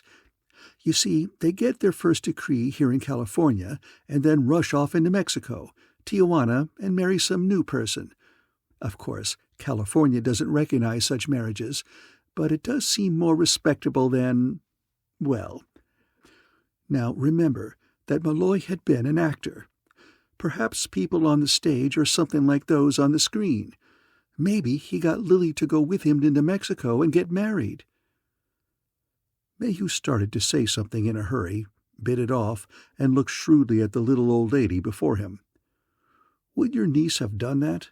he asked. Miss Rachel said slowly, "She'd love it from the romantic, the daring side. There's just one thing. Lily was married somewhat that way before, and it turned out poorly." Miss Rachel related Lily's unfortunate and costly adventure with the bigamous Mr. Stickleman, and Mr. Stickleman's thoroughly successful efforts to milk Lily for money. The lieutenant was interested until Miss Rachel told him that Stickleman was now dead. The talk drifted, came round again to the hands on the beach. "It was hands, you know," she reminded the lieutenant. "And not a body, as you say," he muttered, his mind following hers into this new line of thought. "If they'd been detached from the body previously, that would account for them. It doesn't account for their being removed in the first place." "Well, why are hands removed from bodies, Lieutenant?" He considered some of his previous cases. "To prevent identification of the corpse, usually." "But presuming that these are Malloy's hands, there's no object there. His corpse, if there is one, has never been discovered." "That's not saying that it won't turn up in time." "There's something careless about this part of it," said Miss Rachel thoughtfully. "It's almost as if the hands, if they're connected with this, were thrown away as useless." The lieutenant sat silent for a while, obviously deep in thought. "There's one thing," he said at last, "that they would be perfectly useless for, and that would be to plant fingerprints with. If anyone had a mad idea—" said Miss Rachel to her cat. Mayhew pulled the skin of his throat in a gesture of worry. "This case is absolutely and completely a mess," he pronounced. "It isn't getting anywhere." "Vague, yes," Miss Rachel consoled him. Mayhew had not heard the last of the hands on the beach. Late that day, a little boy brought proudly home to his mother what he considered to be an unusually fine fat starfish.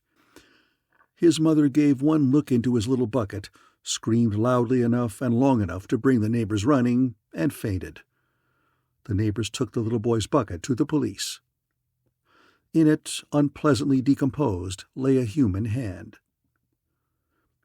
Mayhew put Dr. Southard upon it at once. Southard complained moodily and invited Mayhew to smell of the damn thing, and wondered why corpses couldn't be buried decently entire and stay put. But he did his job well enough. After Mayhew returned from having dinner, Southard was ready with a brief report. Hand was severed at the wrist, not skillfully, by the use of some sharp instrument, maybe a hatchet. He outlined to Mayhew. "It's a man's hand. He was well-nourished, well-groomed, and hadn't done any work to get calluses. I can't determine age without further work."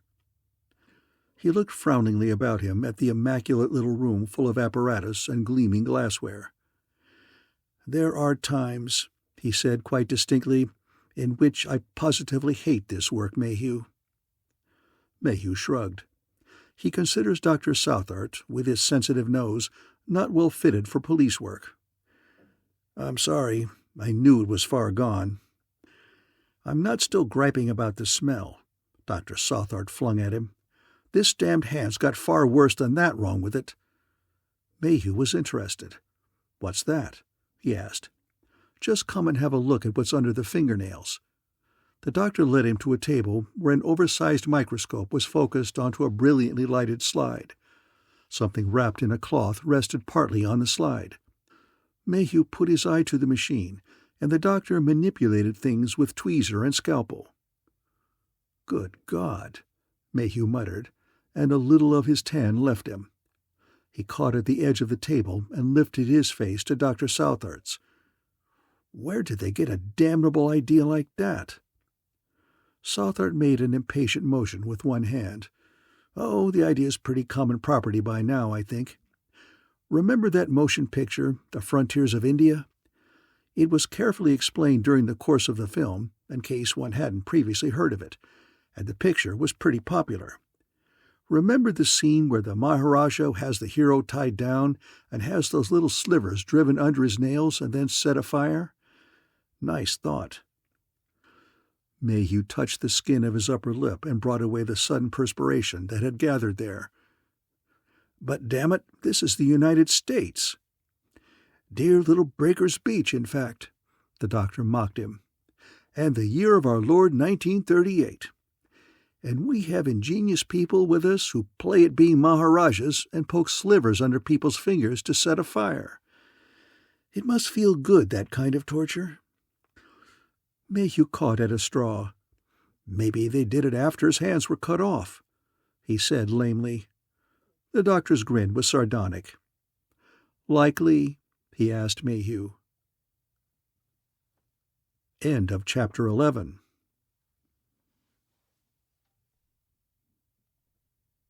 The Cat Saw Murder by Dolores Hitchins.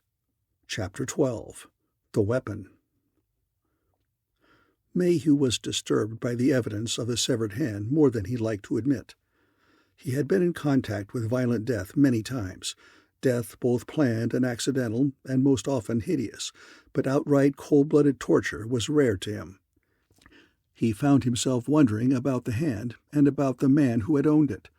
What frozen superhuman control or babbling frenzy had possessed him in his hour of agony? And above all, what the purpose of the torture might have been. And was it, by some wild chance, Malloy's hand? Southart gave Mayhew his promise to work further on the thing that night, to study the hair on it, and if possible to get prints from the fingers, though these last would of necessity not be perfect. Mayhew made a flying trip to Surf House, grim and sinister and still in the midst of a sea of fog, and obtained from Malloy's room hair samples that were certain to be his. By comparing such hair with that found on the severed hand, it might be possible to make identification complete. Mayhew also hunted for fingerprints, and brought away with him Malloy's hairbrush and a shaving mug that showed evidence of handling. Prints were developed from the articles from Malloy's room and from the fingers of the dead hand, and in a few minutes Mayhew had a report on them. They were almost certainly the same, though further examination was necessary, for the prints from the decomposed fingers were somewhat distorted. Dr. Southart also gave as his opinion that the hair from the hand and from Malloy's room was enough alike in color and structure to presume that it had come from the same body. Mayhew sat in his office with a hanging lamp burning above his desk. He had a blank piece of paper in front of him, on which he occasionally drew meaningless triangles and circles. His small notebook lay open beside the paper, and twice he leafed through it in an aimless manner. It occurred to him that he had allotted to each person in the old house at the beach a page in his book, except Malloy. He chose a clean page and began to sketch in such facts as he knew about the man. Malloy was somewhere near 50 years old. He had been married for almost half that time to Mrs. Malloy, and had one child, Sarah. Writing that last name, Mayhew hesitated. It was a pretty name, he thought, and almost without seeming to think what he was about, he wrote it on his scratch sheet in among the circles and triangles, and drew a heart neatly around it. It was such a thing as small boys or very young men are fond of carving on trees. Mayhew studied it abstractly as one would a work of art, and then rumpled the sheet and cast it into his wastebasket and went on with Malloy. Malloy had moved into Surf House at the time of his separation from Mrs. Malloy, which had been almost a year ago. He had moved there at almost the same time that the establishment had been taken over by his cousin, Mrs. Turner, with whom he was newly in contact, and because its location on the amusement zone must have appealed to a man just freed from matrimony which had become irksome. At the house, Malloy had had close contact with but two people, Mrs. Turner and Mrs. Stickleman, and he had played cards with the Skurlocks. Mrs. Stickleman was dead. The Skurlocks very much under suspicion. What about Mrs. Turner, the acidulous landlady? Her alibi for the time that the murder had been committed was at once the most casual and the best corroborated of any of them. She had been sewing. Miss Rachel herself, in last moments of fogged consciousness, had heard the machine at the end of the hall. Mrs. Malloy, sitting at her open window to keep guard on Sarah, who had gone out their window and into the one of Malloy's room, had also heard Mrs. Turner sewing. Mayhew reasoned why she had so especially noted the sound, also why, when Miss Rachel heard the machine stop, the rocker stopped too. Mrs. Malloy had been afraid that Mrs. Turner might hear Sarah's movements and go to investigate. And Sarah, little as he liked to consider this point, had she really been in her father's room and nowhere else? Sarah would have no motive, and senseless as the case appeared to be, there must be motive in it somewhere. The Skurlocks, to his mind, had an excellent motive for murder. A gambler's vengeance upon a welcher. But Miss Rachel had pointed out the weak points in the case against them, and had practically proved that Mr. Skurlock was not the purchaser of the screwdriver, points which an adroit defense counsel would be sure to stress, so that the Skurlocks had been released, though still not in the clear. They had been warned against leaving town, and had returned to the old house, not stirring out of the doors since, so far as he knew. Mrs. Turner, whose only connection with the case was her relation to the missing man, had, for all that he could see, no motive of any kind. But other people connected with Malloy may have had reasonable motives. Jealousy of Mrs. Stickleman might have caused Mrs. Malloy, or conceivably Sarah, to murder the other woman. Leinster, whom Mayhew now knew to have been a college friend of the Malloy girl, though not known to her mother and father, had, Mayhew suspected, come down to Surf House as a favor to Sarah, to see what her father was up to.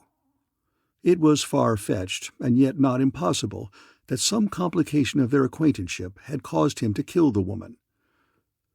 Mayhew stared moodily at the notebook and tried to force his mind through the fog of contradictions that surrounded the case. He considered the character of the Stickleman woman as he knew it, vain, stupid, given to secrecy and small intrigue, and he told himself that her personality set the pace for all of it. The thing was like that in its entirety, as stupid, as ill-thought, as involved in clumsy manipulations as the victim herself. It was, on the whole, a clumsy crime, and yet its very grotesqueness eluded him. The senselessness of cutting off a man's hands, of letting them be discovered, no matter how accidentally, was stupendous when he came to think about it. Uneasily, he shifted in his chair. He wondered what was afoot even now in the old house by the beach. At 9 o'clock, as he was leaving his office, Mayhew received a call from Surf House.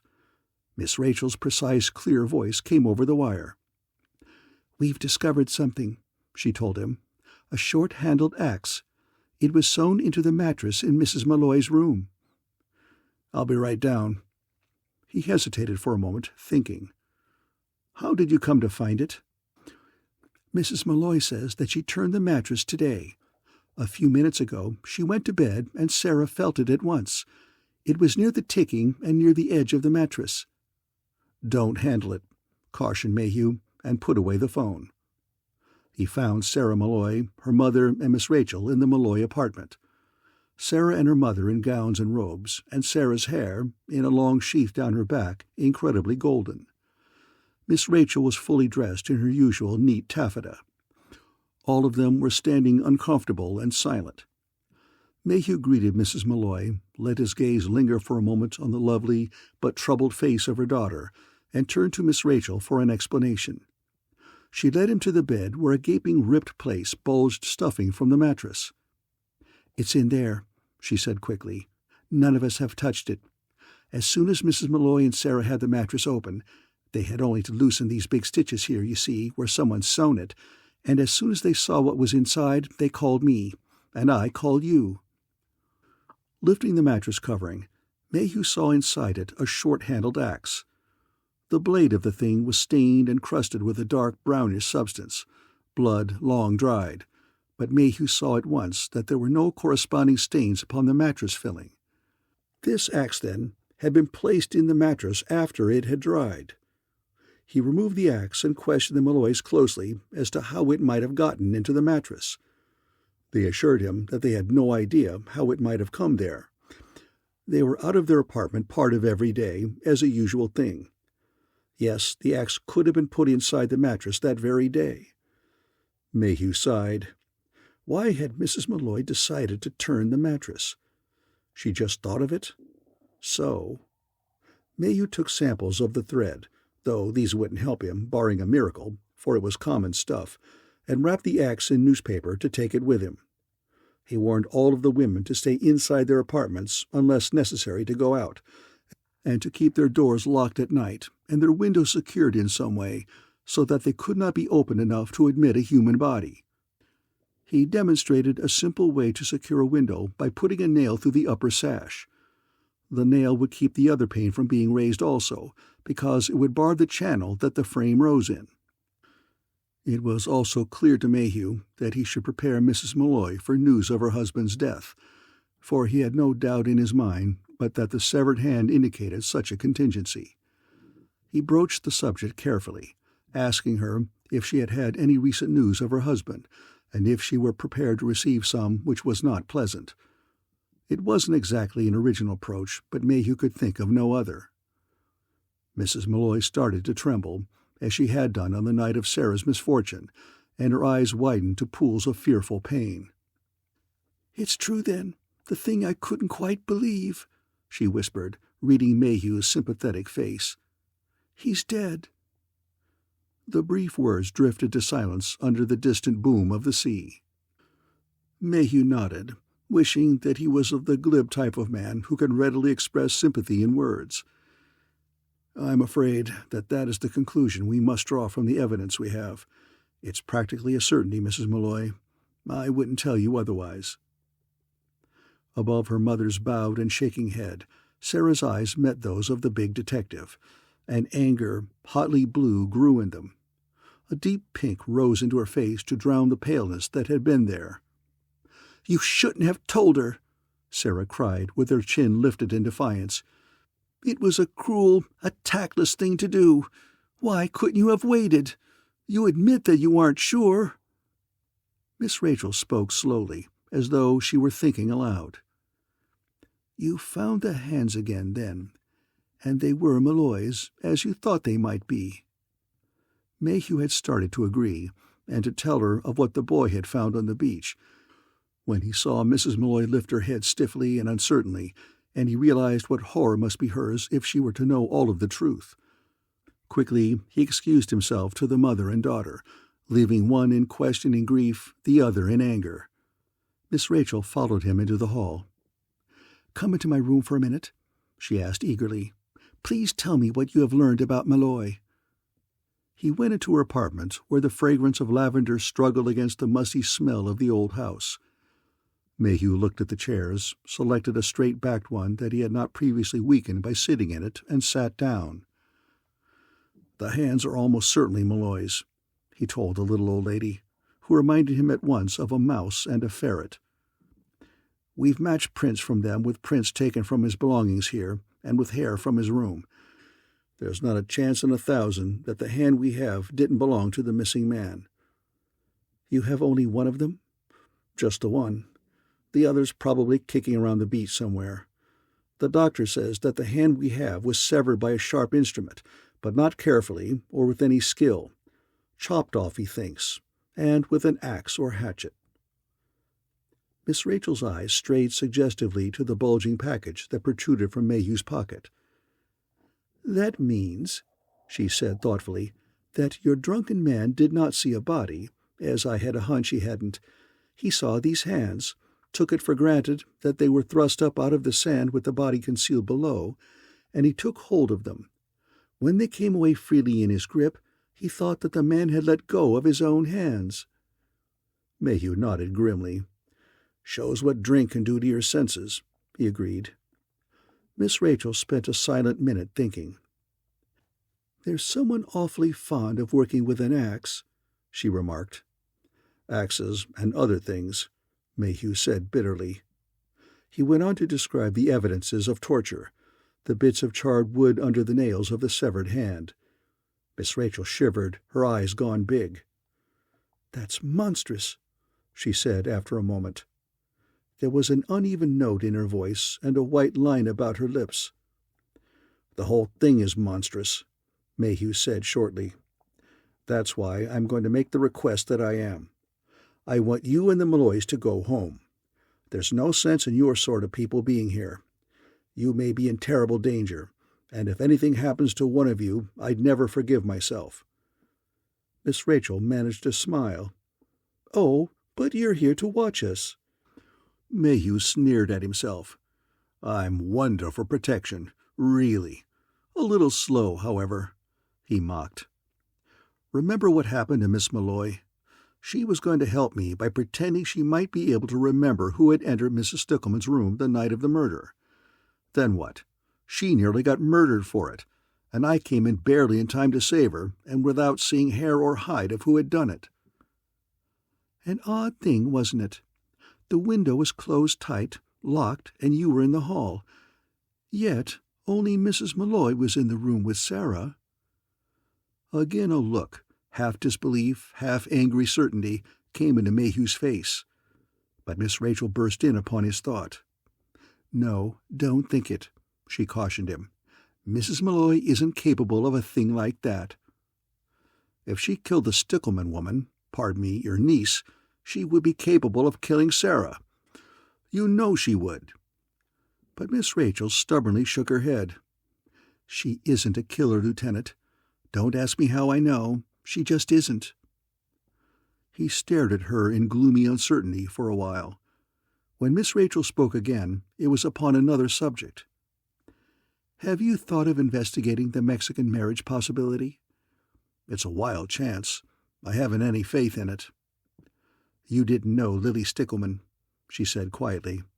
"It's the kind of thing she would have loved." "It's pretty certain that they weren't married in California, at any rate," he told her.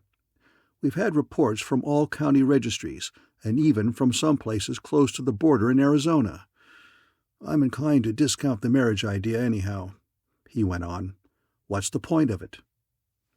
"What's the point of the murder?" demanded Miss Rachel waspishly. He ruffled his thick dark hair with an angry movement. "Damned if I know," he said frankly. Miss Rachel straightened and looked at him in an intensity of emotion. "I think that I know why my niece was murdered," she said in an eager tone. Mayhew looked at her, his orderly and methodical brain half annoyed at the way she took flyers off into theory. "I think that the whole thing revolves around money, around the hope of an inheritance." He shrugged that one off with obvious incredulity. "Couldn't have been. You and your sister inherit her money. Unless, of course," he smiled without humor, "you killed her." Miss Rachel looked almost insulted at this bit of brutal nonsense. "Listen," she shook a finger at him twice, "and don't make fun. It's true that my sister and I inherit my niece's money. Her will disposes of it in that way. But supposing that she hadn't made that will on the morning of the day she died, who would have inherited her money then? The person who expects to get it now, I think. The person who does not know that Lily made that last-minute document." Mayhew's attention was caught by the logical thought. "All right. To whom do you think your niece left her money?" "Obviously not to my sister and me. Otherwise, there would have been no need for a new will. I think, and that has been my main basis for the marriage theory, that Lily left her money to Charles Malloy. I think that after she made that will and he disappeared, that she waited here for him until her death, gradually suspecting more and more that something serious was wrong." "But see, you're her aunt. If she were married to this man, wouldn't she have told you about it?" "I don't think that she would have. If it were not a strictly legal marriage, whether she knew so from the beginning or learned so after the ceremony, I believe she would have kept quiet about it to me. In fact, When I hinted that she and Mr. Malloy might be more than friends, she seemed positively frightened. So afraid, in fact, that in thinking the thing over since, I am sure that she and Malloy were intimate in some way, and that she had cause to conceal it. Let's presume—" Here a baffled look came into Mayhew's face, and he stretched his big legs impatiently. He claims that at this stage of the thing, Miss Rachel's dizzy imaginings were aggravating. But she went on nevertheless, though she sensed the incredulity in his official mind. "Let's presume that Lily didn't know that her marriage to Malloy wasn't all that it should be, that she learned it after she had made a will giving him her money in case she died. Then, learning somehow, perhaps from Malloy himself, it would give him a sort of hold over her, that his divorce was incompleted, she saw what a mess she was in and decided to keep quiet until things could be straightened out and a legal marriage performed. And that somehow, during the course of Malloy's strange absence, she became frightened for herself. That theory, I know, must seem far-fetched to you, as if I'd picked it out of thin air. But I didn't get it that way. I got it by piecing together a whole series of tiny, apparently unimportant things that happened while I was here and before Lily came to her death." Mayhew shrugged. "We haven't any proof that they were married," he pointed out. "Aren't you going to try Mexico?" He got up, pulling his coat into place over his big shoulders, where it had been pulled to one side by the weight of the axe in his pocket. "Yes, I'll try Mexico," he said with sudden agreeableness. "You are the woman's aunt, and you should know more of her than anyone else. I'll make the trip to Tijuana tomorrow. There's another reason I want to go south. A man lives in San Diego who was a good friend of Malloy's, a lawyer that he knew from boyhood. So far, from the list of people that Mrs. Malloy gave us, we've drawn blank. Tomorrow I'll talk to Nicholson and also cross the border and have a look at the marriage register in Tijuana." "Good," said Miss Rachel. Mayhew rose to go. "Now we're getting somewhere," she finished, and ushered him out. End of Chapter 12.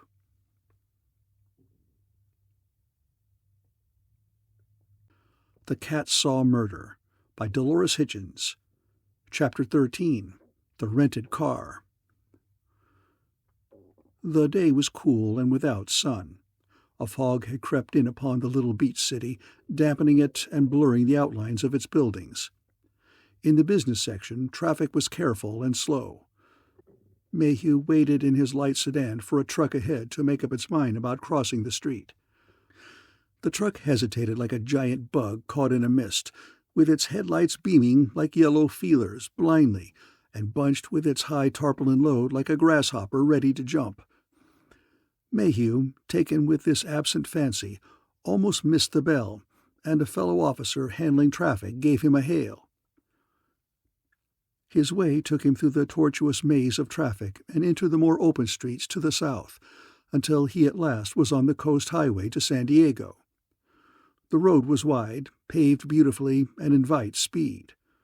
The speedometer needle in Mayhew's car crept from 40 to 50 to 60, and when the fog disappeared at San Juan Capistrano, it shot to 65. Here it hovered, pulsing once in a while to 70. Mayhew relaxed behind the wheel. The morning had that bright, glittering clarity that is common to the beaches of Southern California, and could be a condition of the atmosphere reflected from the blue splendor of the sea. Mayhew felt a vague sense of happiness stir in him as he looked across beaches to the windy surf, or shot his car over hills brown as a camel's back to drop again to the sea. He thought suddenly and unaccountably of Sarah Malloy. She was new and sound as the world is on mornings like that one, and her hair had the yellow beauty of sunshine. It occurred to Mayhew that girls like that do not usually marry blunt and unpolished detectives, men who know death and crime better than how to please a woman. No, she belonged to another sort of man, a tactful and sensitive fellow who would know with better instinct than Mayhew's how to make her happy. This thought discomforted him, so that he watched the road with but half his mind and chided himself for a fool with the remainder. Love and death, Mayhew decided, were uncongenial companions. His car swept through the small communities that dot the coast between Breakers Beach and San Diego, and just beyond one of these there was a branching road, a high archway, and a sign. The sign said, "To San Dimas Caves." Some ripple of memory stirred in Mayhew's mind, and he turned to glance frowning back at the archway as it drifted past. A truck came into view ahead, lumbering along in the middle of the road. Mayhew caught sight of it and gave it his whole attention. The caves, famed over the world for their subterranean wonders, left his mind, and he gave them no further thought. In San Diego, he debated whether to go see the man Nicholson first or to go to Tijuana. At last he decided, with a tinge of irritation, to lay Miss Rachel's wild fancy before doing any solid business on his own. He had a substantial lunch of Mexican cookery, of which he's extremely fond, and went on to the border. Tijuana was never a pretty town. It is baked colorless by the sun, and the apathy of its inhabitants has permitted a remarkable architectural disarray among its buildings. They lean, they sigh on the breeze, and their sagging doors allow the wind and the gaze of the passer-by to enter alike unhindered. Till Prohibition was repealed, it was at least nervously alive, self-consciously wicked, full of drunken Americans, drowsy Mexicans, and shrewd profit-takers of other diverse nationalities. Now it is sunken in lethargy and has become a gateway to more luxuriant agua caliente, which is at times permitted by local authorities to become a racing capital. Tijuana has, however, one remaining claim for the attention of the world. It is used at times for a marriage place by sundry screen notables. The common herd, which has trailed the motion picture stars to this Gretna Green, doesn't count. Mayhew found the marriage license register bulging with names of persons whom the urge to marry had overtaken in haste, so that they could not wait the required 3 days in California. A little yellow Mexican clerk helped him in his search, and to Mayhew's stupefaction they found what he was looking for. A Lily Stickleman and a Charles Malloy had been married in Tijuana some 3.5 months ago. Mayhew made careful note of the page, the date, and the time, tipped the black-eyed clerk, and drove back to San Diego.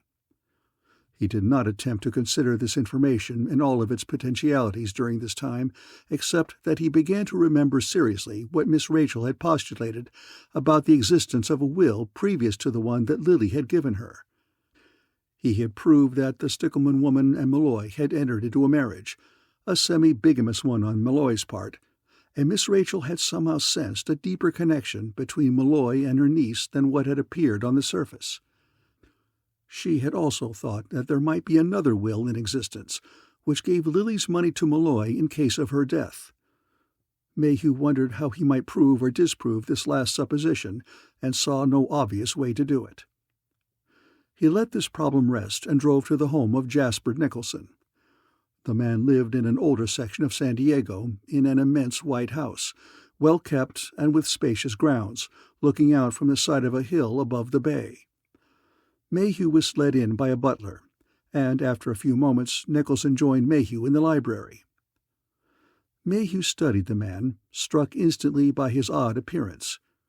He was big, spare-fleshed, with a great bony face and perfectly white hair. He wore a Van Dyke beard which was not quite straight on his chin, a mustache of the drooping variety, and his eyebrows slanted strongly upwards, giving him a slightly diabolical expression. Mayhew had the impression that the man shaved himself, and that neither his eye nor his hand was steady. 2 hounds entered the room with him, and when he settled himself into a chair opposite the one that held Mayhew, they lay down beside him, putting their heads upon their front paws and surveying the visitor with mournful calm. Mayhew had had a letter from Nicholson at the time when inquiries were first sent out about Malloy, so that the object of his visit was known. Nicholson had written that he had seen Malloy on a certain date, and by comparing that date with others remembered by tenants in Surf House, Mayhew was sure that Nicholson had seen Malloy at almost the exact time of his disappearance. Nicholson began talking about his old friend in a deep, hoarse voice. He again named the date upon which he had seen Malloy. Mayhew asked him how he so clearly remembered the date. The old man's eyes flashed. "I have written it down," he said sharply. "I keep track of such things. I am a lawyer, and though I do not practice much anymore, beyond taking care of legal matters for my friends, I keep my old habits still. I have made it a point to write down all appointments, even to the hour." "And at what hour did Malloy come?" Mayhew asked. "At about 4 o'clock in the afternoon. He stayed not more than 15 minutes, and then went away to keep another appointment." "Mr. Nicholson," Mayhew said soberly, trying to impress upon the old man the seriousness of the situation, "I am convinced that you were one of the last people to see Malloy alive. He disappeared from Breakers Beach upon the day that you saw him here. Now, I would like to know what his business was with you." Mr. Nicholson made an impatient gesture with one bony, blue-veined hand, and when he spoke his voice was rough as the sound of a saw. "He came here on a fool's mission, I consider. He wanted my opinion on the validity of a Mexican marriage, presuming that one party such a marriage were not legally divorced in California. Of course, I told him straight off that such a marriage was no more than a farce, and that if the marriage relationship were entered into in such a case, it would be immoral conduct in the eyes of the law." Nicholson went on shaking his head after he had finished speaking, and drew his white brows into a frown. Mayhew could not quite conceal the eagerness with which he went on speaking. "Did he tell you that he himself was party to such a marriage?" he asked. "He did not, though I suspected that he was personally interested in such a case from his manner." "Was that all he wanted of you?" "Not quite all. He also asked me to look over a will and to tell him if it were drawn up properly so that it would stand in a court of law." "A will? His own?" Mr. Nicholson shook his head, so that his poorly placed white whiskers waggled. "No, not his own. It was a will which left money to him from someone else's estate, signed by a woman, I believe. I do not recall the name." "Was the will in good order?" "It was, perfectly so. It was a holographic will, written entirely by hand, that is, and therefore required no witnesses according to California law. It left all of the person's possessions to Mr. Malloy." "You have no recollection whatever of the name? Could it have been such a name as Stickleman, Lily Stickleman?" The old man sat sunk in silence, his long fingers stroking the silken ear of a grateful hound in a meditative manner. He seemed to be trying to concentrate upon the events of the day that Charles Malloy had been to see him. At last, however, still seeming puzzled, he shook his head. "No, I couldn't say. The name has entirely escaped me." "We'll have to let that point go, then. If during the next few days you should happen to recall the name signed to the will, please call me at Breakers Beach and let me know. Now, I'd like you to go further into another detail. You said that Malloy mentioned to you that he had another engagement to keep after he left your house. Do you remember where and with whom the appointment was?" "I don't remember, because he didn't tell me. He was distinctly vague about it, I recall, and when he left, he seemed in a hurry." "How did he arrive then? In a taxi or by foot?" "Neither. I noticed a car at the curb when I showed him to the door, and I asked him about it. It's very clear to me what he told me, that the car was a rented one and that he had taken it from an agency in San Diego." Mayhew made careful mental note of this last fact, for such things are easily checked. He continued talking to Nicholson for several minutes longer, but the old man was unable to add anything to what he had already told Mayhew. It was nearly evening when Mayhew left Nicholson's home. Across the placid waters of San Diego Bay, the sun was sinking in red glory into the sea, and the sky above had the peculiarly faded hue that precedes the night.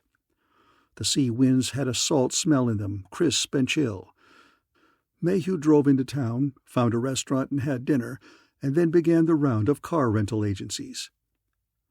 At nearly 9 o'clock, after having looked fruitlessly through 3 previous sets of books, he found the record of Malloy's rental of a car. The office of the agency was neither large nor prominent. Their stock of cars was small and not select. It was the kind of place to be patronized by a man who wanted to remain inconspicuous and to keep a rendezvous without too much attention. A conviction was growing in Mayhew's mind that Malloy's appointment, after his visit to Nicholson, had been with his murderer. It must have been in the vicinity of San Diego, else there was no point in renting a car there. But if such were the case, and Malloy had met death at the appointed place, where was his body? The record of the car rental had no details for Mayhew beyond the date and the charge, which had been according to the mileage. The manager of the agency, figuring from the amount Malloy had paid them, thought that the distance traveled by the rented car had been between 40 and 50 miles.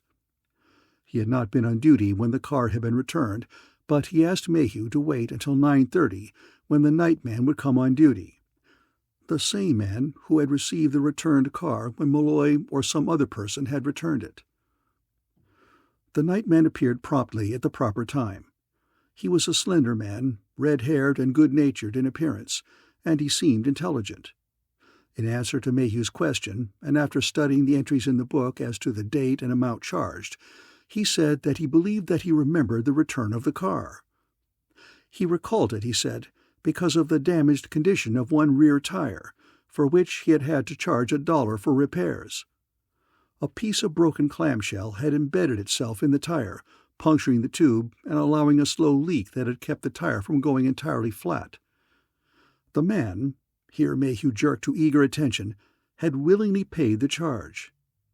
Yes, it had been a man. A man in the uniform of a chauffeur, with a beaked cap well down over his face so that his features were almost entirely hidden. It was Mayhew's first sight of his quarry, the person whom he felt sure was the killer at Surf House, a man in a chauffeur's uniform with his face half hidden by a cap. Mayhew saw at once the use of such a garb. It permitted the wearing of a wide-beaked cap as a matter of course. The point of the clamshell caught his attention. It suggested the beach, or a road on filled or uplifted land near the sea. A grove of trees, or a cave somewhere on the coast nearby, some isolated beach cabin, one of these, Mayhew was positive, had witnessed the torturing and killing of Malloy. He began to piece some of the puzzle that related to the man who was missing. Malloy had come to San Diego for 2 reasons: to sound out lawyer Nicholson on the Mexican marriage, and to make sure that Mrs. Stickleman's will was valid, and to meet some other person in or near San Diego. After Malloy had visited Nicholson, he had gone to meet this other person. The next trace to be had of him was the discovery of his hands on the beach at Breakers Beach, with the hands showing evidence of terrible torture. Malloy's death was a reasonable presumption. Since the body was not found in connection with the hands, the next most likely place for it to be was at the scene of the crime.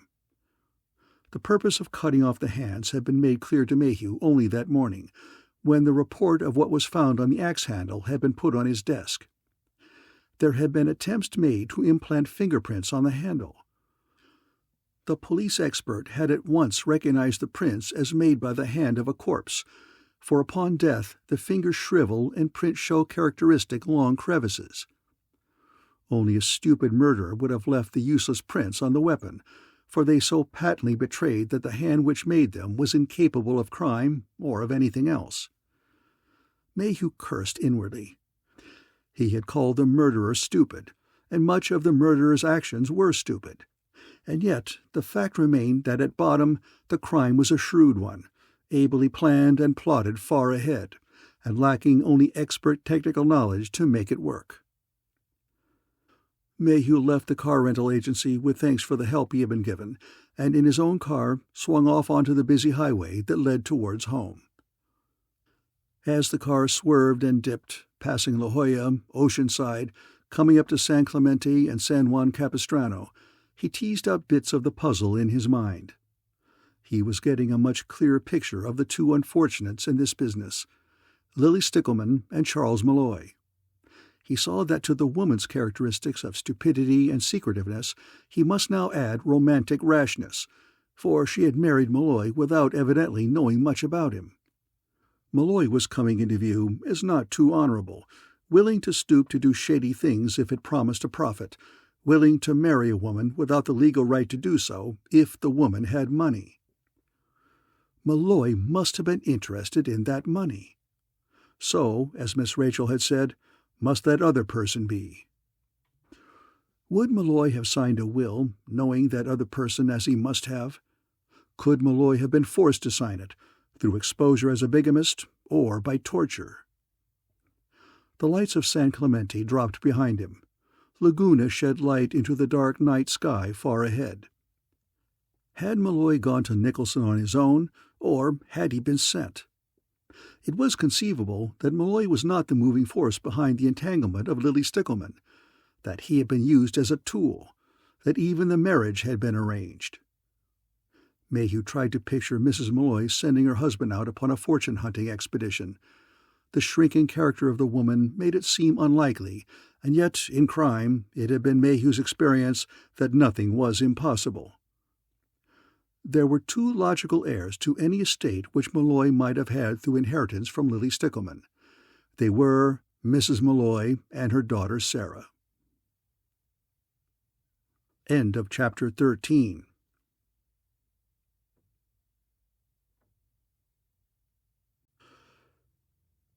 The Cat Saw Murder by Dolores Hitchins. Chapter 14. Miss Rachel Sits in Fear. There was no moon that night in Breakers Beach, though it shone fitfully upon Mayhew's speeding little car far down the coast. The fog had remained, lightening a little at noon, as though it might almost be leaving, and then settling down thicker and damper throughout the afternoon, until by 6 o'clock its thickening stuffiness was thoroughly depressing. Miss Rachel watched it gathering beyond the pane of her window, watched it slow and settle, and watched the wall of the building next door fade and disappear. Then, at 6:30, feeling the need of dinner, she went out. She supposed, as she picked her way down the subdued and gloomy amusement zone where nobody seemed much amused tonight, that a thick fog would always remind her of the murder of her niece. The rolling in of those eerie billows of white seemed a proper prelude to violent and mysterious death. They positively invited crime, Miss Rachel thought, and she was glad to finish her dinner quickly and go back to the house. She unlocked her door, reached inside to switch on the light, and went in. She found Samantha standing in the center of the floor, her golden eyes spitting annoyance and her plump tail a-swing. Miss Rachel stopped in her tracks and regarded the cat carefully. She sensed at once that something had disturbed the animal, usually so quiet and willing to stay curled in her basket while Miss Rachel was away. "Kitty?" Miss Rachel said tentatively, holding out her hand. The tail described a wider arc, the eyes blazed, and the yowl that Samantha emitted was filled with anguish.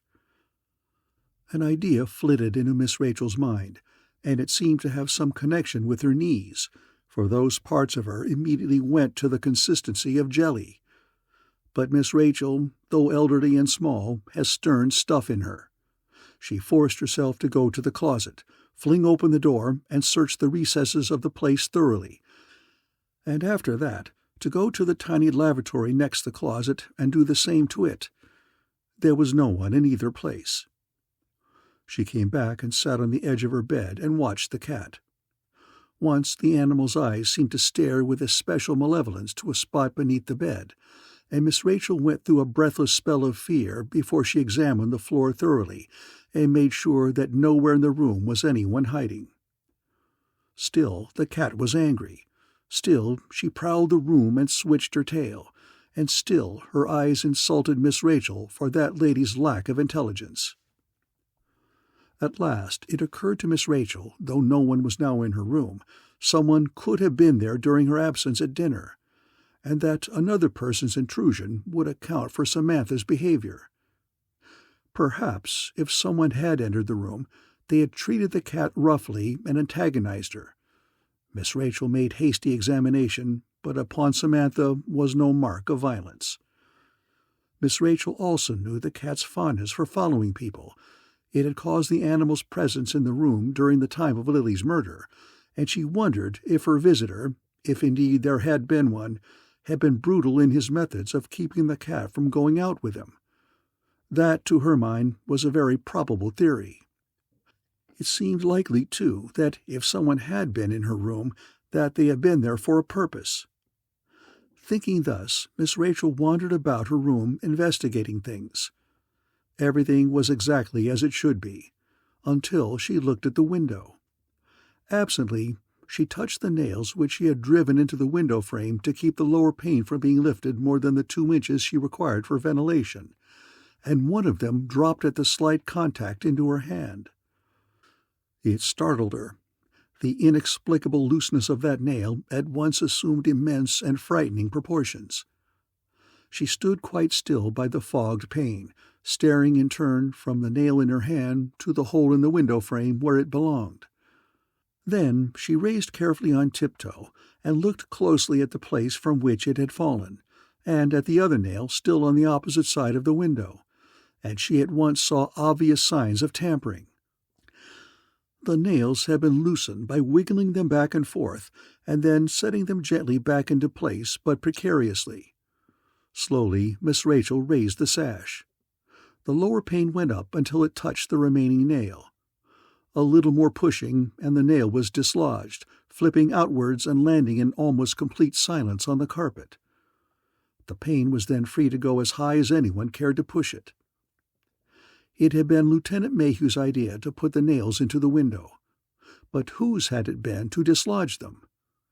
Miss Rachel had no idea of the answer to this last question, but the knowledge that the loosening had actually taken place, that someone had made careful preparation to open her window when the fancy seized them, this made Miss Rachel very breathless and fluttery indeed. At first thought, too, it seemed a rather unnecessary thing to do.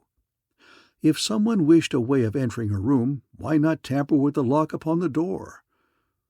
Out of the chaos of Miss Rachel's thoughts emerged the practical notion that the door had not been considered because of the chance of being seen in the hall, a chance, however, that the murderer had taken, and also, and more likely, that the person responsible for this tampering had learned in some way, and perhaps by trying the door at night, that when Miss Rachel was sleeping, her door was securely braced by a chair pushed under the doorknob.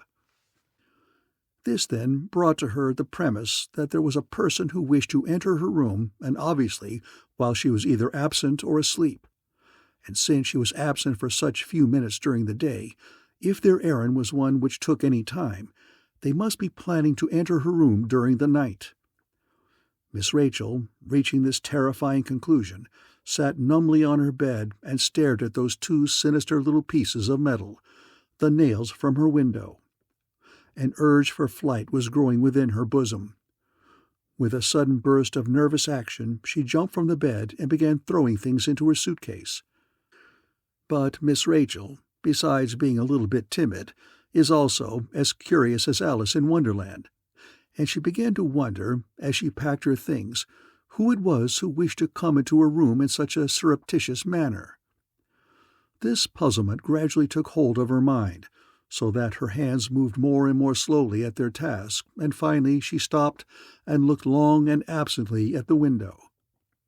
She came out of her abstraction with a jerk, looked down at the article in her hand, put it into the suitcase, took it out again, and finally left the enterprise entirely and began snooping about the room again. She showed the most interest at the closet. There was a built-in set of drawers across the end of the closet. These she removed from their places, arranged a sheet in the manner of a curtain across the framework, and got inside it. It was an excellent hiding place, roomy and easy of access. But there were 2 unalterable drawbacks to its use. These were that it was a trifle conspicuous, and that there was no storage place for the removed drawers. Regretfully, Miss Rachel got out and put the drawers back into place. She scorned the underneath-the-bed idea. She pictured herself being drawn out by one foot or the scruff of the neck if she should choose any such obvious hiding place. She continued her survey of the room. The lavatory she had dismissed without even going into it, for it contained, besides the elementary equipment of such places, only a cement-lined shower stall that did not even boast a curtain. She wandered about thoughtfully, and at last, seeing absolutely no place where she might hide and spy upon her midnight visitor, she went back into the closet, and quite accidentally, she happened to glance upwards to the ceiling. There was a scuttle opening overhead.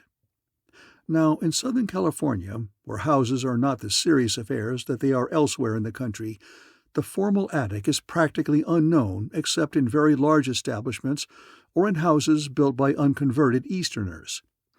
What might be termed the casual attic is, however, quite common. An attic that is there simply because there must of necessity be a space between a flat ceiling and a peaked roof. Such attics come in handy when there are repairs to make upon the roof, or when odds and ends need storage out of the way. But no such notice is paid them, such as building a pair of stairs to get into them. Instead, there is usually an opening left in the ceilings of closets, which is closed merely by a loose wooden square laid into place over the hole. There was such an opening in the ceiling of Miss Rachel's closet, and when she saw it, her heart gave a bound of pure sleuthly joy. She saw at once that in such a retreat she might hide, peep down, and with luck get a view of her visitor. To get into this place without leaving an obvious stack of chairs, or similar means of mounting, seemed at first quite a problem, and then it became exceptionally easy. Miss Rachel simply pulled each drawer of the built-in chest slightly outwards, so that its edge gave a firm foothold, and then, upon this arrangement, she mounted daringly upwards. When she stood upon the top of the chest, she found that she was unable to stand upright until she moved aside the covering of the scuttle opening, and that after she had done this, that her head and shoulders were well above the attic floor. It was as black in the attic as the uppermost depths of Hades might be presumed to be. There was a danky, musty smell like molded wood, and the cold of the place crept against Miss Rachel's skin. It seemed such an unpleasant place to put oneself that for a moment Miss Rachel's heart failed her, and she climbed back down to continue packing. She put a toothbrush and a nightgown into her suitcase before it occurred to her that it would not be exactly exciting to go back home to Jennifer this evening, but that to stay in that chill black attic would have more thrills per minute, provided her room were invaded, than all of the movies she had seen rolled into one. Little prickles of goose-flesh came out on Miss Rachel. She looked at them as they swept up her arm, with her eyes wide and bright. Then, with an air of sober determination, she replaced all of her belongings in the big, shabby dresser. But how to account for herself if her visitor came tonight? Wouldn't he look for her if her absence weren't expected? Miss Rachel puzzled over this for a while. Then she put on a wrap and nipped out to a lunch counter in the next block, where a buck-toothed waitress had been kind about breakfast. Coin passed from Miss Rachel's hand into the waitress' anxious one. There were whispered words which left the buck-toothed one puzzled but willing, and Miss Rachel came back to Surf House. In a half-hour there was a telephone summons for Miss Rachel. At the phone in the front part of the hall, Miss Rachel showed surprising lack of refinement in her speech. She was loud. She argued offensively about the dangers of night air. She said that 2 o'clock in the morning was too late for her to be out. Yes, she appreciated the invitation. Still... The phone squeaked into Miss Rachel's ear. "But, ma'am, I was just saying what you asked me to. About the correct time, I mean. I don't quite get this other—" The voice had a buck-toothed lisp. Miss Rachel came suddenly amenable. "Well, if you're sure you can bring me home in the car, I'll come. When was the last séance? 2 weeks ago? Did you get anything from Papa?" She seemed to listen while details of Papa were related. The waitress said patiently, "I'm doing my part, ma'am. It's 9:15 to the dot. Now I've told you." "And is this woman good?" Miss Rachel said waspishly. "She really gets things? I'd know if it weren't really Papa, you know." A minute of silence. The waitress had given up. "Well, I'll come then, Mrs. Sims. I'll start right away." Miss Rachel swung sidewise, let a wary eye rove the hall. Mrs. Sims, she told herself, was deaf. "I'll start right away," she said even more loudly. "And you must promise to bring me home in the car at 2." She hung up the receiver and went back to her room. At 9:30 she departed with unusual clatter, with Samantha's basket on her arm. 10 minutes later, how afraid she was of her room now, she crept back into the hall without a sound, got into the room without the scrape of a lock or the clatter of a key, braced her frightened mind against the dark, and went into the closet. Dizzy upward climbings. Samantha mewed. The attic cold crept beneath Miss Rachel's clothing. Miss Rachel, feeling with her delicate hands, arranged a crack at the edge of the opening through which she could peer downwards. The room below was as silent as a tomb. Miss Rachel, now having time for thought, began to wonder about the motives behind this business. After due process of reason, she decided that there were 2 possible motives. Either this person had business with herself, or with something in her possession. If the motive concerned herself, she felt that most likely some harm was intended, possibly death, a death that was meant to overtake her in sleep before she could make an outcry. This, then, would settle that. If the intruder came in thinking that she was gone, it would prove that actual bodily harm was not the first motive. If her room was entered tonight while she was presumably at a spiritualist meeting, it could only be because there was something in the room or in her belongings that the intruder wanted. Eons of time seemed to troop through the darkness. Miss Rachel squirmed upon the hardness of the scuttle entry. How should she know when it was 2 o'clock and time for her supposed return from the meeting? Best, she decided, to stay all night in the attic and be safe. She shifted about in the darkness. The cat meowed an indignant protest to her wrigglings. More eons passed, trooping through Miss Rachel's tired head with maddening slowness, and at last Miss Rachel positively fell asleep. The raising of the window in her room below did not wake her, nor did the first cautious stumble of footsteps. But a reflected beam of light, shooting up through the narrow opening she had left at the closet entry, caught her delicate eyelid and telegraphed alarm to her brain. For a moment she was confused, not realizing where she was. Then everything clicked into place. She knew what the lighted crack in front of her meant and leaned over to peep down into it. She saw a flashlight poking its yellow beam leisurely round the closet, spotlighting shoes, dresses, the cat's basket, and her suitcase set in a corner. A hand could be seen, very faintly, holding the light, but the body and face of the person below were hidden beyond the edge of the closet door. Miss Rachel waited, holding her breath, for the intruder to step within the closet so that she could see his face, but this act of considerate revealment he failed to do. Instead, the light suddenly snapped out, and below a dragging noise could be heard. It sounded to Miss Rachel as if her suitcase were being taken out of the closet. The invader was careful about showing light. Only once or twice more did Miss Rachel catch a glimpse of the flashlight in action. Her visitor was obviously working in the dark, but working he was indeed. An uninterrupted series of small sounds reached her, rippings and sly taps, and the rustle of careful movement. It sounded very efficient, unhurried, and quite thorough. In the midst of her excitement, there came upon Miss Rachel an uncontrollable desire to sneeze. She did various frantic things to herself, held her nose, breathed deeply through her mouth, pinched the back of her neck, and finally put 2 fingers firmly into her ears as though to shame the sneeze away by not listening to it. All of these things were vain. The sneeze grew inwardly, as it were, until Miss Rachel felt that it was to be the biggest and loudest sneeze she had ever performed. But at the last moment, with her head back and her mouth unbeautifully open, she had presence of mind enough to take her hands away from her ears and to muffle her nose with them. The result was quite painful. The sneeze backfired convulsively and seemed to explode inside her. Tears burst from her eyes, and she snuffled into her taffeta sleeve, moaning softly. The darkness that had wrapped and disembodied her, so palpable it was, now became sinister and full of a life of its own. It gathered over her, she felt, and frowned down upon the disturbing creature who had sneezed.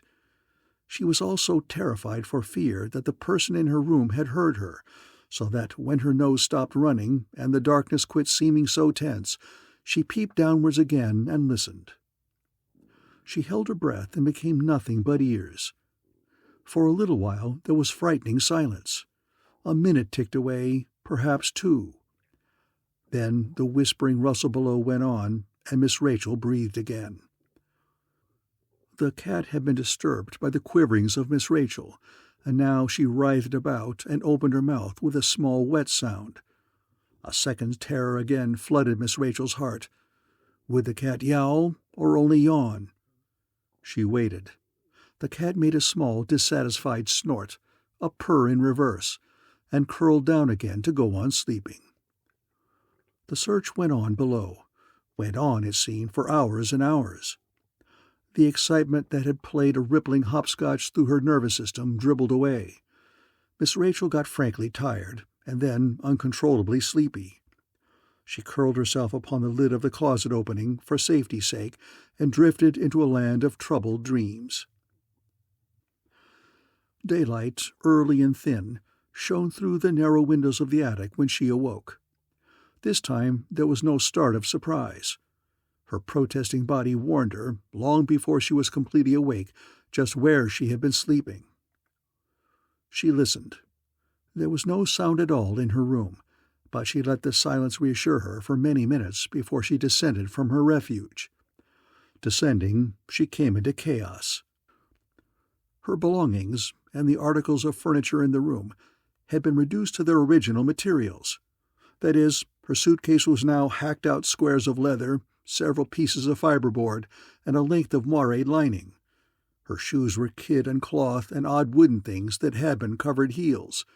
The mattress was an unsavory-looking bundle of loose cotton and a torn tick. And all other similarly reducible articles in the room were back where they had been before their makers had assembled them. It was as if a malevolent magician had snapped his fingers, and by some hocus-pocus unmade everything within the 4 walls of the room. The wallpaper had shown crevices before, now it showed the rotten plaster beneath, and was itself most undecoratively upon the floor. Miss Rachel was quite tired from her sojourn in the upper regions, and so she made no futile attempt at reorganization, but sat dismally upon the wrecked mattress and closed her eyes. Sitting thus, she heard a knock at the door. With elaborate cunning, she went and peeped through the keyhole, and thus beheld an unusually large hand ready to take hold of the doorknob. She unlocked the door and opened it. Mayhew looked in. "Hell's fire!" he cried with feeling. "Who's been murdered now?" End of Chapter 14.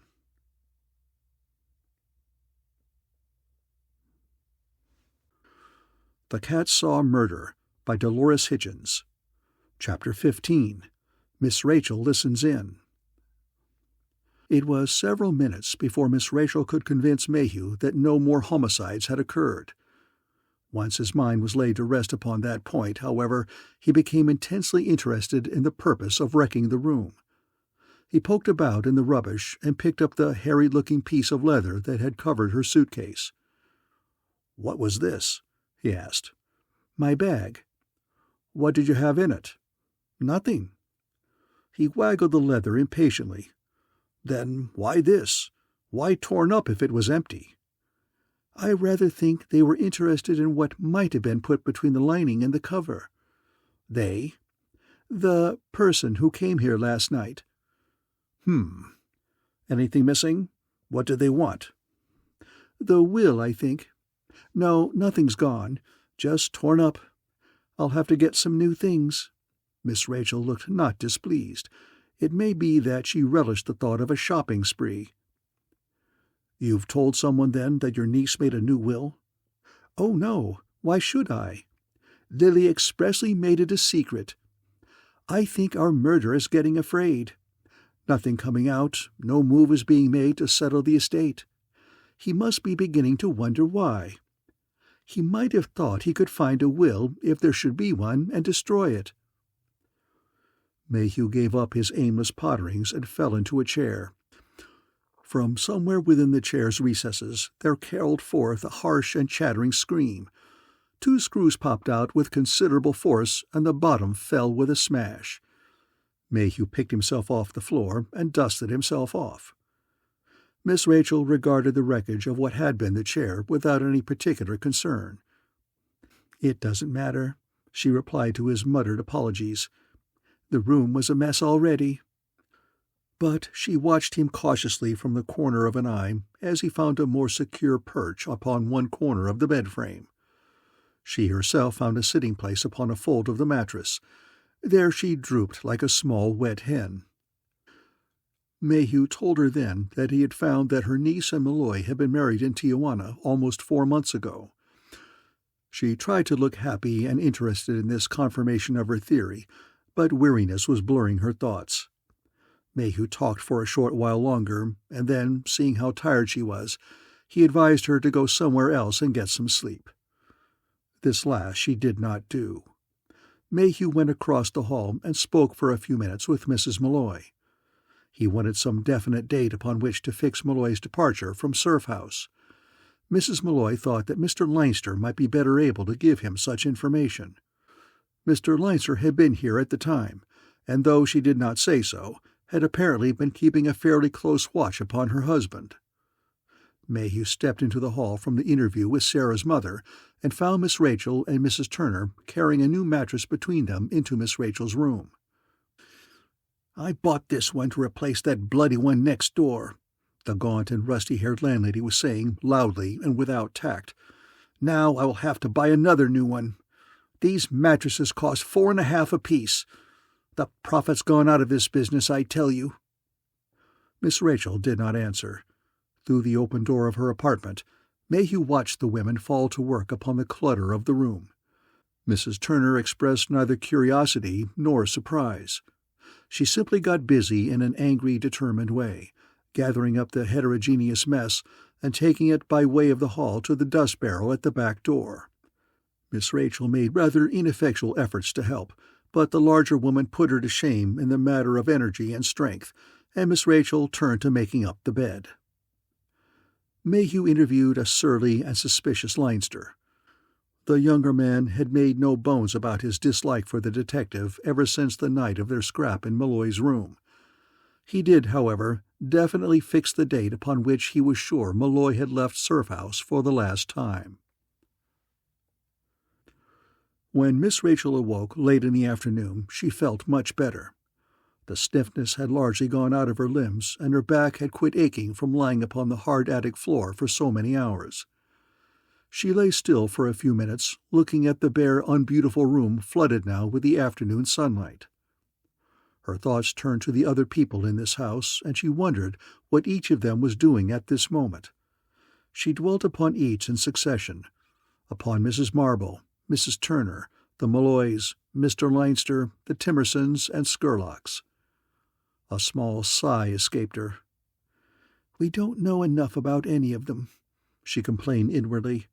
"If we did, this murder would be no mystery." Rising and getting into her dress, she kept thinking of her companions at Surf House. There ought to be some method of getting more information about these people than what they had volunteered to tell. If one could just listen in on their conversations when they thought that they were unheard, or spy upon them in secret. A month ago, Miss Rachel's cheeks would have burned scarlet at such a low thought, but since then she had become a detective, and nothing was beyond her. She remembered wistfully that there was a thing called a dictaphone, which you planted in people's rooms when they are away, and listened to their talk when you pleased later. But she had no idea in the world where she would get such a contrivance, nor how to use it if she had one. In this state of half-discouraged puzzlement, she thought of the attic, and at once knew that she had a ready-made solution to her problem. If her closet had an opening into the attic, wasn't it reasonable to suppose that the others did? And that if you wanted to take the trouble to listen at these openings, you might hear some very remarkable things. A kind of slow, happy dazzlement came over her, and she visualized the possibilities of the attic. At 6 o'clock she ate dinner with subdued joy. At 7 o'clock she was mounting her set of drawers in the closet, and at 7:05 she had discovered the first of the other entries to the attic. It was towards the front of the building from her apartment, and a moment's listening convinced her that it led into Mr. Leinster's room. She slipped the covering of the entry a little to one side and saw the closet door open a crack and a band of light entering it from the room beyond. Voices reached her ears, the voices of Mr. Leinster and of Sarah Malloy. Mr. Leinster was reading something aloud in a rapid, expressionless tone. Once in a while, Sarah interjected a comment such as, "That's good," or "You're hurrying it." All at once, Mr. Leinster broke off his reading. "I'm going to murder Miss Rachel, too," he remarked in a perfectly normal voice. There followed a few seconds of what Miss Rachel hoped was shocked surprise on the part of Miss Malloy. But when the girl answered Leinster, her tone betrayed no such feeling. It held a kind of regretful remonstrance. "Oh, I wouldn't," Sarah said. Leinster's voice became firmer. "Yes, I must. The thing needs it." "But you've already killed my father." "No matter. Miss Rachel must go, too."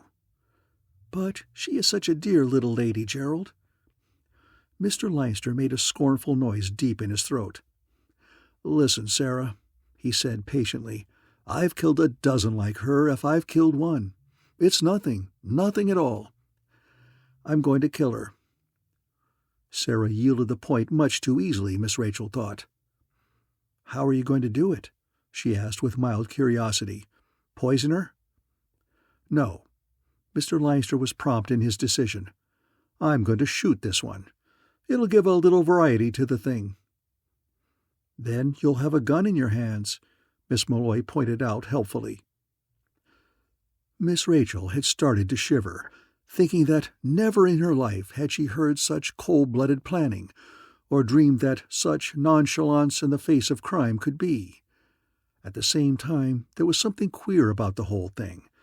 It didn't match the character of these two young people as she knew them. Leinster the murderer and Sarah Malloy his accomplice. It couldn't be. But Miss Rachel went on listening.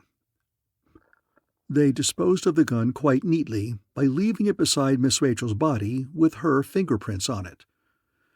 Then that dumb cluck of a detective will decide she is the murderer and quit looking any further," Leinster decided.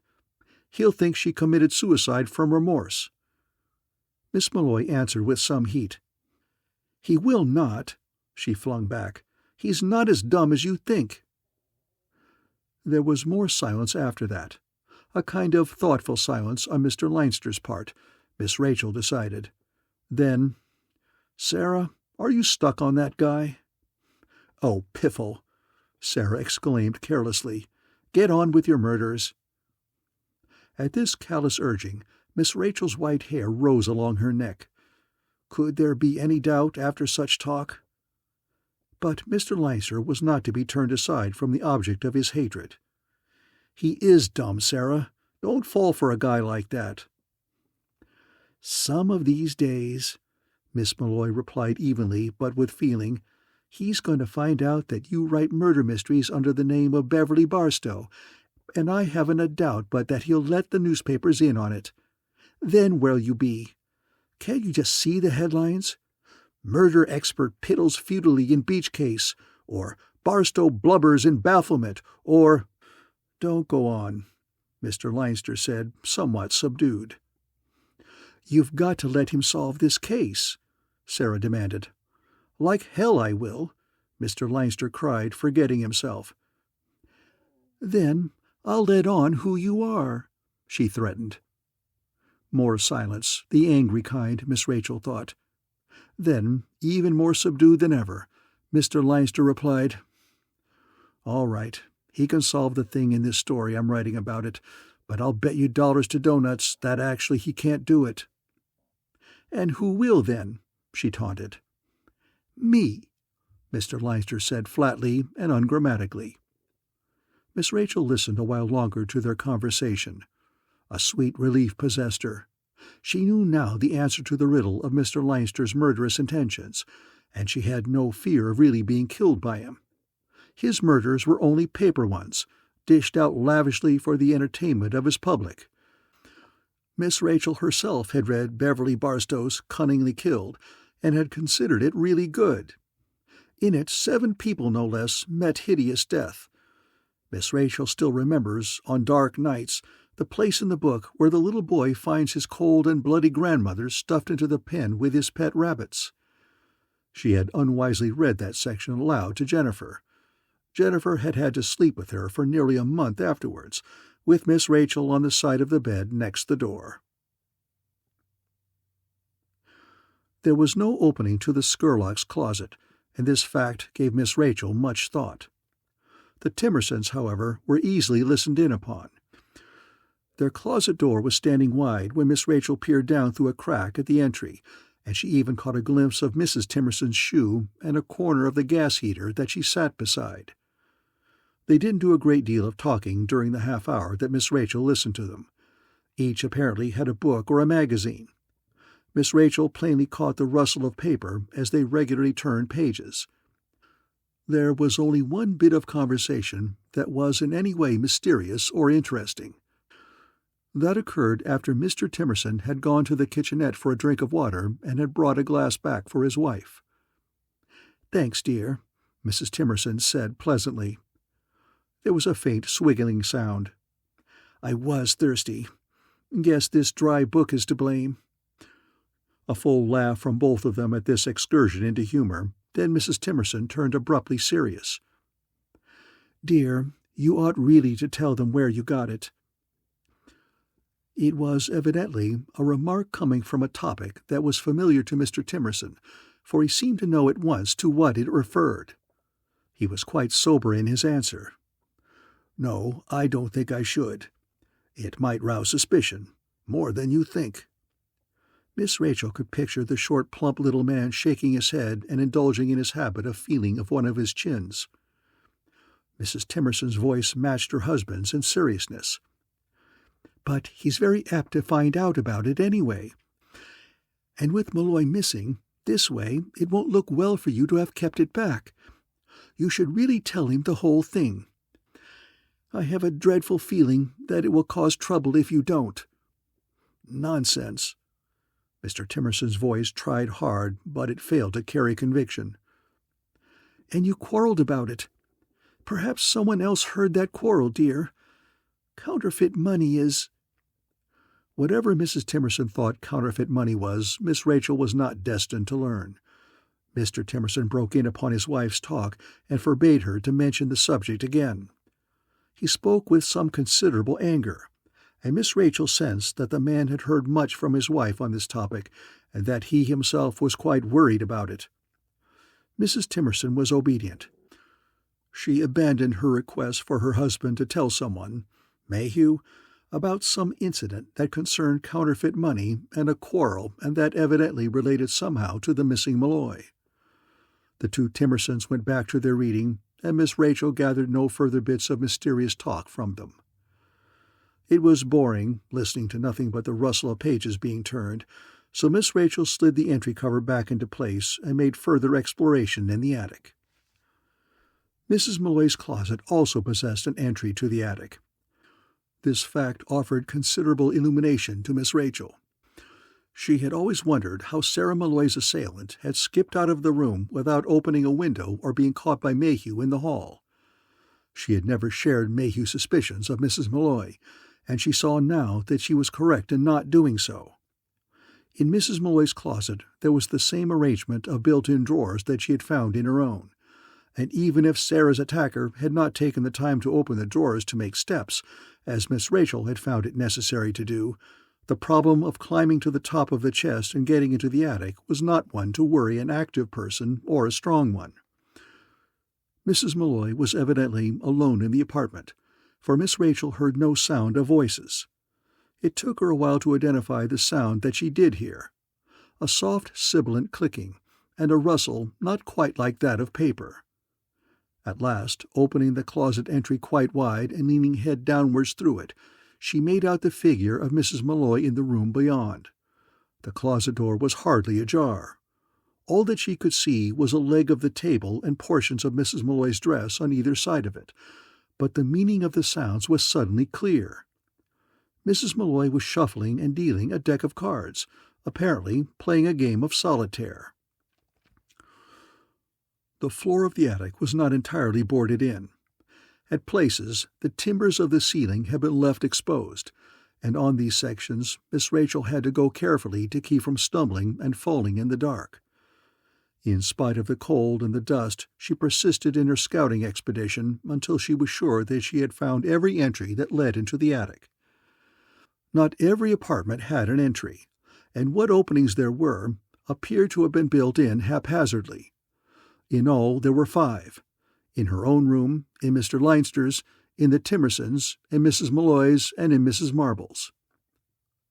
At Mrs. Marble's apartment she drew a complete blank. The closet door was apparently closed, and no light showed beneath it. It was the time when Mrs. Marble was ordinarily at work, and her little girl asleep, so that the absence of light was to be expected.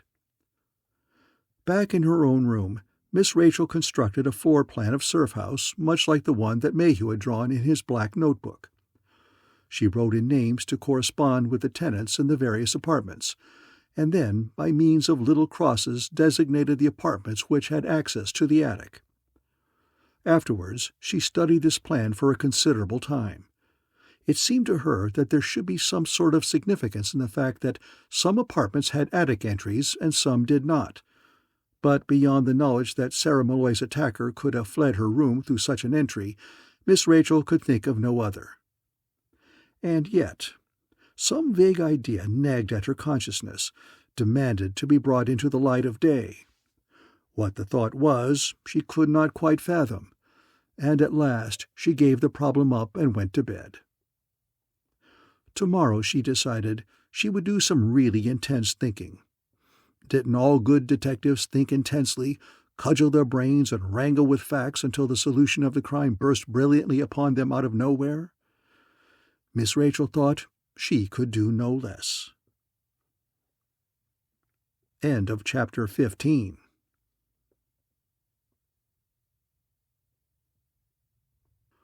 The Cat Saw Murder by Dolores Hitchins. Chapter 16. Suicide. Miss Rachel woke to a gloomy morning. Her window showed the sky obscured with heavy clouds, and a stiff wind whistled by outside.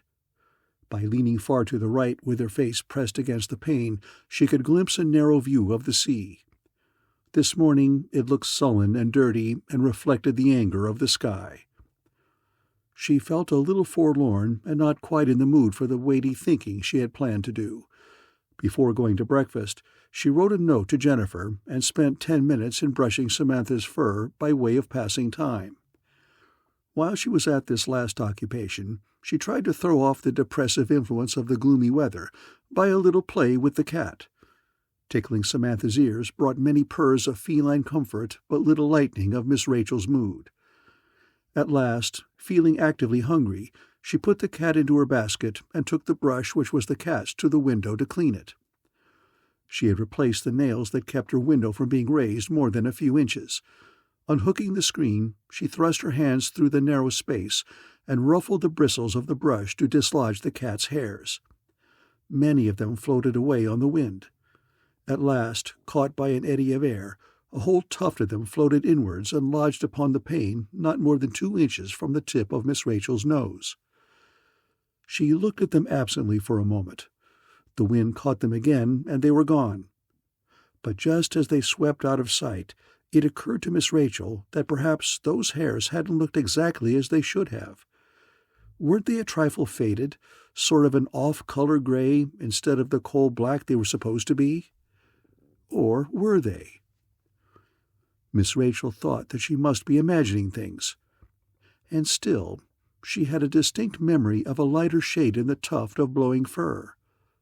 She looked carefully at the brush, but most of the hair was gone, and what remained seemed normal enough. In the midst of her perplexity came the half-memory that had so often tantalized her, the feeling that she had experienced when, on coming briefly out of her morphine-induced unconsciousness, She had touched the cat and thought something about it strange. She had never been able to identify that impression. It was lost somewhere in her mind, just a little out of reach of her memory. She was positive that the cat had been different, had been altered in some way, but exactly how it had been different she could not quite remember.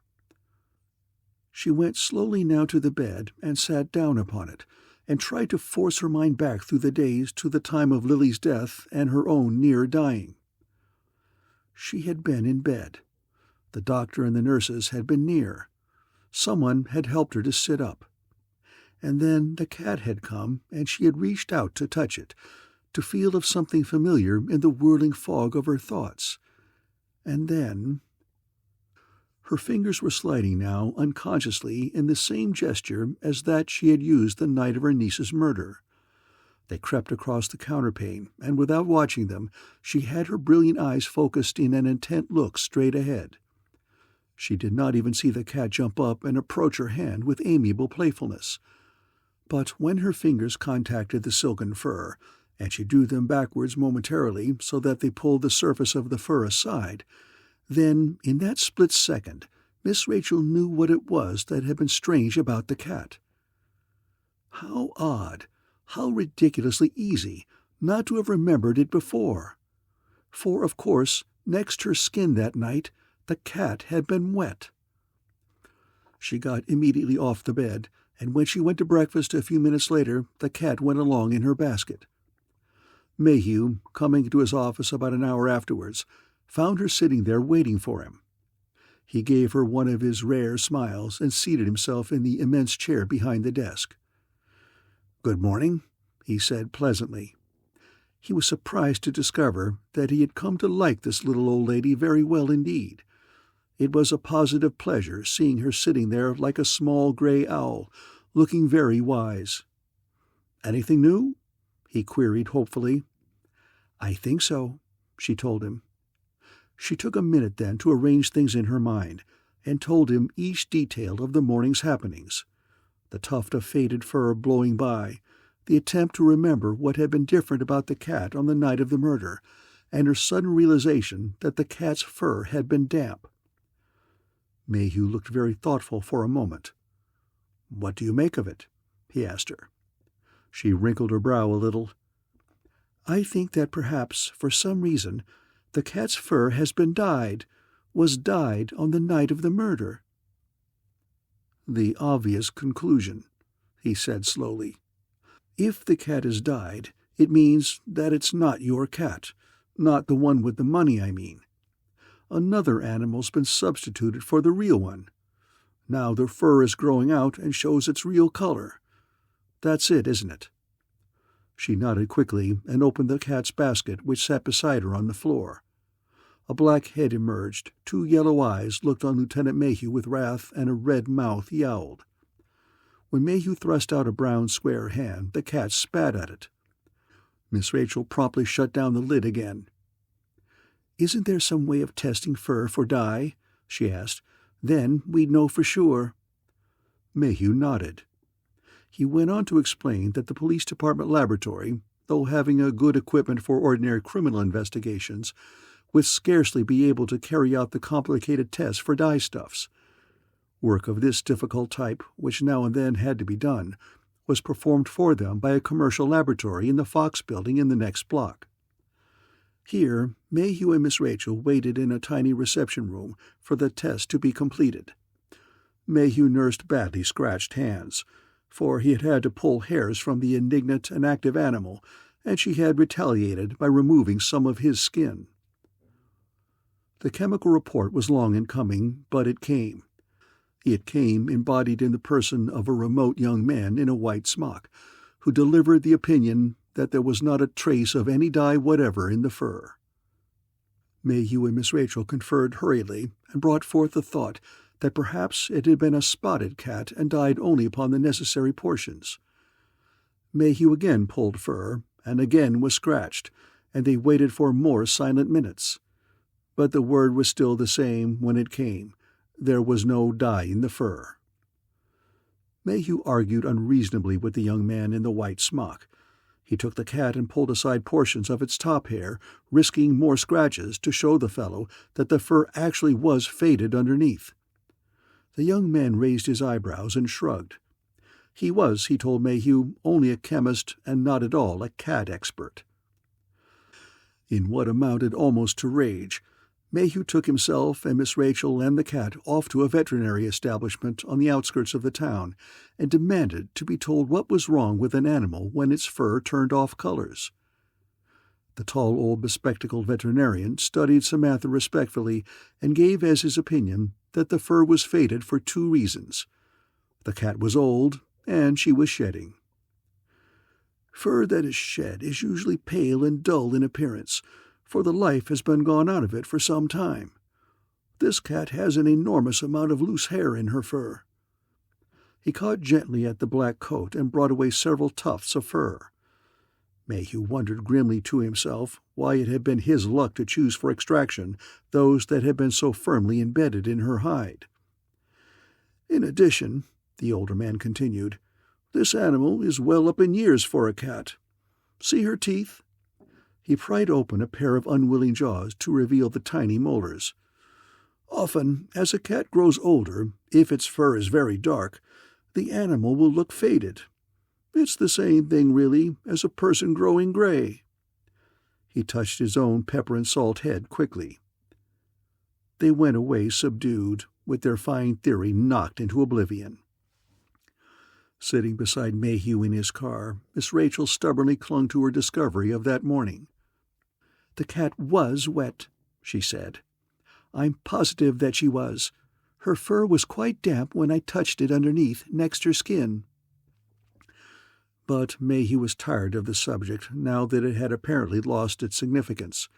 He did not answer Miss Rachel's musing. In the hall, she found Sarah Malloy tapping at her own door and softly saying, "Mother." The girl looked round as Miss Rachel approached her. There was a small frown etched between her brows, but she gave Miss Rachel a fleeting smile. "Mother's evidently gone out," she said in a half-worried manner. "I wish she had let me know where she was going. She has our only key, and now I can't get in." Miss Rachel opened her own door. "You can come into my room and wait for her," she offered. "No, I couldn't do that. Thanks just the same. There are some things in Los Angeles at home that Mother sent me after. I've already gone once. I was waiting in the streetcar depot when I remembered a list that I'd made out and stupidly left lying on the dresser. That was about an hour ago. You know how infrequently the trains run. I've missed one by having to come back, too. It's funny that Mother didn't mention." She turned the knob and tapped again, but there was no answer. "It doesn't matter," she said at last. "I suppose if I must trust my memory to bring back everything, I must." She gave the door an annoyed and puzzled look and went down the hall to the front door. After she had gone, Miss Rachel remained in the hall. She also was looking at the door, but not in the manner that Sarah had looked at it. Sarah had stared at the knob. Miss Rachel's eyes had fixed themselves on the floor, and an expression of terror was coming into her face. She knelt and touched the thing that she had glimpsed beneath the door. It was a piece of cloth wadded into the crack at the door-sill. Miss Rachel plucked at it, but it was wedged firmly and did not move. Quickly then, she peered into the keyhole. There was nothing to see. Something plugged the other end. Miss Rachel felt hurriedly under her hat and got a hairpin. With it she poked at the keyhole until she dislodged whatever it was that filled the other side. And then, instead of trying to see through the aperture, she put her nose to it and sniffed. The stinging fumes of illuminating gas entered her nostrils, and she sneezed. The door was quite beyond her, and she wasted no time trying to open it. Within a few moments she had both Mr. Leinster and Mr. Timerson into the hall. Together they burst in the door. Mrs. Malloy was slumped on the floor in front of the gas heater with a hood of white cloth, evidently a folded sheet, across her head and across the top of the heater. She leaned against the legs of a chair and made no move at the crash of the door. The room was filled with the choking fumes of gas. Mr. Leinster turned his head to take a deep, clean breath in the hall. Then he went into the room, turned off the tap, and brought Mrs. Malloy out like a bundle of rags. Her body was slack, nerveless. Her face, turned up, was like death. Miss Rachel knew that they must have a doctor at once, but she was acquainted with no private physician in Breakers Beach. The thought nagged her that what she was to do would very likely bring some unpleasant attention to the Malloys, but she knew of no alternative than to call Mayhew and tell him to bring Dr. Southard in a hurry. The two men arrived within a few minutes. Mr. Leinster had carried Mrs. Malloy into his own room, the door of which was immediately closed as efforts to revive Mrs. Malloy got under way. There was nothing further for Miss Rachel to do. She was, in fact, absolutely ignored by everyone once Mrs. Malloy was being cared for. A nurse was summoned by telephone by Leinster, who then sat himself down by the front door to intercept Sarah when she should come in. He sat stiffly in a straight-backed chair and showed no inclination to talk. Mrs. Malloy's open door emitted unpleasant gas fumes into the hall. Feeling slightly let down from the excitement, Miss Rachel went into her own room. It was long past lunchtime, but she did not feel hungry.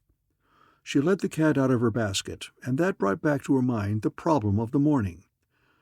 The memory was so perfectly clear to her now that the cat's fur had been wet the night that Lily had died. But why? Her conclusion, brought about by her notice of a faded bunch of fur, had been that the cat had been dyed, that it was a substitute animal, for some reason colored to resemble her own. But she knew now that it was not a dyed animal. Therefore, the moisture which she had noticed as being in the cat's fur had not been the result of a dyeing. But there was undoubtedly a reason for the presence of that moisture, and the reason depended in a measure upon what the moisture was. It had not been dye. The next most reasonable idea was that it had been water. But if it were water, again, why? Why put water upon a perfectly clean cat? And Mayhew had told her that the cat had indeed been clean, even in that room of streaked and spattered blood. Somehow she had escaped being soiled, though every other object in the room had been bloodied. Miss Rachel's thoughts toyed with this enigma. If the cat had been washed, her thoughts took a little skip off into theory, it would mean that she had not been clean as the officers had found her. It might perhaps mean that the cat had been an extremely bloody and unpleasant animal before. But why should the soiling of a mere cat mean anything to the kind of person who had beaten Lily to death with a hatchet? Her thoughts strayed. She began to puzzle over just what kind of person this murderer must be. Let's sum up his actions as we know them, she agreed with herself. If we reconstruct the crime as we see it now, perhaps we can guess why the cat was wet, she decided. To begin with, she thought, this person is in close contact with all of the people in Surf House. He may, in fact, be presumed to live there. He most certainly knew of Lily's semi-bigamous marriage to Charles Malloy, and, here an enormous amount of presumption on Miss Rachel's part, he must also know that Lily had made a will in favor of her new husband. Approximately 3 weeks before Lily's death, Malloy disappears. He disappears in or near San Diego, and the only further trace of him that is found is a severed hand that shows evidence of intense torture. From this last fact, his death may be concluded as practically a certainty. The murderer attempted to use Malloy's hands, the drunken men had seen 2 of them, to plant Malloy's fingerprints upon the weapon used to kill Lily. Not, Miss Rachel thought, an especially bright thing to do. Of course, it was only the merest accident that had allowed the police to find the hands on the beach, but it was an unnecessary accident from the point of view of the murderer. Untidy, Miss Rachel told herself. If you were going to attempt an unsuccessful coup like that, you ought to at least do a little reading in the public library and learn whether a corpse made different fingerprints from a normal person. Miss Rachel felt frustrated. Here was a stupid, a ponderously ignorant murderer, and still she couldn't catch him. She tried in her mind to reconstruct the crime from such facts as she knew of it. She remembered that moment of intense clarity when, with the blue fog ready to gobble her, she had looked out upon Lily's room, had felt the draft cool on her neck from the opening door, had heard Mrs. Malloy's squeaking chair and Mrs. Turner's sewing machine, had known that someone had come into the room behind her. The cloth that Lily had put on her aching head had slipped down over her eyes. There had been a moment of stark, fearful silence, when the machine and the creaking chair had both stopped. The door had been opened then. Was there any significance in the fact of the machine stopping, the chair being quiet, while the door was being opened, while the murderer had been slipping up behind her chair? Beyond the fact that the two sounds respectively cleared Mrs. Malloy and Mrs. Turner of any part in the crime, Miss Rachel could think of no other. There had then, after the murder, been a clumsy attempt to throw suspicion on the Scurlocks by throwing open the window upon which the tool marks had previously been made.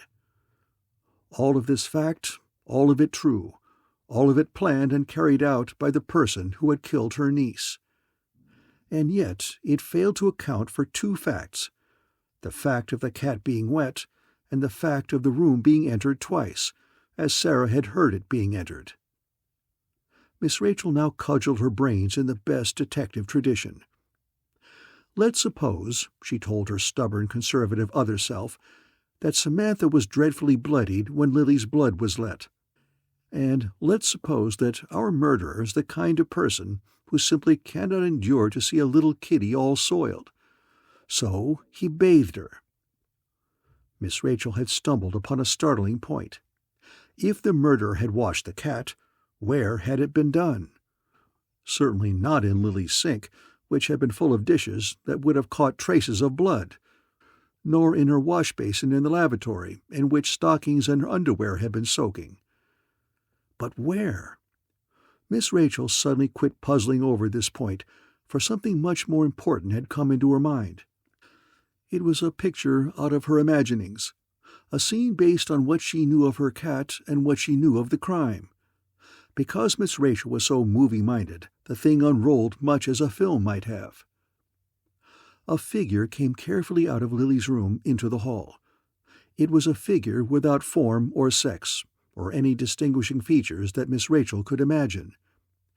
At its feet, unnoticed, followed a hideous small animal, a cat that should have been black and was instead red, whose green-gold eyes looked out through streaks of gore, whose fur dripped blood.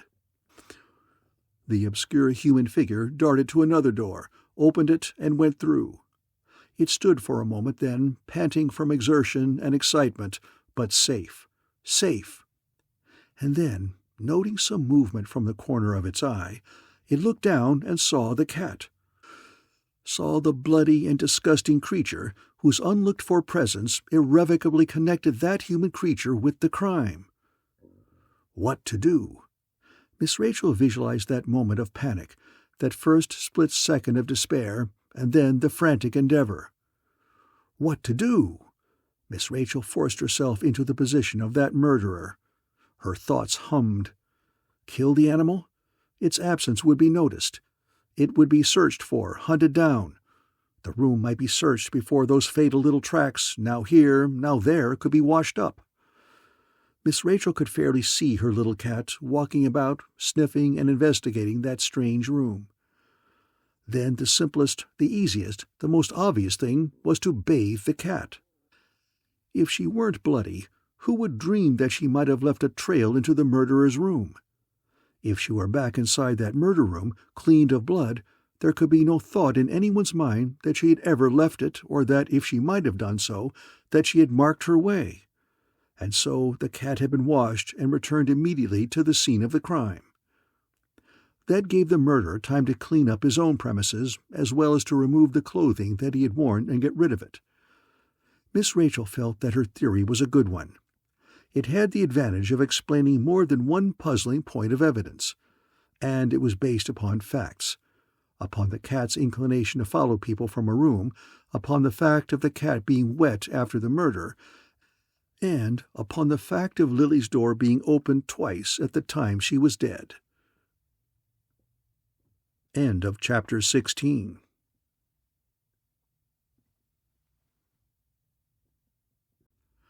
The Cat Saw Murder by Dolores Hitchins. Chapter 17. Miss Rachel breaks and enters. Mrs. Malloy did not die, but it may be presumed that she came to in time to wish that she might have. For Mayhew made no secret of the fact that he regarded her attempt at suicide as tantamount to a confession. Only the doctor's rigid orders prevented him from subjecting her to a prolonged questioning. Miss Rachel recognized his mood as one of bafflement and anger, and she likewise understood the motive of that mood. His unspoken attachment to Sarah, his previous suspicion of her mother, and now a distasteful denouement that practically sealed her guilt. Miss Rachel did not attempt to hold conversation with him at this time. She knew that her latest theory concerning the murder did not coincide with what he was thinking now, and the course that she had mapped for herself from her conclusions would scarcely meet with his approval. For Miss Rachel had decided that if her cat had followed the murderer to his room, that there would very likely be traces of thorough cleaning in that room. The supposition of the cat's being washed depended upon the need for such washing, and the only apparent need would be to disconnect the animal from some traces of blood left in another apartment. Miss Rachel reasoned that the cat's fur had dripped blood. She knew that some time would be needed to successfully remove blood from wood or rug to such an extent that a chemical test would reveal no presence of human blood. The murderer had not had that much time the night of the crime. He had, she thought, washed the cat instead, so that no one would be likely to notice traces in the hall or to look for evidences in another room. And such lack of suspicion would allow him to clean his own room with plenty of time to do it thoroughly. However, a thorough cleaning upon such old floors as those of Surf House would most certainly leave noticeable patches of cleanliness, and Miss Rachel had decided that she would look for such patches. At first, her problem had seemed much simpler than that. She had thought that she could examine the floor of the hall and discover traces of a trail from Lily's door to the door of the murderer. A close survey of the hall had discouraged her. It was an ill-lit place. The rug was in an incredibly advanced state of stained and grimy decay, and people persisted in passing along it just when Miss Rachel thought that the coast was clear. Miss Rachel had a very clear idea that if she were to be noticed examining the rug closely, she might expect a quick and brutal demise. So she had set herself to examine the rooms of the various tenants of Surf House, and not having the authority of the police, who could have ordered every one of them to vacate while such search was made, she had to pursue her labors in secrecy. The first labor was to purchase a length of very stout rope, to smuggle it into her room inside a new suitcase, and to tie it around the stool in her bathroom. This stool, let down by means of the rope through an attic entry, would enable her to reach the top of the built-in chest of drawers. These built-in drawers were uniform to the closets of Surf House, and while Miss Rachel had found it possible, by means of unusual exertions, to reach the attic from the top of her built-in arrangement, she knew that she could not hope to continue doing it without serious results. Nor could she do it quickly, as she might have to do in an emergency. Hence the necessity for the stool to help her. She took her stool with her into the dusty silence of the attic. It was hard to keep it from bumping or thumping. Only infinite care permitted Miss Rachel to continue in silence. Mr. Leinster was at home. The tick of his typewriter reached Miss Rachel's ears through the closed door of his closet. The Timmersons, however, were on the point of going out. Peeping down through the entry space, and having a horrible moment of thinking the top of a white hat was the upturned inquiring face of Mrs. Timmerson, Miss Rachel made out the figure of Mr. Timmerson standing in the door of the closet and shrugging himself into his coat.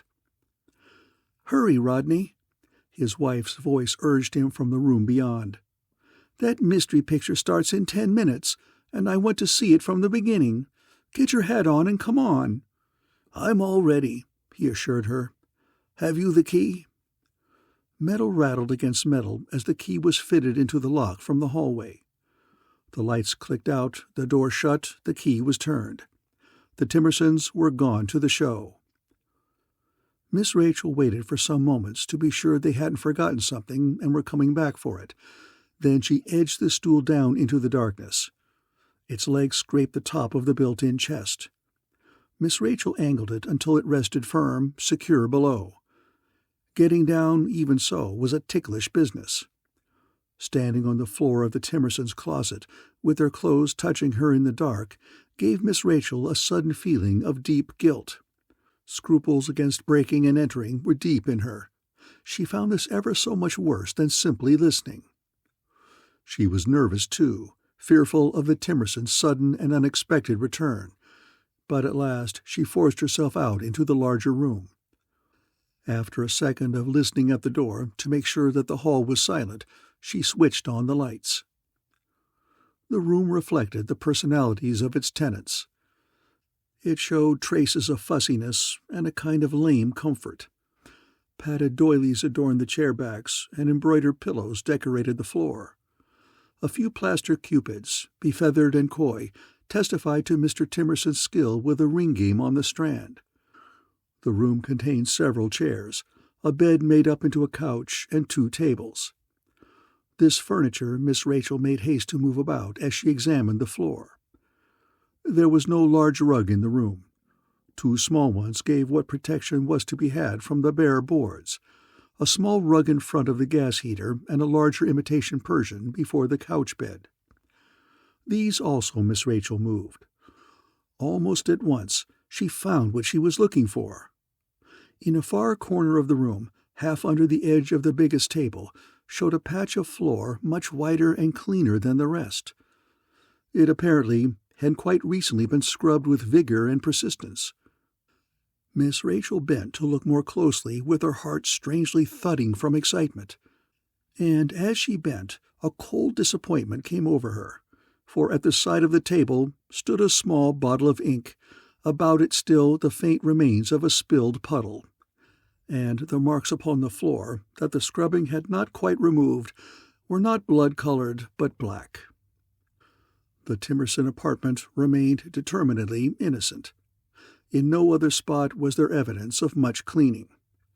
Miss Rachel mounted her climbing stool with a lowered opinion of Mrs. Timmerson's housekeeping. She went at once to Mrs. Marble's room. The mother was at work and the child asleep. No better time could be had than now.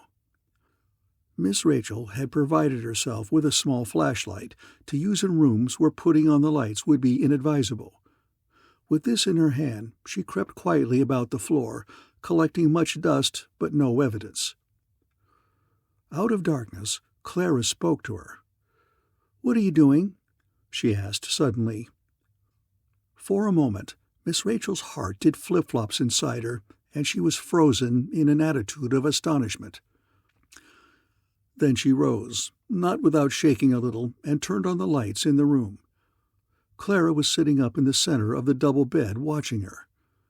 Miss Rachel managed to make her voice quite calm. "Your door was open a little bit, and my kitty ran in here. I'm hunting for her." "Can I help?" Clara asked hopefully, crawling from the bed. "Yes, you may. You search under the dresser. I'll look under the bed." With Clara's willing help, she went over the room in the better light. The floor was uniformly dusty and stained from years of careless use. There was no sign of unusual cleaning upon any part of it. "Shall I look in the closet?" Clara offered. Miss Rachel managed a shake of her head that she hoped was casual. "I looked in there before," she told Clara. "Well, your kitty must have run outside again," the child surmised. "It isn't in here. I wish that it was. I'd like to play with it." "Would you?" Miss Rachel looked down into the peaked, sallow face with its big, earnest eyes. "Would you like a kitty of your own?" The little girl nodded, looking abashed. "Were you thinking of giving me one?" she asked after a moment's hesitation. Miss Rachel tried to keep her eyes off the pitiful threadbare garment that served as Clara's nightgown. It was short as well as thin, and showed the sharp angle of elbow and knee. "I might," she told Clara, answering her hope about owning a kitten. "You'd want a little cat, not an old one like mine. They're no fun. But a kitten's darling to play with." Clara's eyes lit up. "Maybe your cat will have kittens." Miss Rachel, remembering the long years of Samantha's proud maidenhood, thought not. "We'll find a kitten somewhere, though," she promised. A small hand, thin as a claw, caught at her own. "Right away soon?" Clara wondered. Miss Rachel paused on her way to the door to smooth the tangled pale hair. "Very soon," she agreed, loosening the hold of the tight fingers. "You gotta go now?" "Yes, and you must get back into bed and go to sleep." She turned out the lights, going into the hall. Back in her own room, she made haste to get into the attic and retrieve her stool. She felt in no mood to pursue her search further that night, even providing that it were possible. She sat in her room instead, toasting her toes by the gas heater and thinking of the little girl in the last apartment. Miss Rachel had a positive dread of going into the Scurlocks' apartment. Not only were the people most unpleasant to her, but their room would have to be entered by way of the door. Miss Rachel had no confidence in her window-climbing abilities. Of late, the Scurlocks had been making a show of being normal and unafraid. They were recovering from the fright occasioned by their arrest, and they wanted the world to see it. It was a matter of bravado that took them early each morning for a dip in the surf. Miss Rachel, spying from a tiny crack at her door, saw them leave next morning, clad in bathing suits and beach robes and carrying towels. It was the only time she had been able to think of that their door might be left unlocked. Keys are easily lost in the sand, and it was entirely possible that they left theirs in the door. Like a gray taffeta mouse, she slipped down the hall when the front door had closed behind them. With her eyes big, she glanced up and down, and then the door opened at her touch. It was a dreadfully cluttered room. The Scurlocks' ideas of decoration leaned toward the bizarre, yearned in the direction of Chinese pottery and wall hangings, Mexican serapes to cover couch and chairs, and seashell atrocities in a row across the dresser. There were 4 small tables in the room, all of them full of bric-a-brac, in addition to the large table in the center. Miss Rachel had to work carefully in moving things to avoid spilling the stuff on the floor, and she was therefore too slow for her purpose. At almost the same moment that she decided that there had been no extensive cleaning within the space of a generation upon the floors of Mrs. Scurlock, the Scurlocks came spluttering and coughing through the front door. If they had entered at once, they must have caught Miss Rachel standing wide-eyed and helpless in the middle of the room. But an argument about a dropped towel ensued between the front door and the door of their room. Mrs. Scurlock was sure that the towel had been lost. Mr. Scurlock was as positive that he had never taken it with him, but at her urging, he went back to the front door to look. This moment's grace gave Miss Rachel time to come out of her stricken pose and to wriggle through an incredibly small opening to a haven beneath the couch. The Scurlocks presently entered. They showered, and Mrs. Scurlock cooked breakfast. It was a wonderfully sweet-smelling breakfast as far as Miss Rachel was concerned, for she had not had any. After breakfast was finished, the two settled themselves to examine the morning's paper, and when the news was had, Mrs. Scurlock made a half-hearted attempt to dust. In the middle of her labors at one of the little catch-all tables, she halted abruptly. Miss Rachel, peeping through a worn place in the couch cover, marked the startled intensity of her pose. "Someone's been in here while we were gone," Mrs. Scurlock said in an ominously quiet voice. "Ah?" Mr. Scurlock grunted from the sporting section. "There's a thumbprint in the dust on this table. I didn't put it there." Her large, handsome figure straightened, and she pointed to a spot upon the table. Mr. Scurlock lifted his greasily blond head to look at her. "You've forgotten," he told her insolently. "Who'd come in here?" She matched his insolence with scorn. "How should I know who wants to get in here? Somebody has. I tell you, it isn't my fingerprint. I haven't dusted this piece in a week, nor touched it either." Mr. Scurlock refused to take the thing seriously. "Well, what if somebody did come in? There's nothing to be had in here, God knows." Mrs. Scurlock's dark face reminded Miss Rachel of something out of Dante's Inferno. "If I catch anybody meddling in this place," she said in a voice like muted thunder, "I'll cut the heart right out of them." "And eat it, I suppose," Mr. Scurlock finished flatly, reading the racing results. Under her couch, Miss Rachel started to tremble. There was a Saint somebody or other who was supposed to look after thieves, she had read somewhere, and she considered that he might perhaps also be interested in people who were guilty of unlawful entry. She prayed a little in the vague general direction of this gentleman. "Dear Saint, well, you know what I mean." She wondered if she did. "Please get me out of this." There was no answer. At noontime the Scurlocks went out for lunch, Mrs. Scurlock deciding that she didn't feel like cooking. They locked the door very determinedly after them and took away the key. Not that it mattered to Miss Rachel. As soon as they were safely gone, she went out and had the window open and was getting through it. The drop to the sand jarred every bone in her small body. She stood panting for a moment, nursing a torn place in the palm of one hand. It was then that something touched her, tugged at her skirt. Without looking around, Miss Rachel felt her heart go dead. The Scurlocks? Mayhew's deep voice rumbled through the chaos in her mind. "You're taking chances, monkeying with people like the Scurlocks," he told her. She didn't reply, simply swallowed and looked tired. "What were you after in there?" he asked, getting curious. Miss Rachel looked a dusty, woebegone picture of guilt. "No, nothing," she managed. Mayhew brought his thick brows together in a frightful frown. "Now, see here," he scolded gently. "We can't have you poking into places that might be dangerous. The Scurlocks aren't kittens, you know. They play for blood. If they were to catch you in their apartment—" "They almost did," Miss Rachel admitted breathlessly. "And they aren't entirely in the clear on that murder charge," he reminded her. "Tell me what you were looking for, and I'll perhaps tend to it."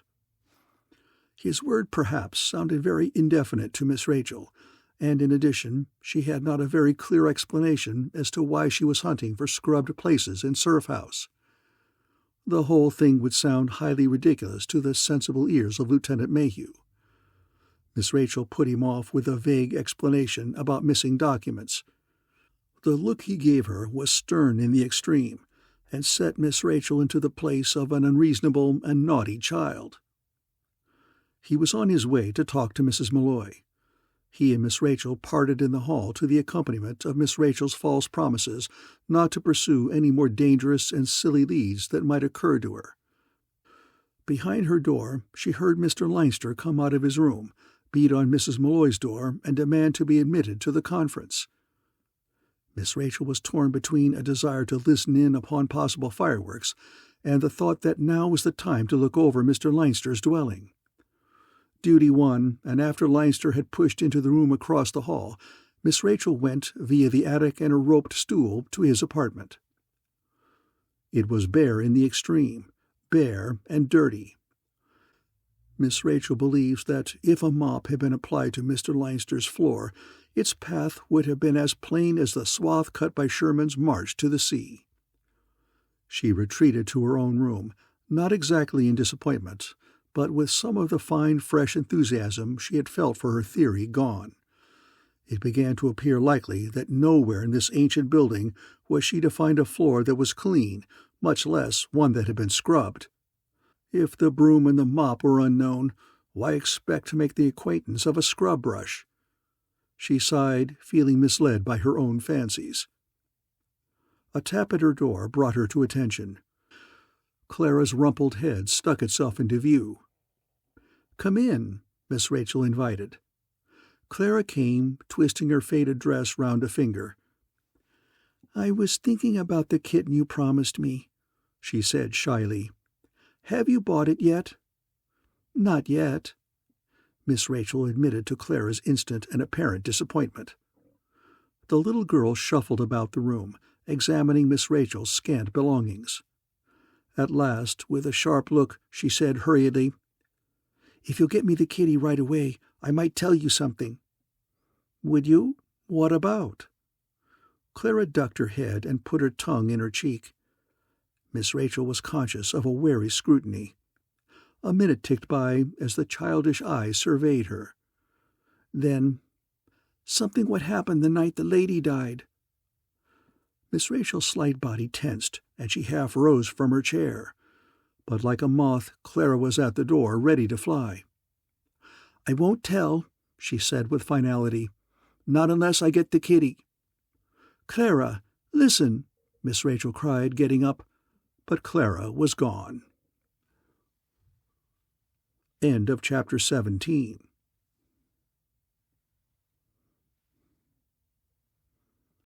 The Cat Saw Murder by Dolores Hitchins. Chapter 18. A Kind of Mewing Sound. Inquiries which Mayhew had set going in San Diego had borne no fruit. Officers there, in their routine duties, had kept eyes open for out-of-the-way places in which Malloy's body might have been concealed. They had tried to discover traces of the car he had rented from outlying service stations where it might have stopped for gas, but to no avail. No one remembered seeing the car that particular day, and no hiding place yielded up Malloy's body. Mayhew felt himself at an impasse. But he is like a bulldog who gets his teeth into a chunk of meat. Letting go is out of the question. Mayhew decided to chew at the thing from another angle. He ordered all tenants of Surf House to gather in the sunroom that evening at 7. 6:45 found him at the writing desk studying his notebook, with Edson lounging at the door. At 5 minutes before the hour, Sarah Malloy came quietly into the room. Mayhew minded his manners enough to half rise at her entrance, which gesture brought a look of keen attention into Edson's usually vacuous face. She was dressed in a blue knitted suit that curved to a thick ruffle at her neck and met the golden wash of her hair. Under her level brows, her eyes met Mayhew's straightly. His dropped before hers did. She kept looking at him without seeming to notice his discomfiture. She watched as though she saw for the first time the good stout lines of him, his solid honesty, his forthrightness, and the determined look of his brown face. If she resented the stiff questioning he had given her mother a short while before, there was no sign of it. Her mouth looked troubled, half ready for crying, but her eyes held something the opposite of anger. Leinster flung into the room next, and then Miss Rachel softly. She was in time to catch the half-incredulous look with which Leinster took in Sarah's regard of the big detective. His eyes opened wide for an instant, watching the still figure of the girl, and when he sat down he did so slowly. Miss Rachel could guess the hurt that gnawed him, the certain knowledge of something that he had only surmised scoffing before. The Skurlocks brought a frozen tension into the atmosphere of the room. They spoke to no one. Mr. Skurlock helped his wife to find a comfortable chair in a far corner, and thus retired, she looked murder out upon them all. Mr. Skurlock was not at ease. He played with his face, with his hair, and with his tie, and seemed not to know one from the other. He put most of his attention upon the ceiling. Mrs. Malloy slipped in, very white of face and not looking at Mayhew. She found a place beside her daughter and sat down quickly. She was followed immediately by Mrs. Turner, who had for each of the others a stare of personal enmity. The Timmersons came at the same time that Mrs. Marble and Clara did, and all of them straggled in together, not smiling but managing to look pleasant. They filled the sunroom, a thoroughly uncomfortable and uncongenial group of people. Mayhew surveyed them in a moment of silence before he spoke. He marked the expression on each of them, saw Leinster's hurt, which he did not understand, and Mrs. Skurlock's rage, which he did. Then he got down to business. "I'm checking alibis," he told them bluntly. So far, we haven't got together in our accounts of the evening Mrs. Stickleman was murdered. We're going to do it now. I'm going to have each of you tell me again exactly how you spent the hours of that day from 6 until 10 o'clock. And if any of the rest of you can corroborate such statements, I'd like for you to do it. If, on the other hand, you know of some commission or discrepancy in any statement given, I must warn you that it is your duty to inform me of the truth, and that to neglect to do so lays you open to a criminal charge. All set?" He studied the faces that circled the room. Mr. Timerson was wavering in the throes of some sort of indecision. Mayhew could see a beading of sweat on his forehead, and his eyes rolling woefully in the direction of his wife. The rest of them took the announcement calmly enough. Mayhew turned to the Scurlocks. Mrs. Scurlock gave him the same glare of cold ferocity with which she regarded everyone else. Mr. Scurlock made an effort to keep his hands still and look intelligent. "Let's have your stories first," Mayhew told them. Mr. Scurlock emitted a dry cackle that would have been a laugh if it could. "Why, we've told you, Lieutenant. We were at home." He glanced at his wife and quit laughing rather too suddenly. She had given him one venomous stab with her eyes and gone on watching Mayhew. "At home," Mayhew repeated, and looked round the circle of listeners. He stopped at Leinster, but that young man was too busy with his own thoughts to give heed. "Mr. Leinster," the blond head lifted, "did Mr. and Mrs. Scurlock go out during the evening of the murder?" Leinster looked blank for a minute, then, catching himself, "Oh, I see what you mean. When I was in the sunroom across from them. No, they didn't go out. Not out of the door, at any rate." Mrs. Scurlock gave him what amounted to a smile. "And you, Mr. Scurlock, can you verify Mr. Leinster's statement that he was in the sunroom?" Well, I'm afraid not. You see, I didn't even so much as look out."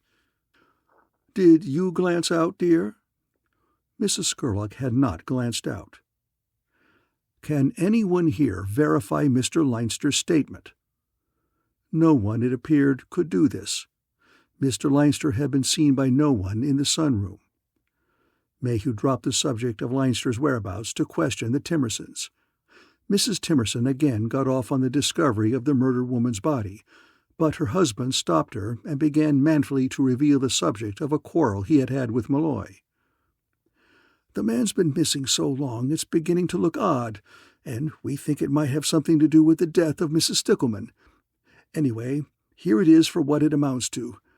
I'd rather be the one to tell you than someone else who might not know the whole of it." He got out a handkerchief and mopped his face quickly. "Go on," Mayhew encouraged him. "Well, this man Malloy asked me to change a bill for him one day. It was a $20 bill, and it just happened that I had that much money with me. I changed his bill for him all right, and then, later, a storekeeper told me it was counterfeit. I tried to make Malloy give me back my money, but he denied that his bill had been a fake. He pretended that I was trying to put something over on him, and it ended up in a big fuss. I guess plenty of people heard us going to it." He glanced about with his eyes round and fearful. Mayhew leaned towards the fat, nervous little man. "Is that the same bill that you offered at the theater the night of the murder?" Mr. Timerson started, and his face went as slack as though he had heard the crack of doom. "Yes," he got out quickly. "But how did you know?" Mayhew shook his head in resignation at Mr. Timerson's forgetfulness. "You told me," he reminded him, "or rather, your wife did, that you had created a fuss at the theater over a counterfeit bill." Timerson looked thoroughly frightened. "It was wrong, I know," he admitted, "but it meant quite a bit to me, $20. I thought if I could pass it on and get my money back, it wouldn't do any terrible harm. Not to a big business like a theater, at any rate." Mayhew ignored his explanation of his act. "Have you this bill now?" Mr. Timerson, quite pink of face, fished in his pockets. A limp bill came to light and was handed to Mayhew, who looked at it in impatient scorn. "This thing wouldn't fool anybody," he growled. "Why do you pretend that it fooled you?" Mr. Timerson started to rise, with each of his chins doing a separate quiver of its own. "Oh, but I was fooled with it. I was." He glanced about him at the pained indifference of the others. The silence was ominous. It was Mrs. Malloy who came to his rescue. "Perhaps I can help," she said timidly. "My husband once got hold of quite an amount of counterfeit money. As long as he was on the stage, he used it as stage money, but afterwards it occurred to him that it might be passable. I always understood that he used it merely as a joke, that he returned the actual money he got in exchange when he had had some fun out of the situation." She was obviously ashamed to have to explain such an act on her husband's part. "It was his idea of humor," she finished lamely. Mayhew studied Mrs. Malloy and Timerson as though he suspected them of a conspiracy to defeat the purposes of justice. "Let's get on," he said at last, to Timerson's open relief. "You and Mrs. Timerson were at the theater the night of the murder. I'll accept that until I can check with the theater people. Now, Mrs. Marble?" Mrs. Marble had been plucking at a mended place in her cotton skirt. At Mayhew's mention of her name, she collected her thoughts quickly. "I was at work all evening. It will be very easy for you to check my statement. Mrs. Terry at the Ravenswood Arms will tell you that I was working." Mayhew swung his slow stare to Clara, who hung upon the arm of her mother's chair. "And now, Clara, is it? What about you?" "My name's Chicken," she corrected succinctly. Mayhew permitted his black brows to rise in a moment's astonishment until he remembered. Then he smiled at the child. "Miss Rachel thinks that Sarah will never quite forget the tenderness of Mayhew's attitude towards scrawny, unbeautiful little Clara, nor can she herself forget it." He put out a big hand in a friendly way, and Clara came to him. "What all were you doing the night the lady died?" he asked her. She looked up in bashful affection. "Sleeping, I guess," she said after a moment's hesitation.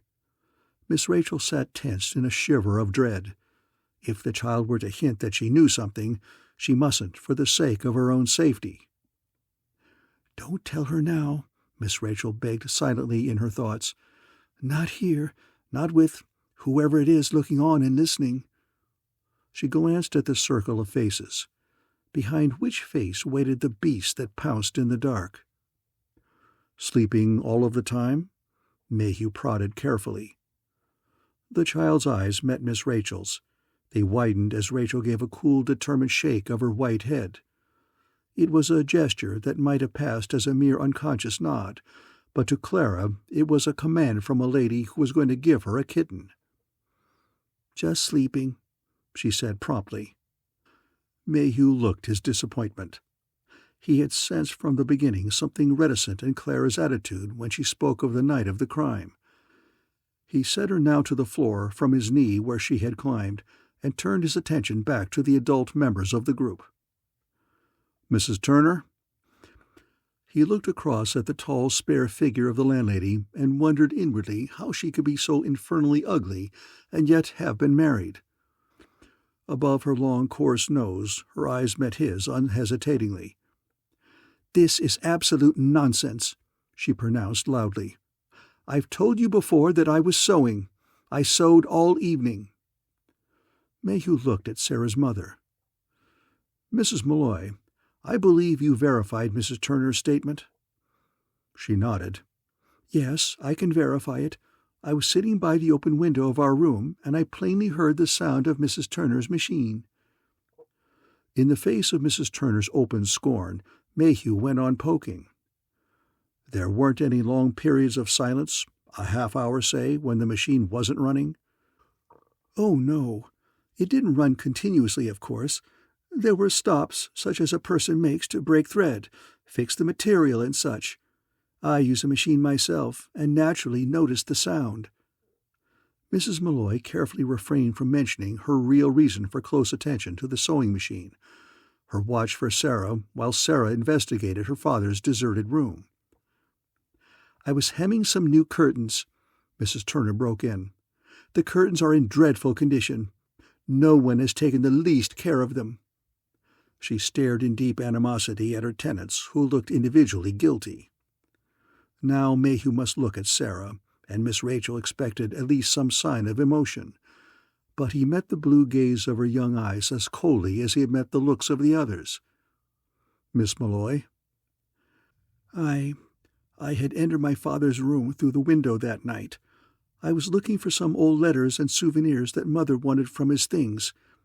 He had been gone so long we were afraid something might be missing. I went to look." "And you believe you heard the murderer enter Mrs. Stickleman's apartment?" "I know that I heard her door open and close. After Miss Rachel went in—" She looked at the little old lady in gray. Miss Rachel's eyes were as sharp as a fox's. "After Miss Rachel went in, I heard the door open and close 4 times. That is, someone went into the room twice, and twice must have come out. At least it seems to me that I remember it that way. Someone going in, coming out." Her voice died to silence in the crowded room. If she sensed the interested regards of the others, she did not show it. Under the shining wings of her yellow hair, her brow wrinkled in a small frown. "I've just remembered." Mayhew straightened a little. "Yes?" "It's odd that I didn't remember it before, but it seems to me that there was a sound in the hall. Wait." She bit at the tip of an oval thumbnail in a gesture of concentration. There was complete silence from everyone else. "Yes, it was just after the second time the door was closed. That is, after whoever had first gone in had come out." "You mean between the 2 times that Mrs. Stickleman's room was entered?" She nodded, still with that quiet, puzzled look on her face. "And what kind of sound was it?" "It—" She stopped, looking more puzzled yet. "I hardly know how to describe it, but I guess the best way— It was a kind of mewing sound," she finished at last. Mayhew looked openly annoyed. It was plainly not the significant fact that he had expected. But in Miss Rachel's breast a slow thudding had started. If she could have warned Sarah beforehand, but she hadn't. And now the thing was out, spilled, and in some person's brain within that room, she had no doubt, a new wariness was growing. She watched Mayhew, saw his disappointment at Sarah's words, and knew that she should have told him her theory of the case. Perhaps, she thought, it might not yet be too late. But for Mayhew the conference was over, and as far as he was concerned, he had learned nothing of great importance. Tomorrow he would check the alibis of these people as best he could. He gave Miss Rachel a brief nod as she went out, and missed entirely the desperate entreaty of her glance. Mrs. Terry of the Ravenswood Arms met him in morning gown of lavender chiffon. Yes, Mrs. Marble had been working for her the night of the crime, if one could call it work.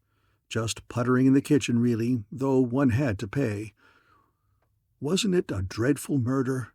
And what did he really think had happened? Wasn't the murderer— But Mayhew dislikes fat women who wear red nail enamel. He got away with a minimum of courtesy. Mrs. Terry has told her friends that Mayhew is big and good-looking, but brutal, my dears, simply brutal. His abrupt rushing departure surprised her.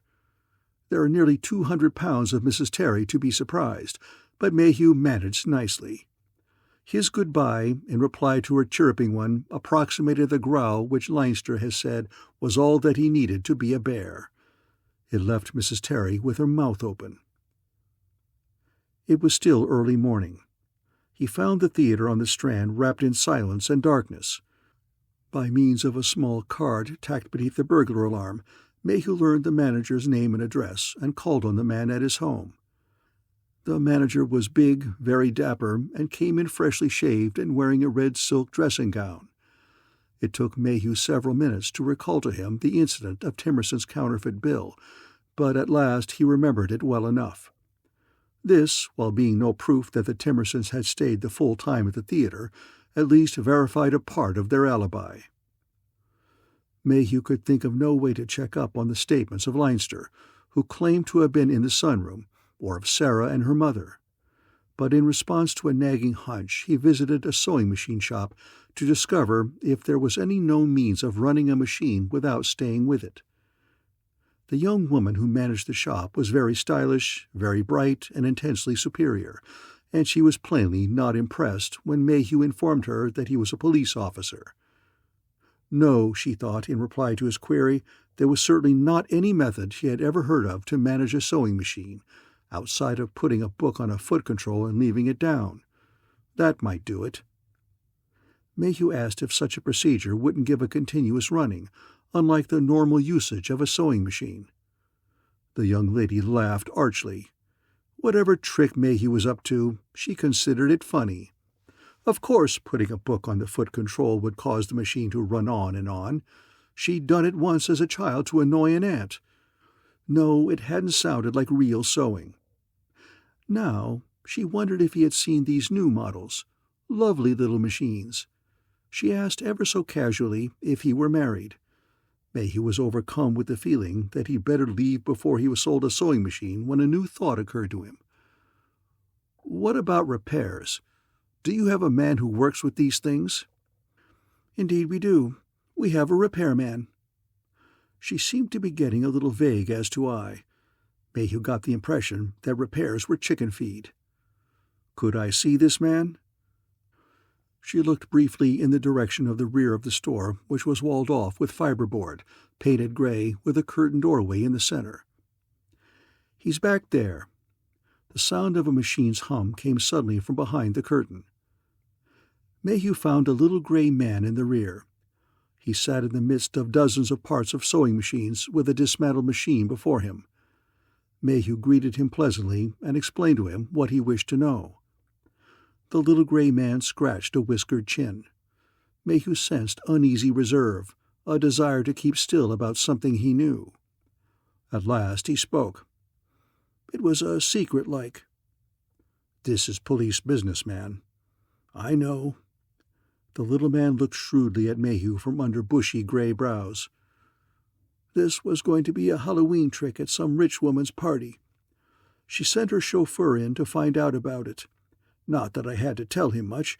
He was a smart feller in that way. Must have done electrical work, I figure, some time or other." One word of the little man's narrative caught Mayhew's ear. "Who came?" "The chauffeur." Across Mayhew's forehead stole out a band of sweat in fine beads. "Go on." "It was a cute idea. I guess you want the details?" Mayhew nodded dumbly. "That's why I thought the feller must have done electrical work. He'd got this up in his head. I sold him the parts and gave him a pointer or two. He told me it was a secret, that his old lady'd be mad if I breathed a word of it. Not that I'd be afraid of a woman. Well, this was it. You take the cord that runs to the machine from the electric outlet. You split it apart. It's in 2 sections, you know, and you cut one section and join in a new line and a socket. A regular socket that'd hold a globe. Only under the globe you put a thermostat." It sounded like magician's hocus-pocus to Mayhew, but he was sure at last, so sure that he could scarcely endure to wait until the little man should finish. "Now, when the electricity is turned on, the machine will run for a minute or so, until the lamp in the socket heats the thermostat to the point where it will shut off. Then the machine would stop. The light would go off too, of course. For a while, the juice would be cut off, a minute, say. Then, as the thermostat cools, it will click on again. It'd go on like that forever, as long as you'd like." "Describe the chauffeur." "He's a dark feller. Wore a big beaked cap. Needed a haircut, too." "Thanks," muttered Mayhew, making for the door. The little gray man stared after Mayhew's hurrying figure. "Don't thank me," he said cheerfully. "The other guy thought of it first." End of chapter 18.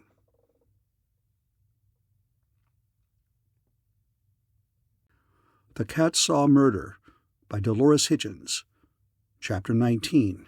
The Footprint. At 7:30 that morning, the telephone at Surf House had started ringing, and there seemed, oddly enough, no one interested in answering it. At the 6th or 7th rousing peal, however, Sarah had rolled out of bed and gone to see about it. The hall was dim and deserted, filled unpleasantly with the recurring clamor of the phone. Sarah lifted the receiver. "Hello," she offered. Someone said, "Long distance, San Diego calling Miss Sarah Malloy." "This is Miss Malloy speaking," Sarah told the phone. There was a series of clicks then, as a connection went through, and a harsh voice burst in her ear. "Miss Malloy," it demanded, "I'm Jasper Nicholson, your father's old friend. Do you remember me?" "Oh, yes, very well indeed, though it's been years." The voice grated on. "I've discovered some startling news concerning your father, Sarah." The girl raised on tiptoe in her eagerness, bringing her face closer to the telephone. "Is he all right?" Yes, he's fine," the voice assured her. "He wants to see you right away, somewhere where you and he can be alone." "I'll come down right away if he wants me," Sarah said quickly. "I'll find out when the stages run to San—" "Never mind," the other broke in with a great hurry. "It happens that my car is in your city today. I sent a friend home in it yesterday. You can come down in my car." "But I don't drive," Sarah hesitated. "Wouldn't it be better—" "There's no need for you to drive. My chauffeur is with the car. Let me know where he can pick you up. A downtown corner would be best, and I'll call the garage where the car should be now. He'll be starting back. Could you make it by 9 o'clock? Sarah sensed the other's impatience, and she made haste to agree. "Yes, I'll be ready. I'll be at the corner of James and 3rd. At her quick agreement, some of the hurry went out of the voice at the other end of the wire. "That's fine," it said a little more slowly, and then, "There's one more thing." Sarah listened attentively. "Your father would rather that no one knew about this just yet. You see, the Stickleman case has him in a bad light, and he needs your help before he will feel free to come out into the open. Will you promise not to mention this errand to anyone?" At these last words, the voice became almost pleading, and some of its hoarseness vanished. "I won't tell a soul," Sarah said quickly. "Have your chauffeur pick me up at 9 o'clock. I'll be waiting." "James and 3rd?" the voice asked. "James and 3rd," Sarah assured it. She went back to her and her mother's room. Mrs. Malloy was still sleeping, her small figure curled under the coverlets, looking not much larger than a child's. She had wasted during this stay at Surf House. Her face was peaked with worry and fatigue and inability to eat and sleep as she should. Her eyes seemed sunken in shadow, their lids blue. Sarah bent and kissed her mother lightly on her forehead, and then began dressing for her rendezvous. She watched her mother as she made her preparations, wondering what she should say if Mrs. Malloy awoke and asked what she was doing. But Mrs. Malloy, having drugged herself the night before with a sleep-inducer, did not wake. At 8:30, hatted and gloved and at the door, Sarah paused. Her mother would be worried if she woke and found her gone without a word as to her whereabouts. Sarah was in a quandary as to what to do. At last she scribbled upon a card and left it propped upon the dresser. "Dear Mother," she whispered, writing in the words, "I'm on the trail of wonderful news. I'm going to San—" She stopped then and thought that perhaps his whereabouts was a point which her father would not want mentioned.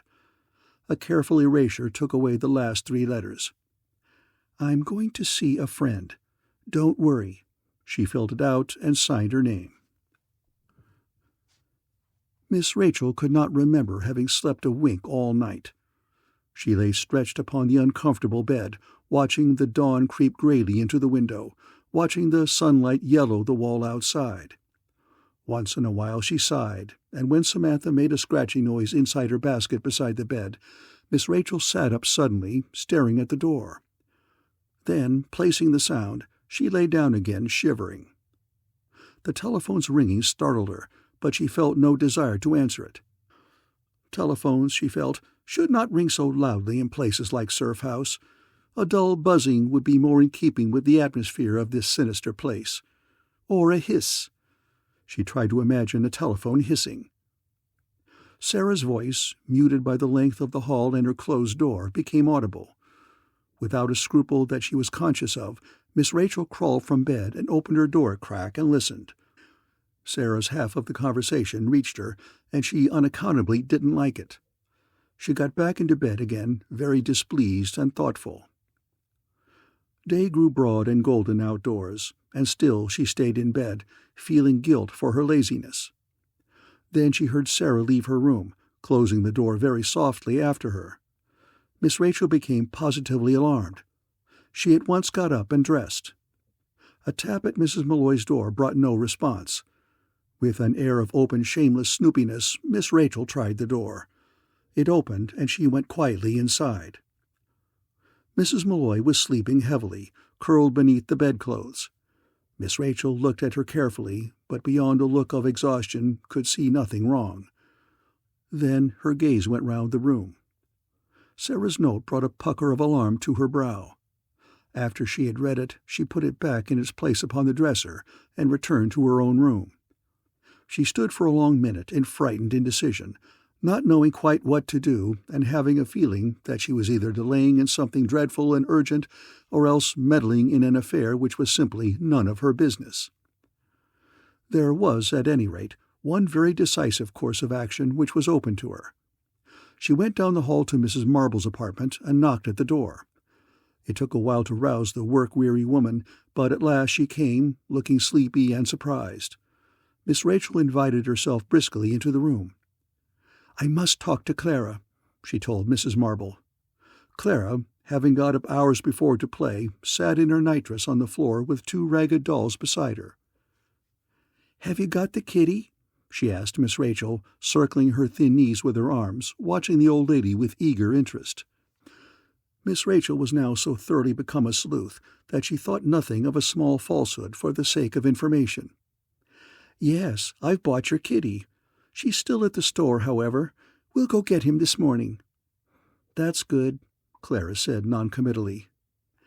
"And now—" Miss Rachel looked small but very determined. "Now you must tell me what you know that happened the night my niece died."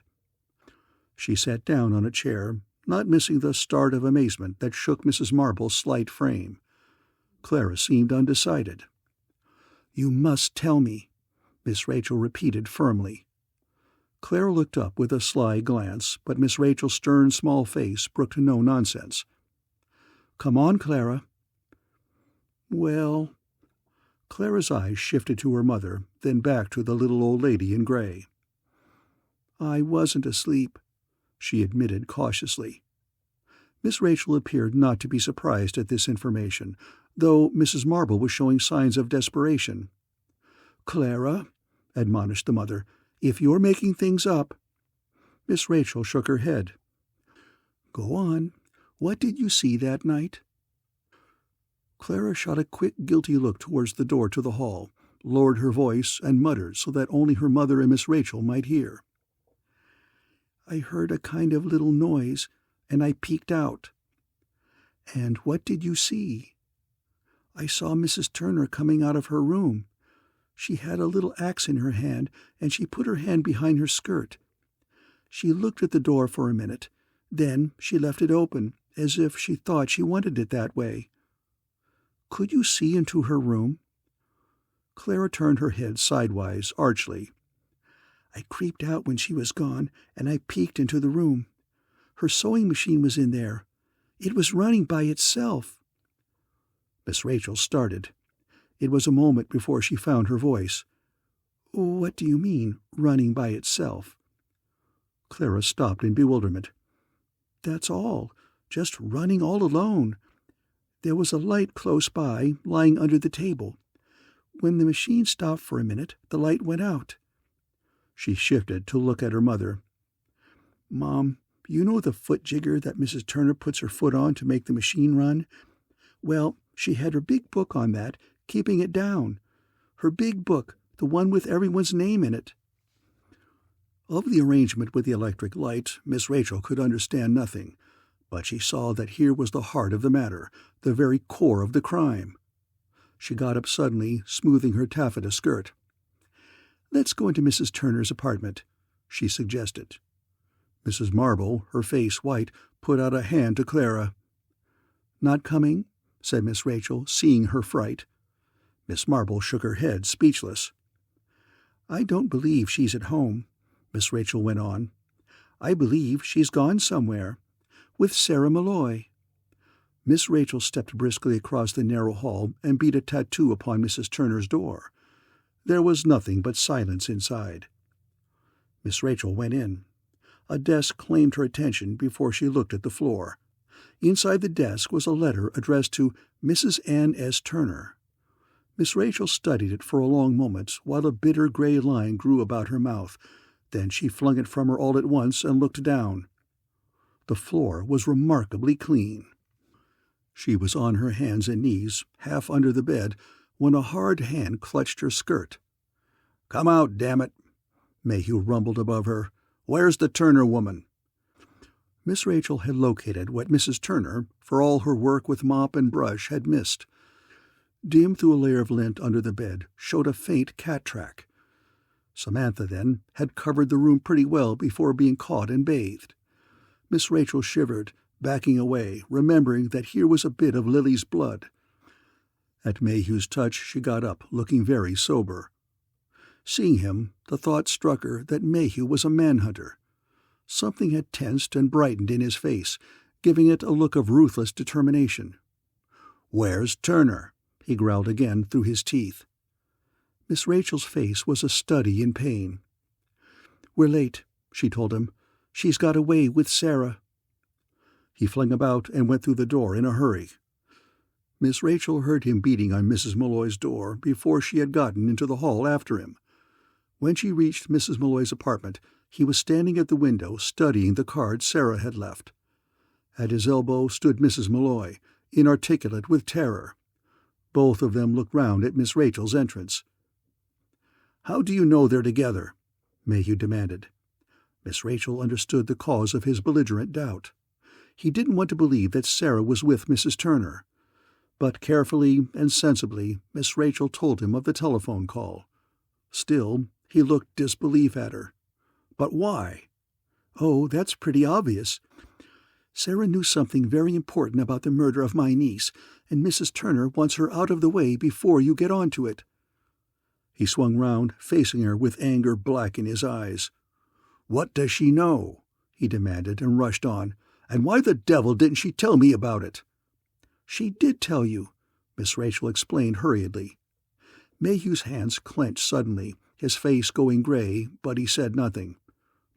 "Don't you remember in the sunroom last night that she told you she had heard a mewing sound in the hall?"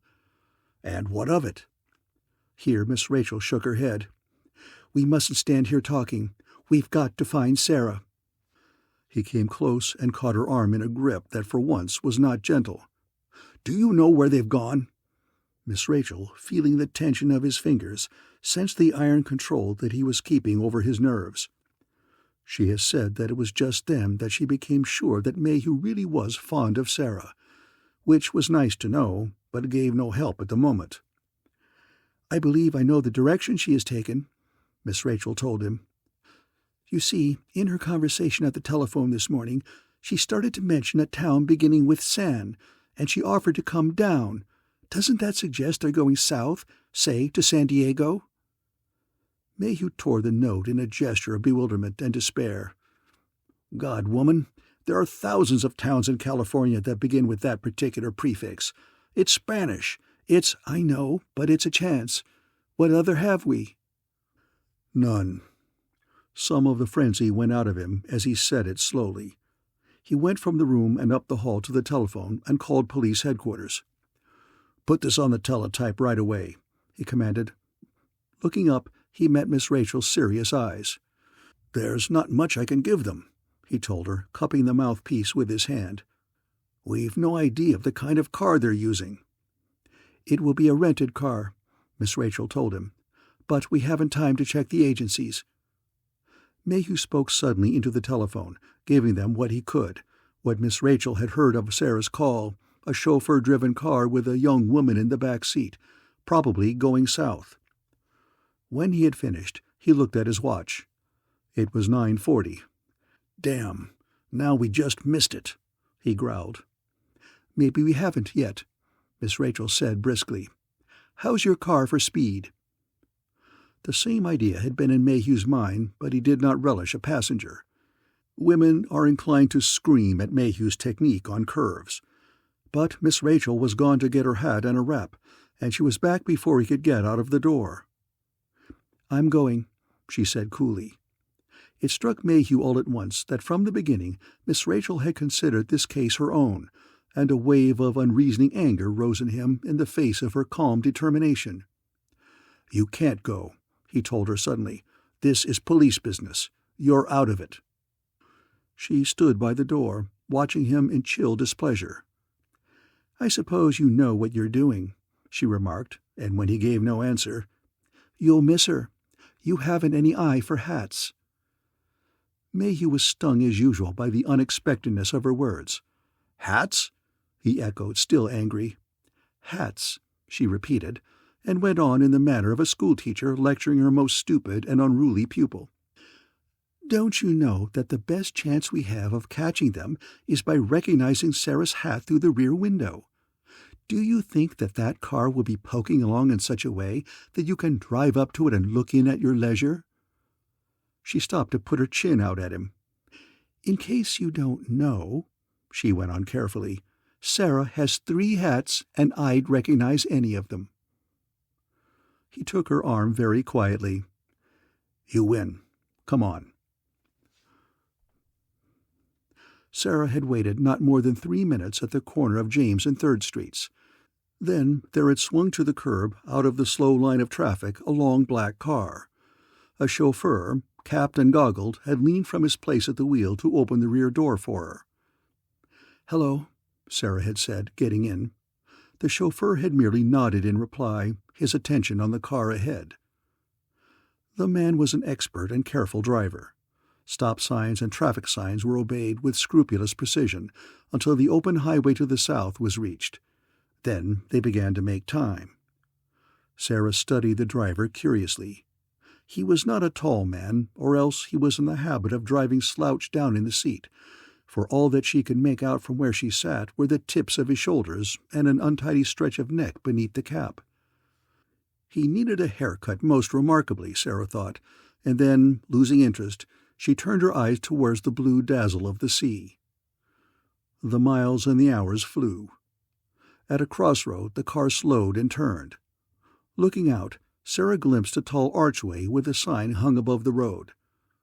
"San Dimas Caves," she exclaimed in the direction of the chauffeur. "Is this where I am to meet my father?" For a moment, the man in the front seat raised himself so that his face showed in the rear vision mirror.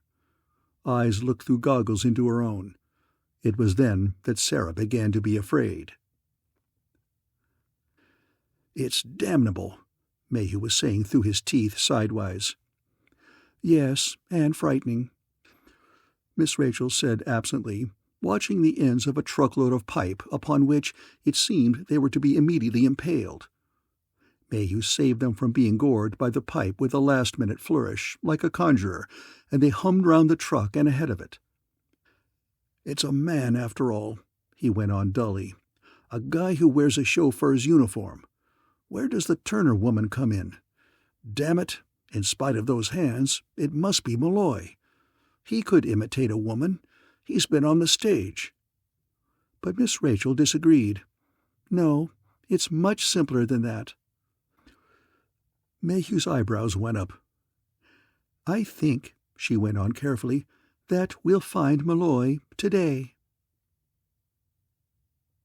End of chapter 19.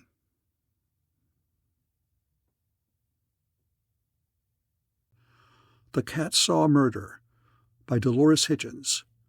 Chapter 20. Miss Rachel Knows Everything. The coastline above San Diego, some 10 or 12 miles from the city, has been broken apart, fissured, and cracked by the sea. Here there are chasms that split the rugged cliffs from their top to the level of the beach far below. Here there are dangerous crumbling banks that sag outwards, and all through the formation, like the cells of a honeycomb, are caves bored by the tide. The upper caves are mere dusty, neglected holes in the earth. Those below, at the sea level, are famed round the world for the glimpse they give of sea life. There was a cluster of parked cars at the entrance to the main trail, but the car which contained Sarah did not stop there. It crept along a seldom-used weedy road that skirted the edge of the cliff until it was out of sight of the cars belonging to the other visitors. Then it came to a stop, and there was a moment of dead silence during which the only movement that Sarah was conscious of was the heavy thumping of her own heart. The chauffeur did not glance at her. "Shall I get out here?" Sarah asked when the silence became unendurable. The capped head jerked in answer. Sarah opened her door and stepped out into dry weeds and dust. The breeze that swept up off the sea was cool and held the odor of the tide. Sarah faced it, breathing deeply, trying to down the terror that threatened to possess her. "Follow me," the other said. The dark blue figure walked to the cliff's edge, surveyed the sheer drop through goggles, and found a trail that slanted almost invisibly down the side of a chasm into shadow. But Sarah held back. "My father, he's really here, isn't he?" Her own voice sounded strange to her, lost in the emptiness of sunlight and silence. The blue figure kept going and did not look back. Sarah looked about her. There was no other human being within sight, and even the enigmatic few-worded chauffeur seemed better comfort than the strange aloneness of this place. She made haste to follow along the rough, almost obliterated pathway. "Wait a moment, I'm coming," she called, but again there was no answer. The path dropped, then it turned, to round the face of the cliff above the beach. Sarah looked down and clung to an outcropping of rough stone. Below, beyond a ribbon of gray sand, the sea boiled furiously among greenish rocks. The roar of it came up to her like the sound of a strong wind blowing, and fear came with the sound. She found the chauffeur standing half in shadow in the entrance of a cave. The gloved hand motioned her inside. Within, it was suddenly cool and shadowed and smelling of earth. Sarah turned when she had taken a few steps. "Where is my father?" She tried to put confidence into her voice. The chauffeur, without answering, began pulling off gloves, then goggles. The raised cap let a tumble of rusty hair fall from under it to cover the uniformed shoulders. Sarah watched, dumbfounded, until it was finished. "I don't understand," she whispered at last, feeling the damp wall of the cave thrust into her back as she pressed against it. "Don't you?" said the other, harshly mocking. Something blue with a metallic glitter came from beneath the chauffeur's uniform. Its barrel looked at Sarah, trembling against the stone. "What would you like to know?" "Where is my father?" she panted, looking everywhere but into the brilliant ferocity of the other's eyes. "He's here!" She looked about, bewilderment distracting her. "Where?" "Behind you a little way. He's covered now by the earth. I wouldn't uncover him if I were you. It wouldn't be pleasant." Pain cut into Sarah's whirling thoughts. "He's dead!" she cried into the echoing darkness of the cave. The angular mouth opposite her smirked. "Very dead," it said carefully. A new thought caused the girl to peer again into the recesses behind her. Mr. Nicholson!" she called, as if her need of him would summon the man. Again smirking, again the flat, harsh voice. "Mr. Nicholson was, shall we say, impersonated. He doesn't know about our being here." "But the phone call!" she cried, as though to insist would make it true. "He called me from San Diego. Or someone did." "No one called you from San Diego," the other corrected. "I called you from a pay station at the beach. It's fairly easy to give an imitation of long-distance calling." The other was close to Sarah now, the angular face under the mop of rusty hair full of some kill hunger, the lust to give death. Sarah stretched her body against the stone. Pebbles rattled loose under the clutch of her hands. "You know a little too much, just a little," said the harsh voice. "Enough so that it's best to have you dead." Why did you kill my father? Why?" "He intended to double-cross me about the Stickleman woman. I arranged the marriage. I pointed her out to him at the beach. I told him how he could get hold of her. Then, when we had her, when we could have started milking her for her money, he wanted to back out. He saw that if they were really married, he could have it all." Slow tears started out of Sarah's eyes to creep down her cheeks. "I arranged a meeting here between him and me. That was weeks ago. He came unsuspecting." Here a broad smirk, almost a grin at the cunning displayed. "I knocked him out with a wrench. There was a chance of killing him, but I had luck. When he came to, I persuaded him to write a will, leaving his estate to me." The ferocious eyes flicked over her. "Persuading him was fun. I only wish I had a little longer to spend with you." Sarah drew breath in a slow gasp. "Afterwards, I killed him with the wrench and cut off his hands. I thought that I could use them to plant fingerprints in the Stickleman murder. Later, I found out, but no matter. I will stand to inherit the Stickleman woman's estate through your father. I had a chance at you before, the night I choked you with one of your father's neckties. I had to get out through the attic entrance when Mayhew beat on the door." A snarl of real anger came into the ugly face. "Your father deserved all he got, because he was a double-crossing rat. I only wish he could be here to see what I'll do to you. I was the one who knew Lily. I knew how to manage her. Then, at the end, he turned." "You knew Lily?" Sarah's breath took the words out on a long sigh. Her white face looked up, and suddenly, in the midst of her quivering fear, she stood quite still. "Who are you?" "I—" The other stopped. Something alert and watchful came into the face. Miss Rachel glanced at the long row of parked cars, her eyes picking feverishly at each of them. "Not here," she got out breathlessly. Mayhew's dark eyes narrowed against the sunlight. "There's a road going along the cliff. Looks deserted, though. Sure you couldn't have been mistaken?" "No, I wasn't. It was the blue one with the red feathers sticking up in back." By which Miss Rachel meant Sarah's hat. "We better try that road." Dust followed the car, and dry weeds scraped the undersides of the fenders. "Nobody's been here for years," Mayhew was saying when they rounded a hump of stone and found the deserted car. Mayhew was out of the driver's seat very quickly and looking into the interior of the other machine. "No one's here," he shot at Miss Rachel, who was picking her way along a little broken pathway that straggled through the brush towards the edge of the cliff. She peered over, her tiny figure braced against the wind. Her taffeta skirt stood out like a sail. Then she was scrambling downwards. It was then that Mayhew got in too much of a hurry. He lunged after Miss Rachel, and somewhere near the edge of the narrowing chasm he stumbled. Miss Rachel saw his body go by, floundering in the midst of a great amount of rubble and dust. There was a sturdy-looking bush some few feet from the point where the break in the cliffside gave out upon the face of the cliff, but Miss Rachel could not wait to see if he was able to hold himself by it. She went round the pathway till she came to the cave.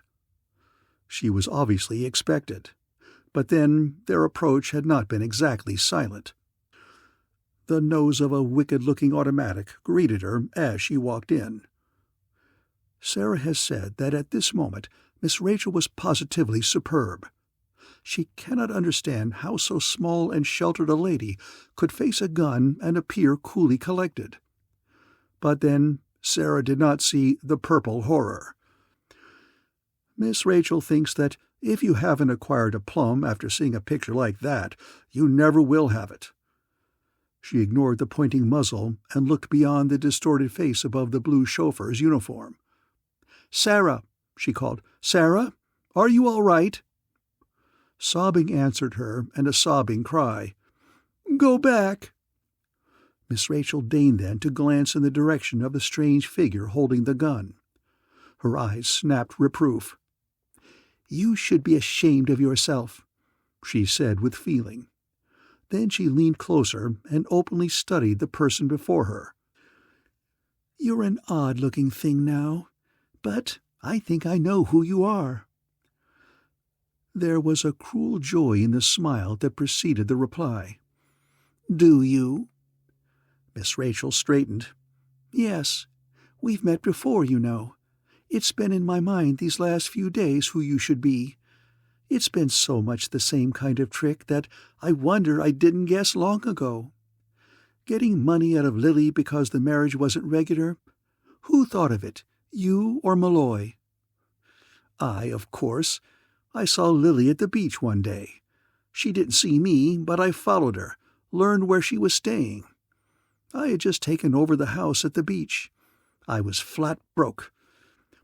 My husband had been an acquaintance of Malloy's, and when Malloy came to get a room, I knew he was the man I needed. His divorce not completed, you'd see how he fitted in." "Yes, I see." Miss Rachel's composed gaze bored into the mad, murderous eyes. "And Stickleman, when did you marry Turner?" The teeth bared themselves in a grin. "About a year after my brother died."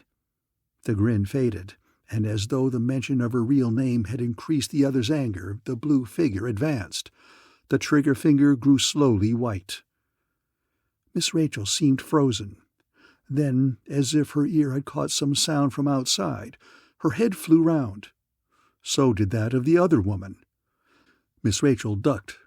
When she came up, the top of her head caught the other's wrist. The gun went spinning backward into shadow. "Damn you!" said Anne Stickleman through lips gone suddenly white, and went after Miss Rachel with her bare hands. But someone was really coming now. The dark blue arms were almost upon Miss Rachel's scrambling figure when Mayhew's thunderous approach became audible. It sounded as if 2 or 3 people were on the path. The blue figure rushed for the entrance and met Mayhew on the lip of the precipice. Mayhew was caught off guard, and the momentum of the other took him backwards. He hung, arched and straining. Then his hands had caught a grip on the blue coat. Sarah tried to run, but she stumbled over a stone and lay screaming. Miss Rachel picked up a piece of granite. She was to be amazed later at the size of it, and went warily towards the 2 locked and struggling figures. Mrs. Turner displayed the strength of a madwoman. The sunlight picked out Mayhew's square face, its lips tight, its eyes like fire above the shoulders of the other. The sea wind carried his hearty, breathless cursing into the cave. Miss Rachel balanced her stone. A small pebble shifted under the heel of the blue figure. It was a little thing, but it took her off balance for a second during which Mayhew's strength showed itself. He had caught her, was holding her, but she tore loose. There was a scream like an animal's, fierce, high. Then the dark figure swam outwards all at once, breasting the wind like a bird, and then plummeted downwards, all arms and thrashing legs. None of the others watched. There was a moment that seemed a century before the other sound came, the wet, heavy sound of a body striking below. Mayhew was breathing heavily, like a man in an extremity of pain. His face and hands and clothing showed traces of his fall, of his creeping progress along the face of the cliff. He looked beyond the lax figure of Miss Rachel, who had let her rock fall, to Sarah, who was getting to her feet. The girl began laughing queerly. "You look awfully funny," she said unsteadily, and of the 3 of them only Miss Rachel understood that she had no idea whatever of what she was saying. Mayhew took 2 long strides to the mocking, shaken girl. He caught the front of her blouse in the grip of his brown fingers and slapped her full in the face with his other hand. "Damn you!" he exploded. "Getting us here and then laughing at us? You haven't got the sense of a hyena!" Miss Rachel started forward with a cry. "No!" She was almost up to them, and then saw that she was too late. Sarah was gone too suddenly sober. Something freezing and scornful had drawn itself into her features. On her cheek a welt bloomed red. Mayhew let go of her and rubbed his eyes with a weary, befuddled gesture, and then went and looked out over the edge of the cliff. "Now I've got to get that up somehow." He walked away and left the women in silence. Mayhew found Miss Rachel busy in her room after dinner. She was packing her suitcase, setting things in neat piles, not forgetting anything. At Mayhew's knock, she went to the door and let him in. Mayhew made small talk at first. "Sarah and her mother are already gone," Miss Rachel said suddenly, in the midst of a conversation about the weather. Mayhew's face went dark. "You shouldn't have done that, you know. She'd been in there a little while with the other. You might try imagining a few of the things she said to Sarah." Miss Rachel waited for a moment. Mayhew said nothing. "She had no idea of what she was doing or saying." Mayhew poised disconsolately over a chair. Miss Rachel stopped packing to watch. "I'm a fool," Mayhew growled, straightening up and thereby saving the chair. He wandered about the shabby room, whose wallpaper still clung in uneven strips to the bare plaster. "Not very wise, no." Miss Rachel went on with her job. "Look at this." From his pocket, which bulged, he produced a tightly wound length of electric cord and a socket with a lamp in it. "This was all apart, all of it scattered through the apartment. The thermostat's gone." Miss Rachel glanced briefly at the contrivance. "Used with the sewing machine in some way, wasn't it?" "Yes. The cord's been tampered with. The cord on the machine, that is." He stared at her gloomily. "It's a queer thing for a woman to know, this is." "Not queer for Ann Stickleman. She and her brother owned and operated an electric repair shop together. I think she was like a man in so many ways." "How long did you know that it was Stickleman's sister?" "I couldn't be sure until the last, there in the cave. Then I was sure, because at last I recognized her. Also, I had found a letter addressed to Ann S. Turner. That helped." She bent dreamily over the suitcase. "What about this man Turner whom she had married?" "Died in an automobile accident 2 years ago." "That would account for her being so hard up for money, then. When she caught sight of Lily, she must have thought at once of trying to get money from her again. Malloy was like the answer to a prayer." "Lily must have known that Mrs. Turner was Ann Stickleman." "I don't doubt that she did. Some of the nervous fear she displayed must have been on that woman's account. Lily was afraid of the Skurlocks, but she was also defiant towards them. There was something else, much bigger and more subtle and connected with Malloy, some fear that I sensed every time she spoke of him. It must have been her fear of Anne."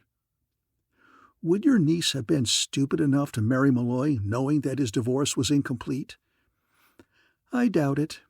She was bled white in the same way before. Malloy must have put up a good story to get her to accept him, especially with Ann Stickleman in the background. But I've no doubt good stories were his specialty, with his training on the stage to give plausibility to what he told Lily." Mayhew stood at the window, staring out into the gathering dark. "All of it, then, was in the hope of getting your niece's money. Malloy was after it on his own, having decided to ditch the Turner woman. We found the will made by Malloy. It was queerly written, as if the man could scarcely endure to hold the pen. It was in among Mrs. Turner's things. That seems to bear out the idea." Absently, He fingered the dirty lace curtain at the window. "The San Diego police are digging Malloy out tonight. I've got to get down there." "Goodbye," Miss Rachel said briskly. "Goodbye." Mayhew paused at the door. "I don't suppose I'll be seeing any of you again." Miss Rachel didn't seem especially interested. "I guess you know that I'm crazy about the Malloy kid," Mayhew remarked, feeling for the knob.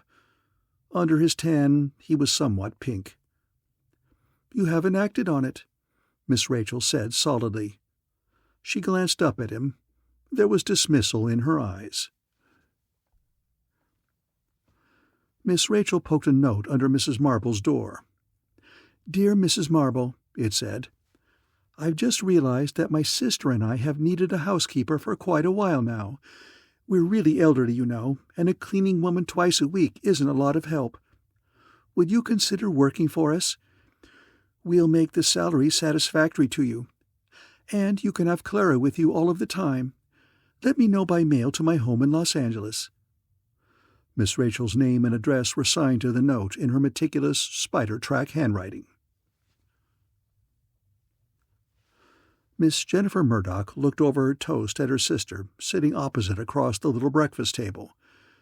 There was faint acid in the tone of her voice, while Miss Rachel yawned. "I suppose," she said, "that since your retirement to private life, things seem a little dull. No murders or anything." The squalling of cats drifted in from the kitchen. "No, not dull," Miss Rachel answered, lifting her head to listen.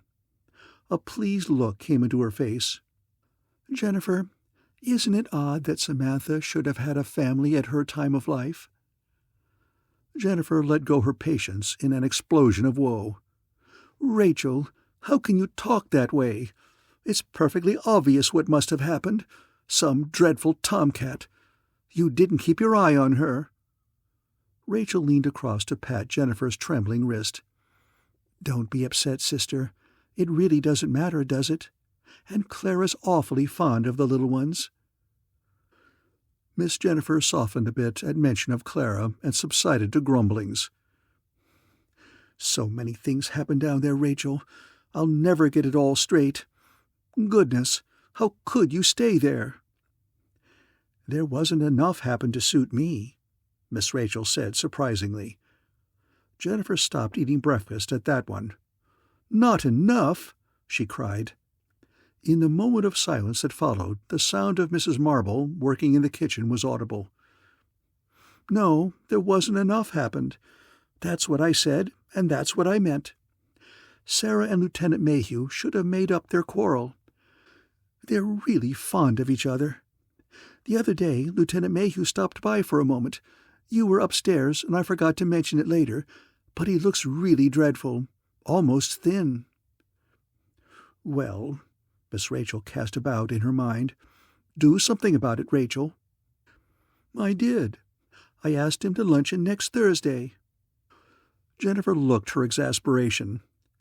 "The man doesn't want food. That isn't why he's thin. He's in love with the girl." Miss Rachel kept serene.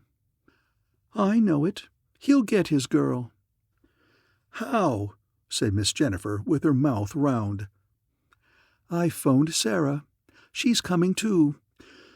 She doesn't know he'll be here, of course, but he will, and I think they've had time to get over their tempers." She buttered a slice of toast with pleased neatness. A marmalade-colored kitten with a dark tail wandered in, mewing and twitching its whiskers. Jennifer regarded it puzzledly.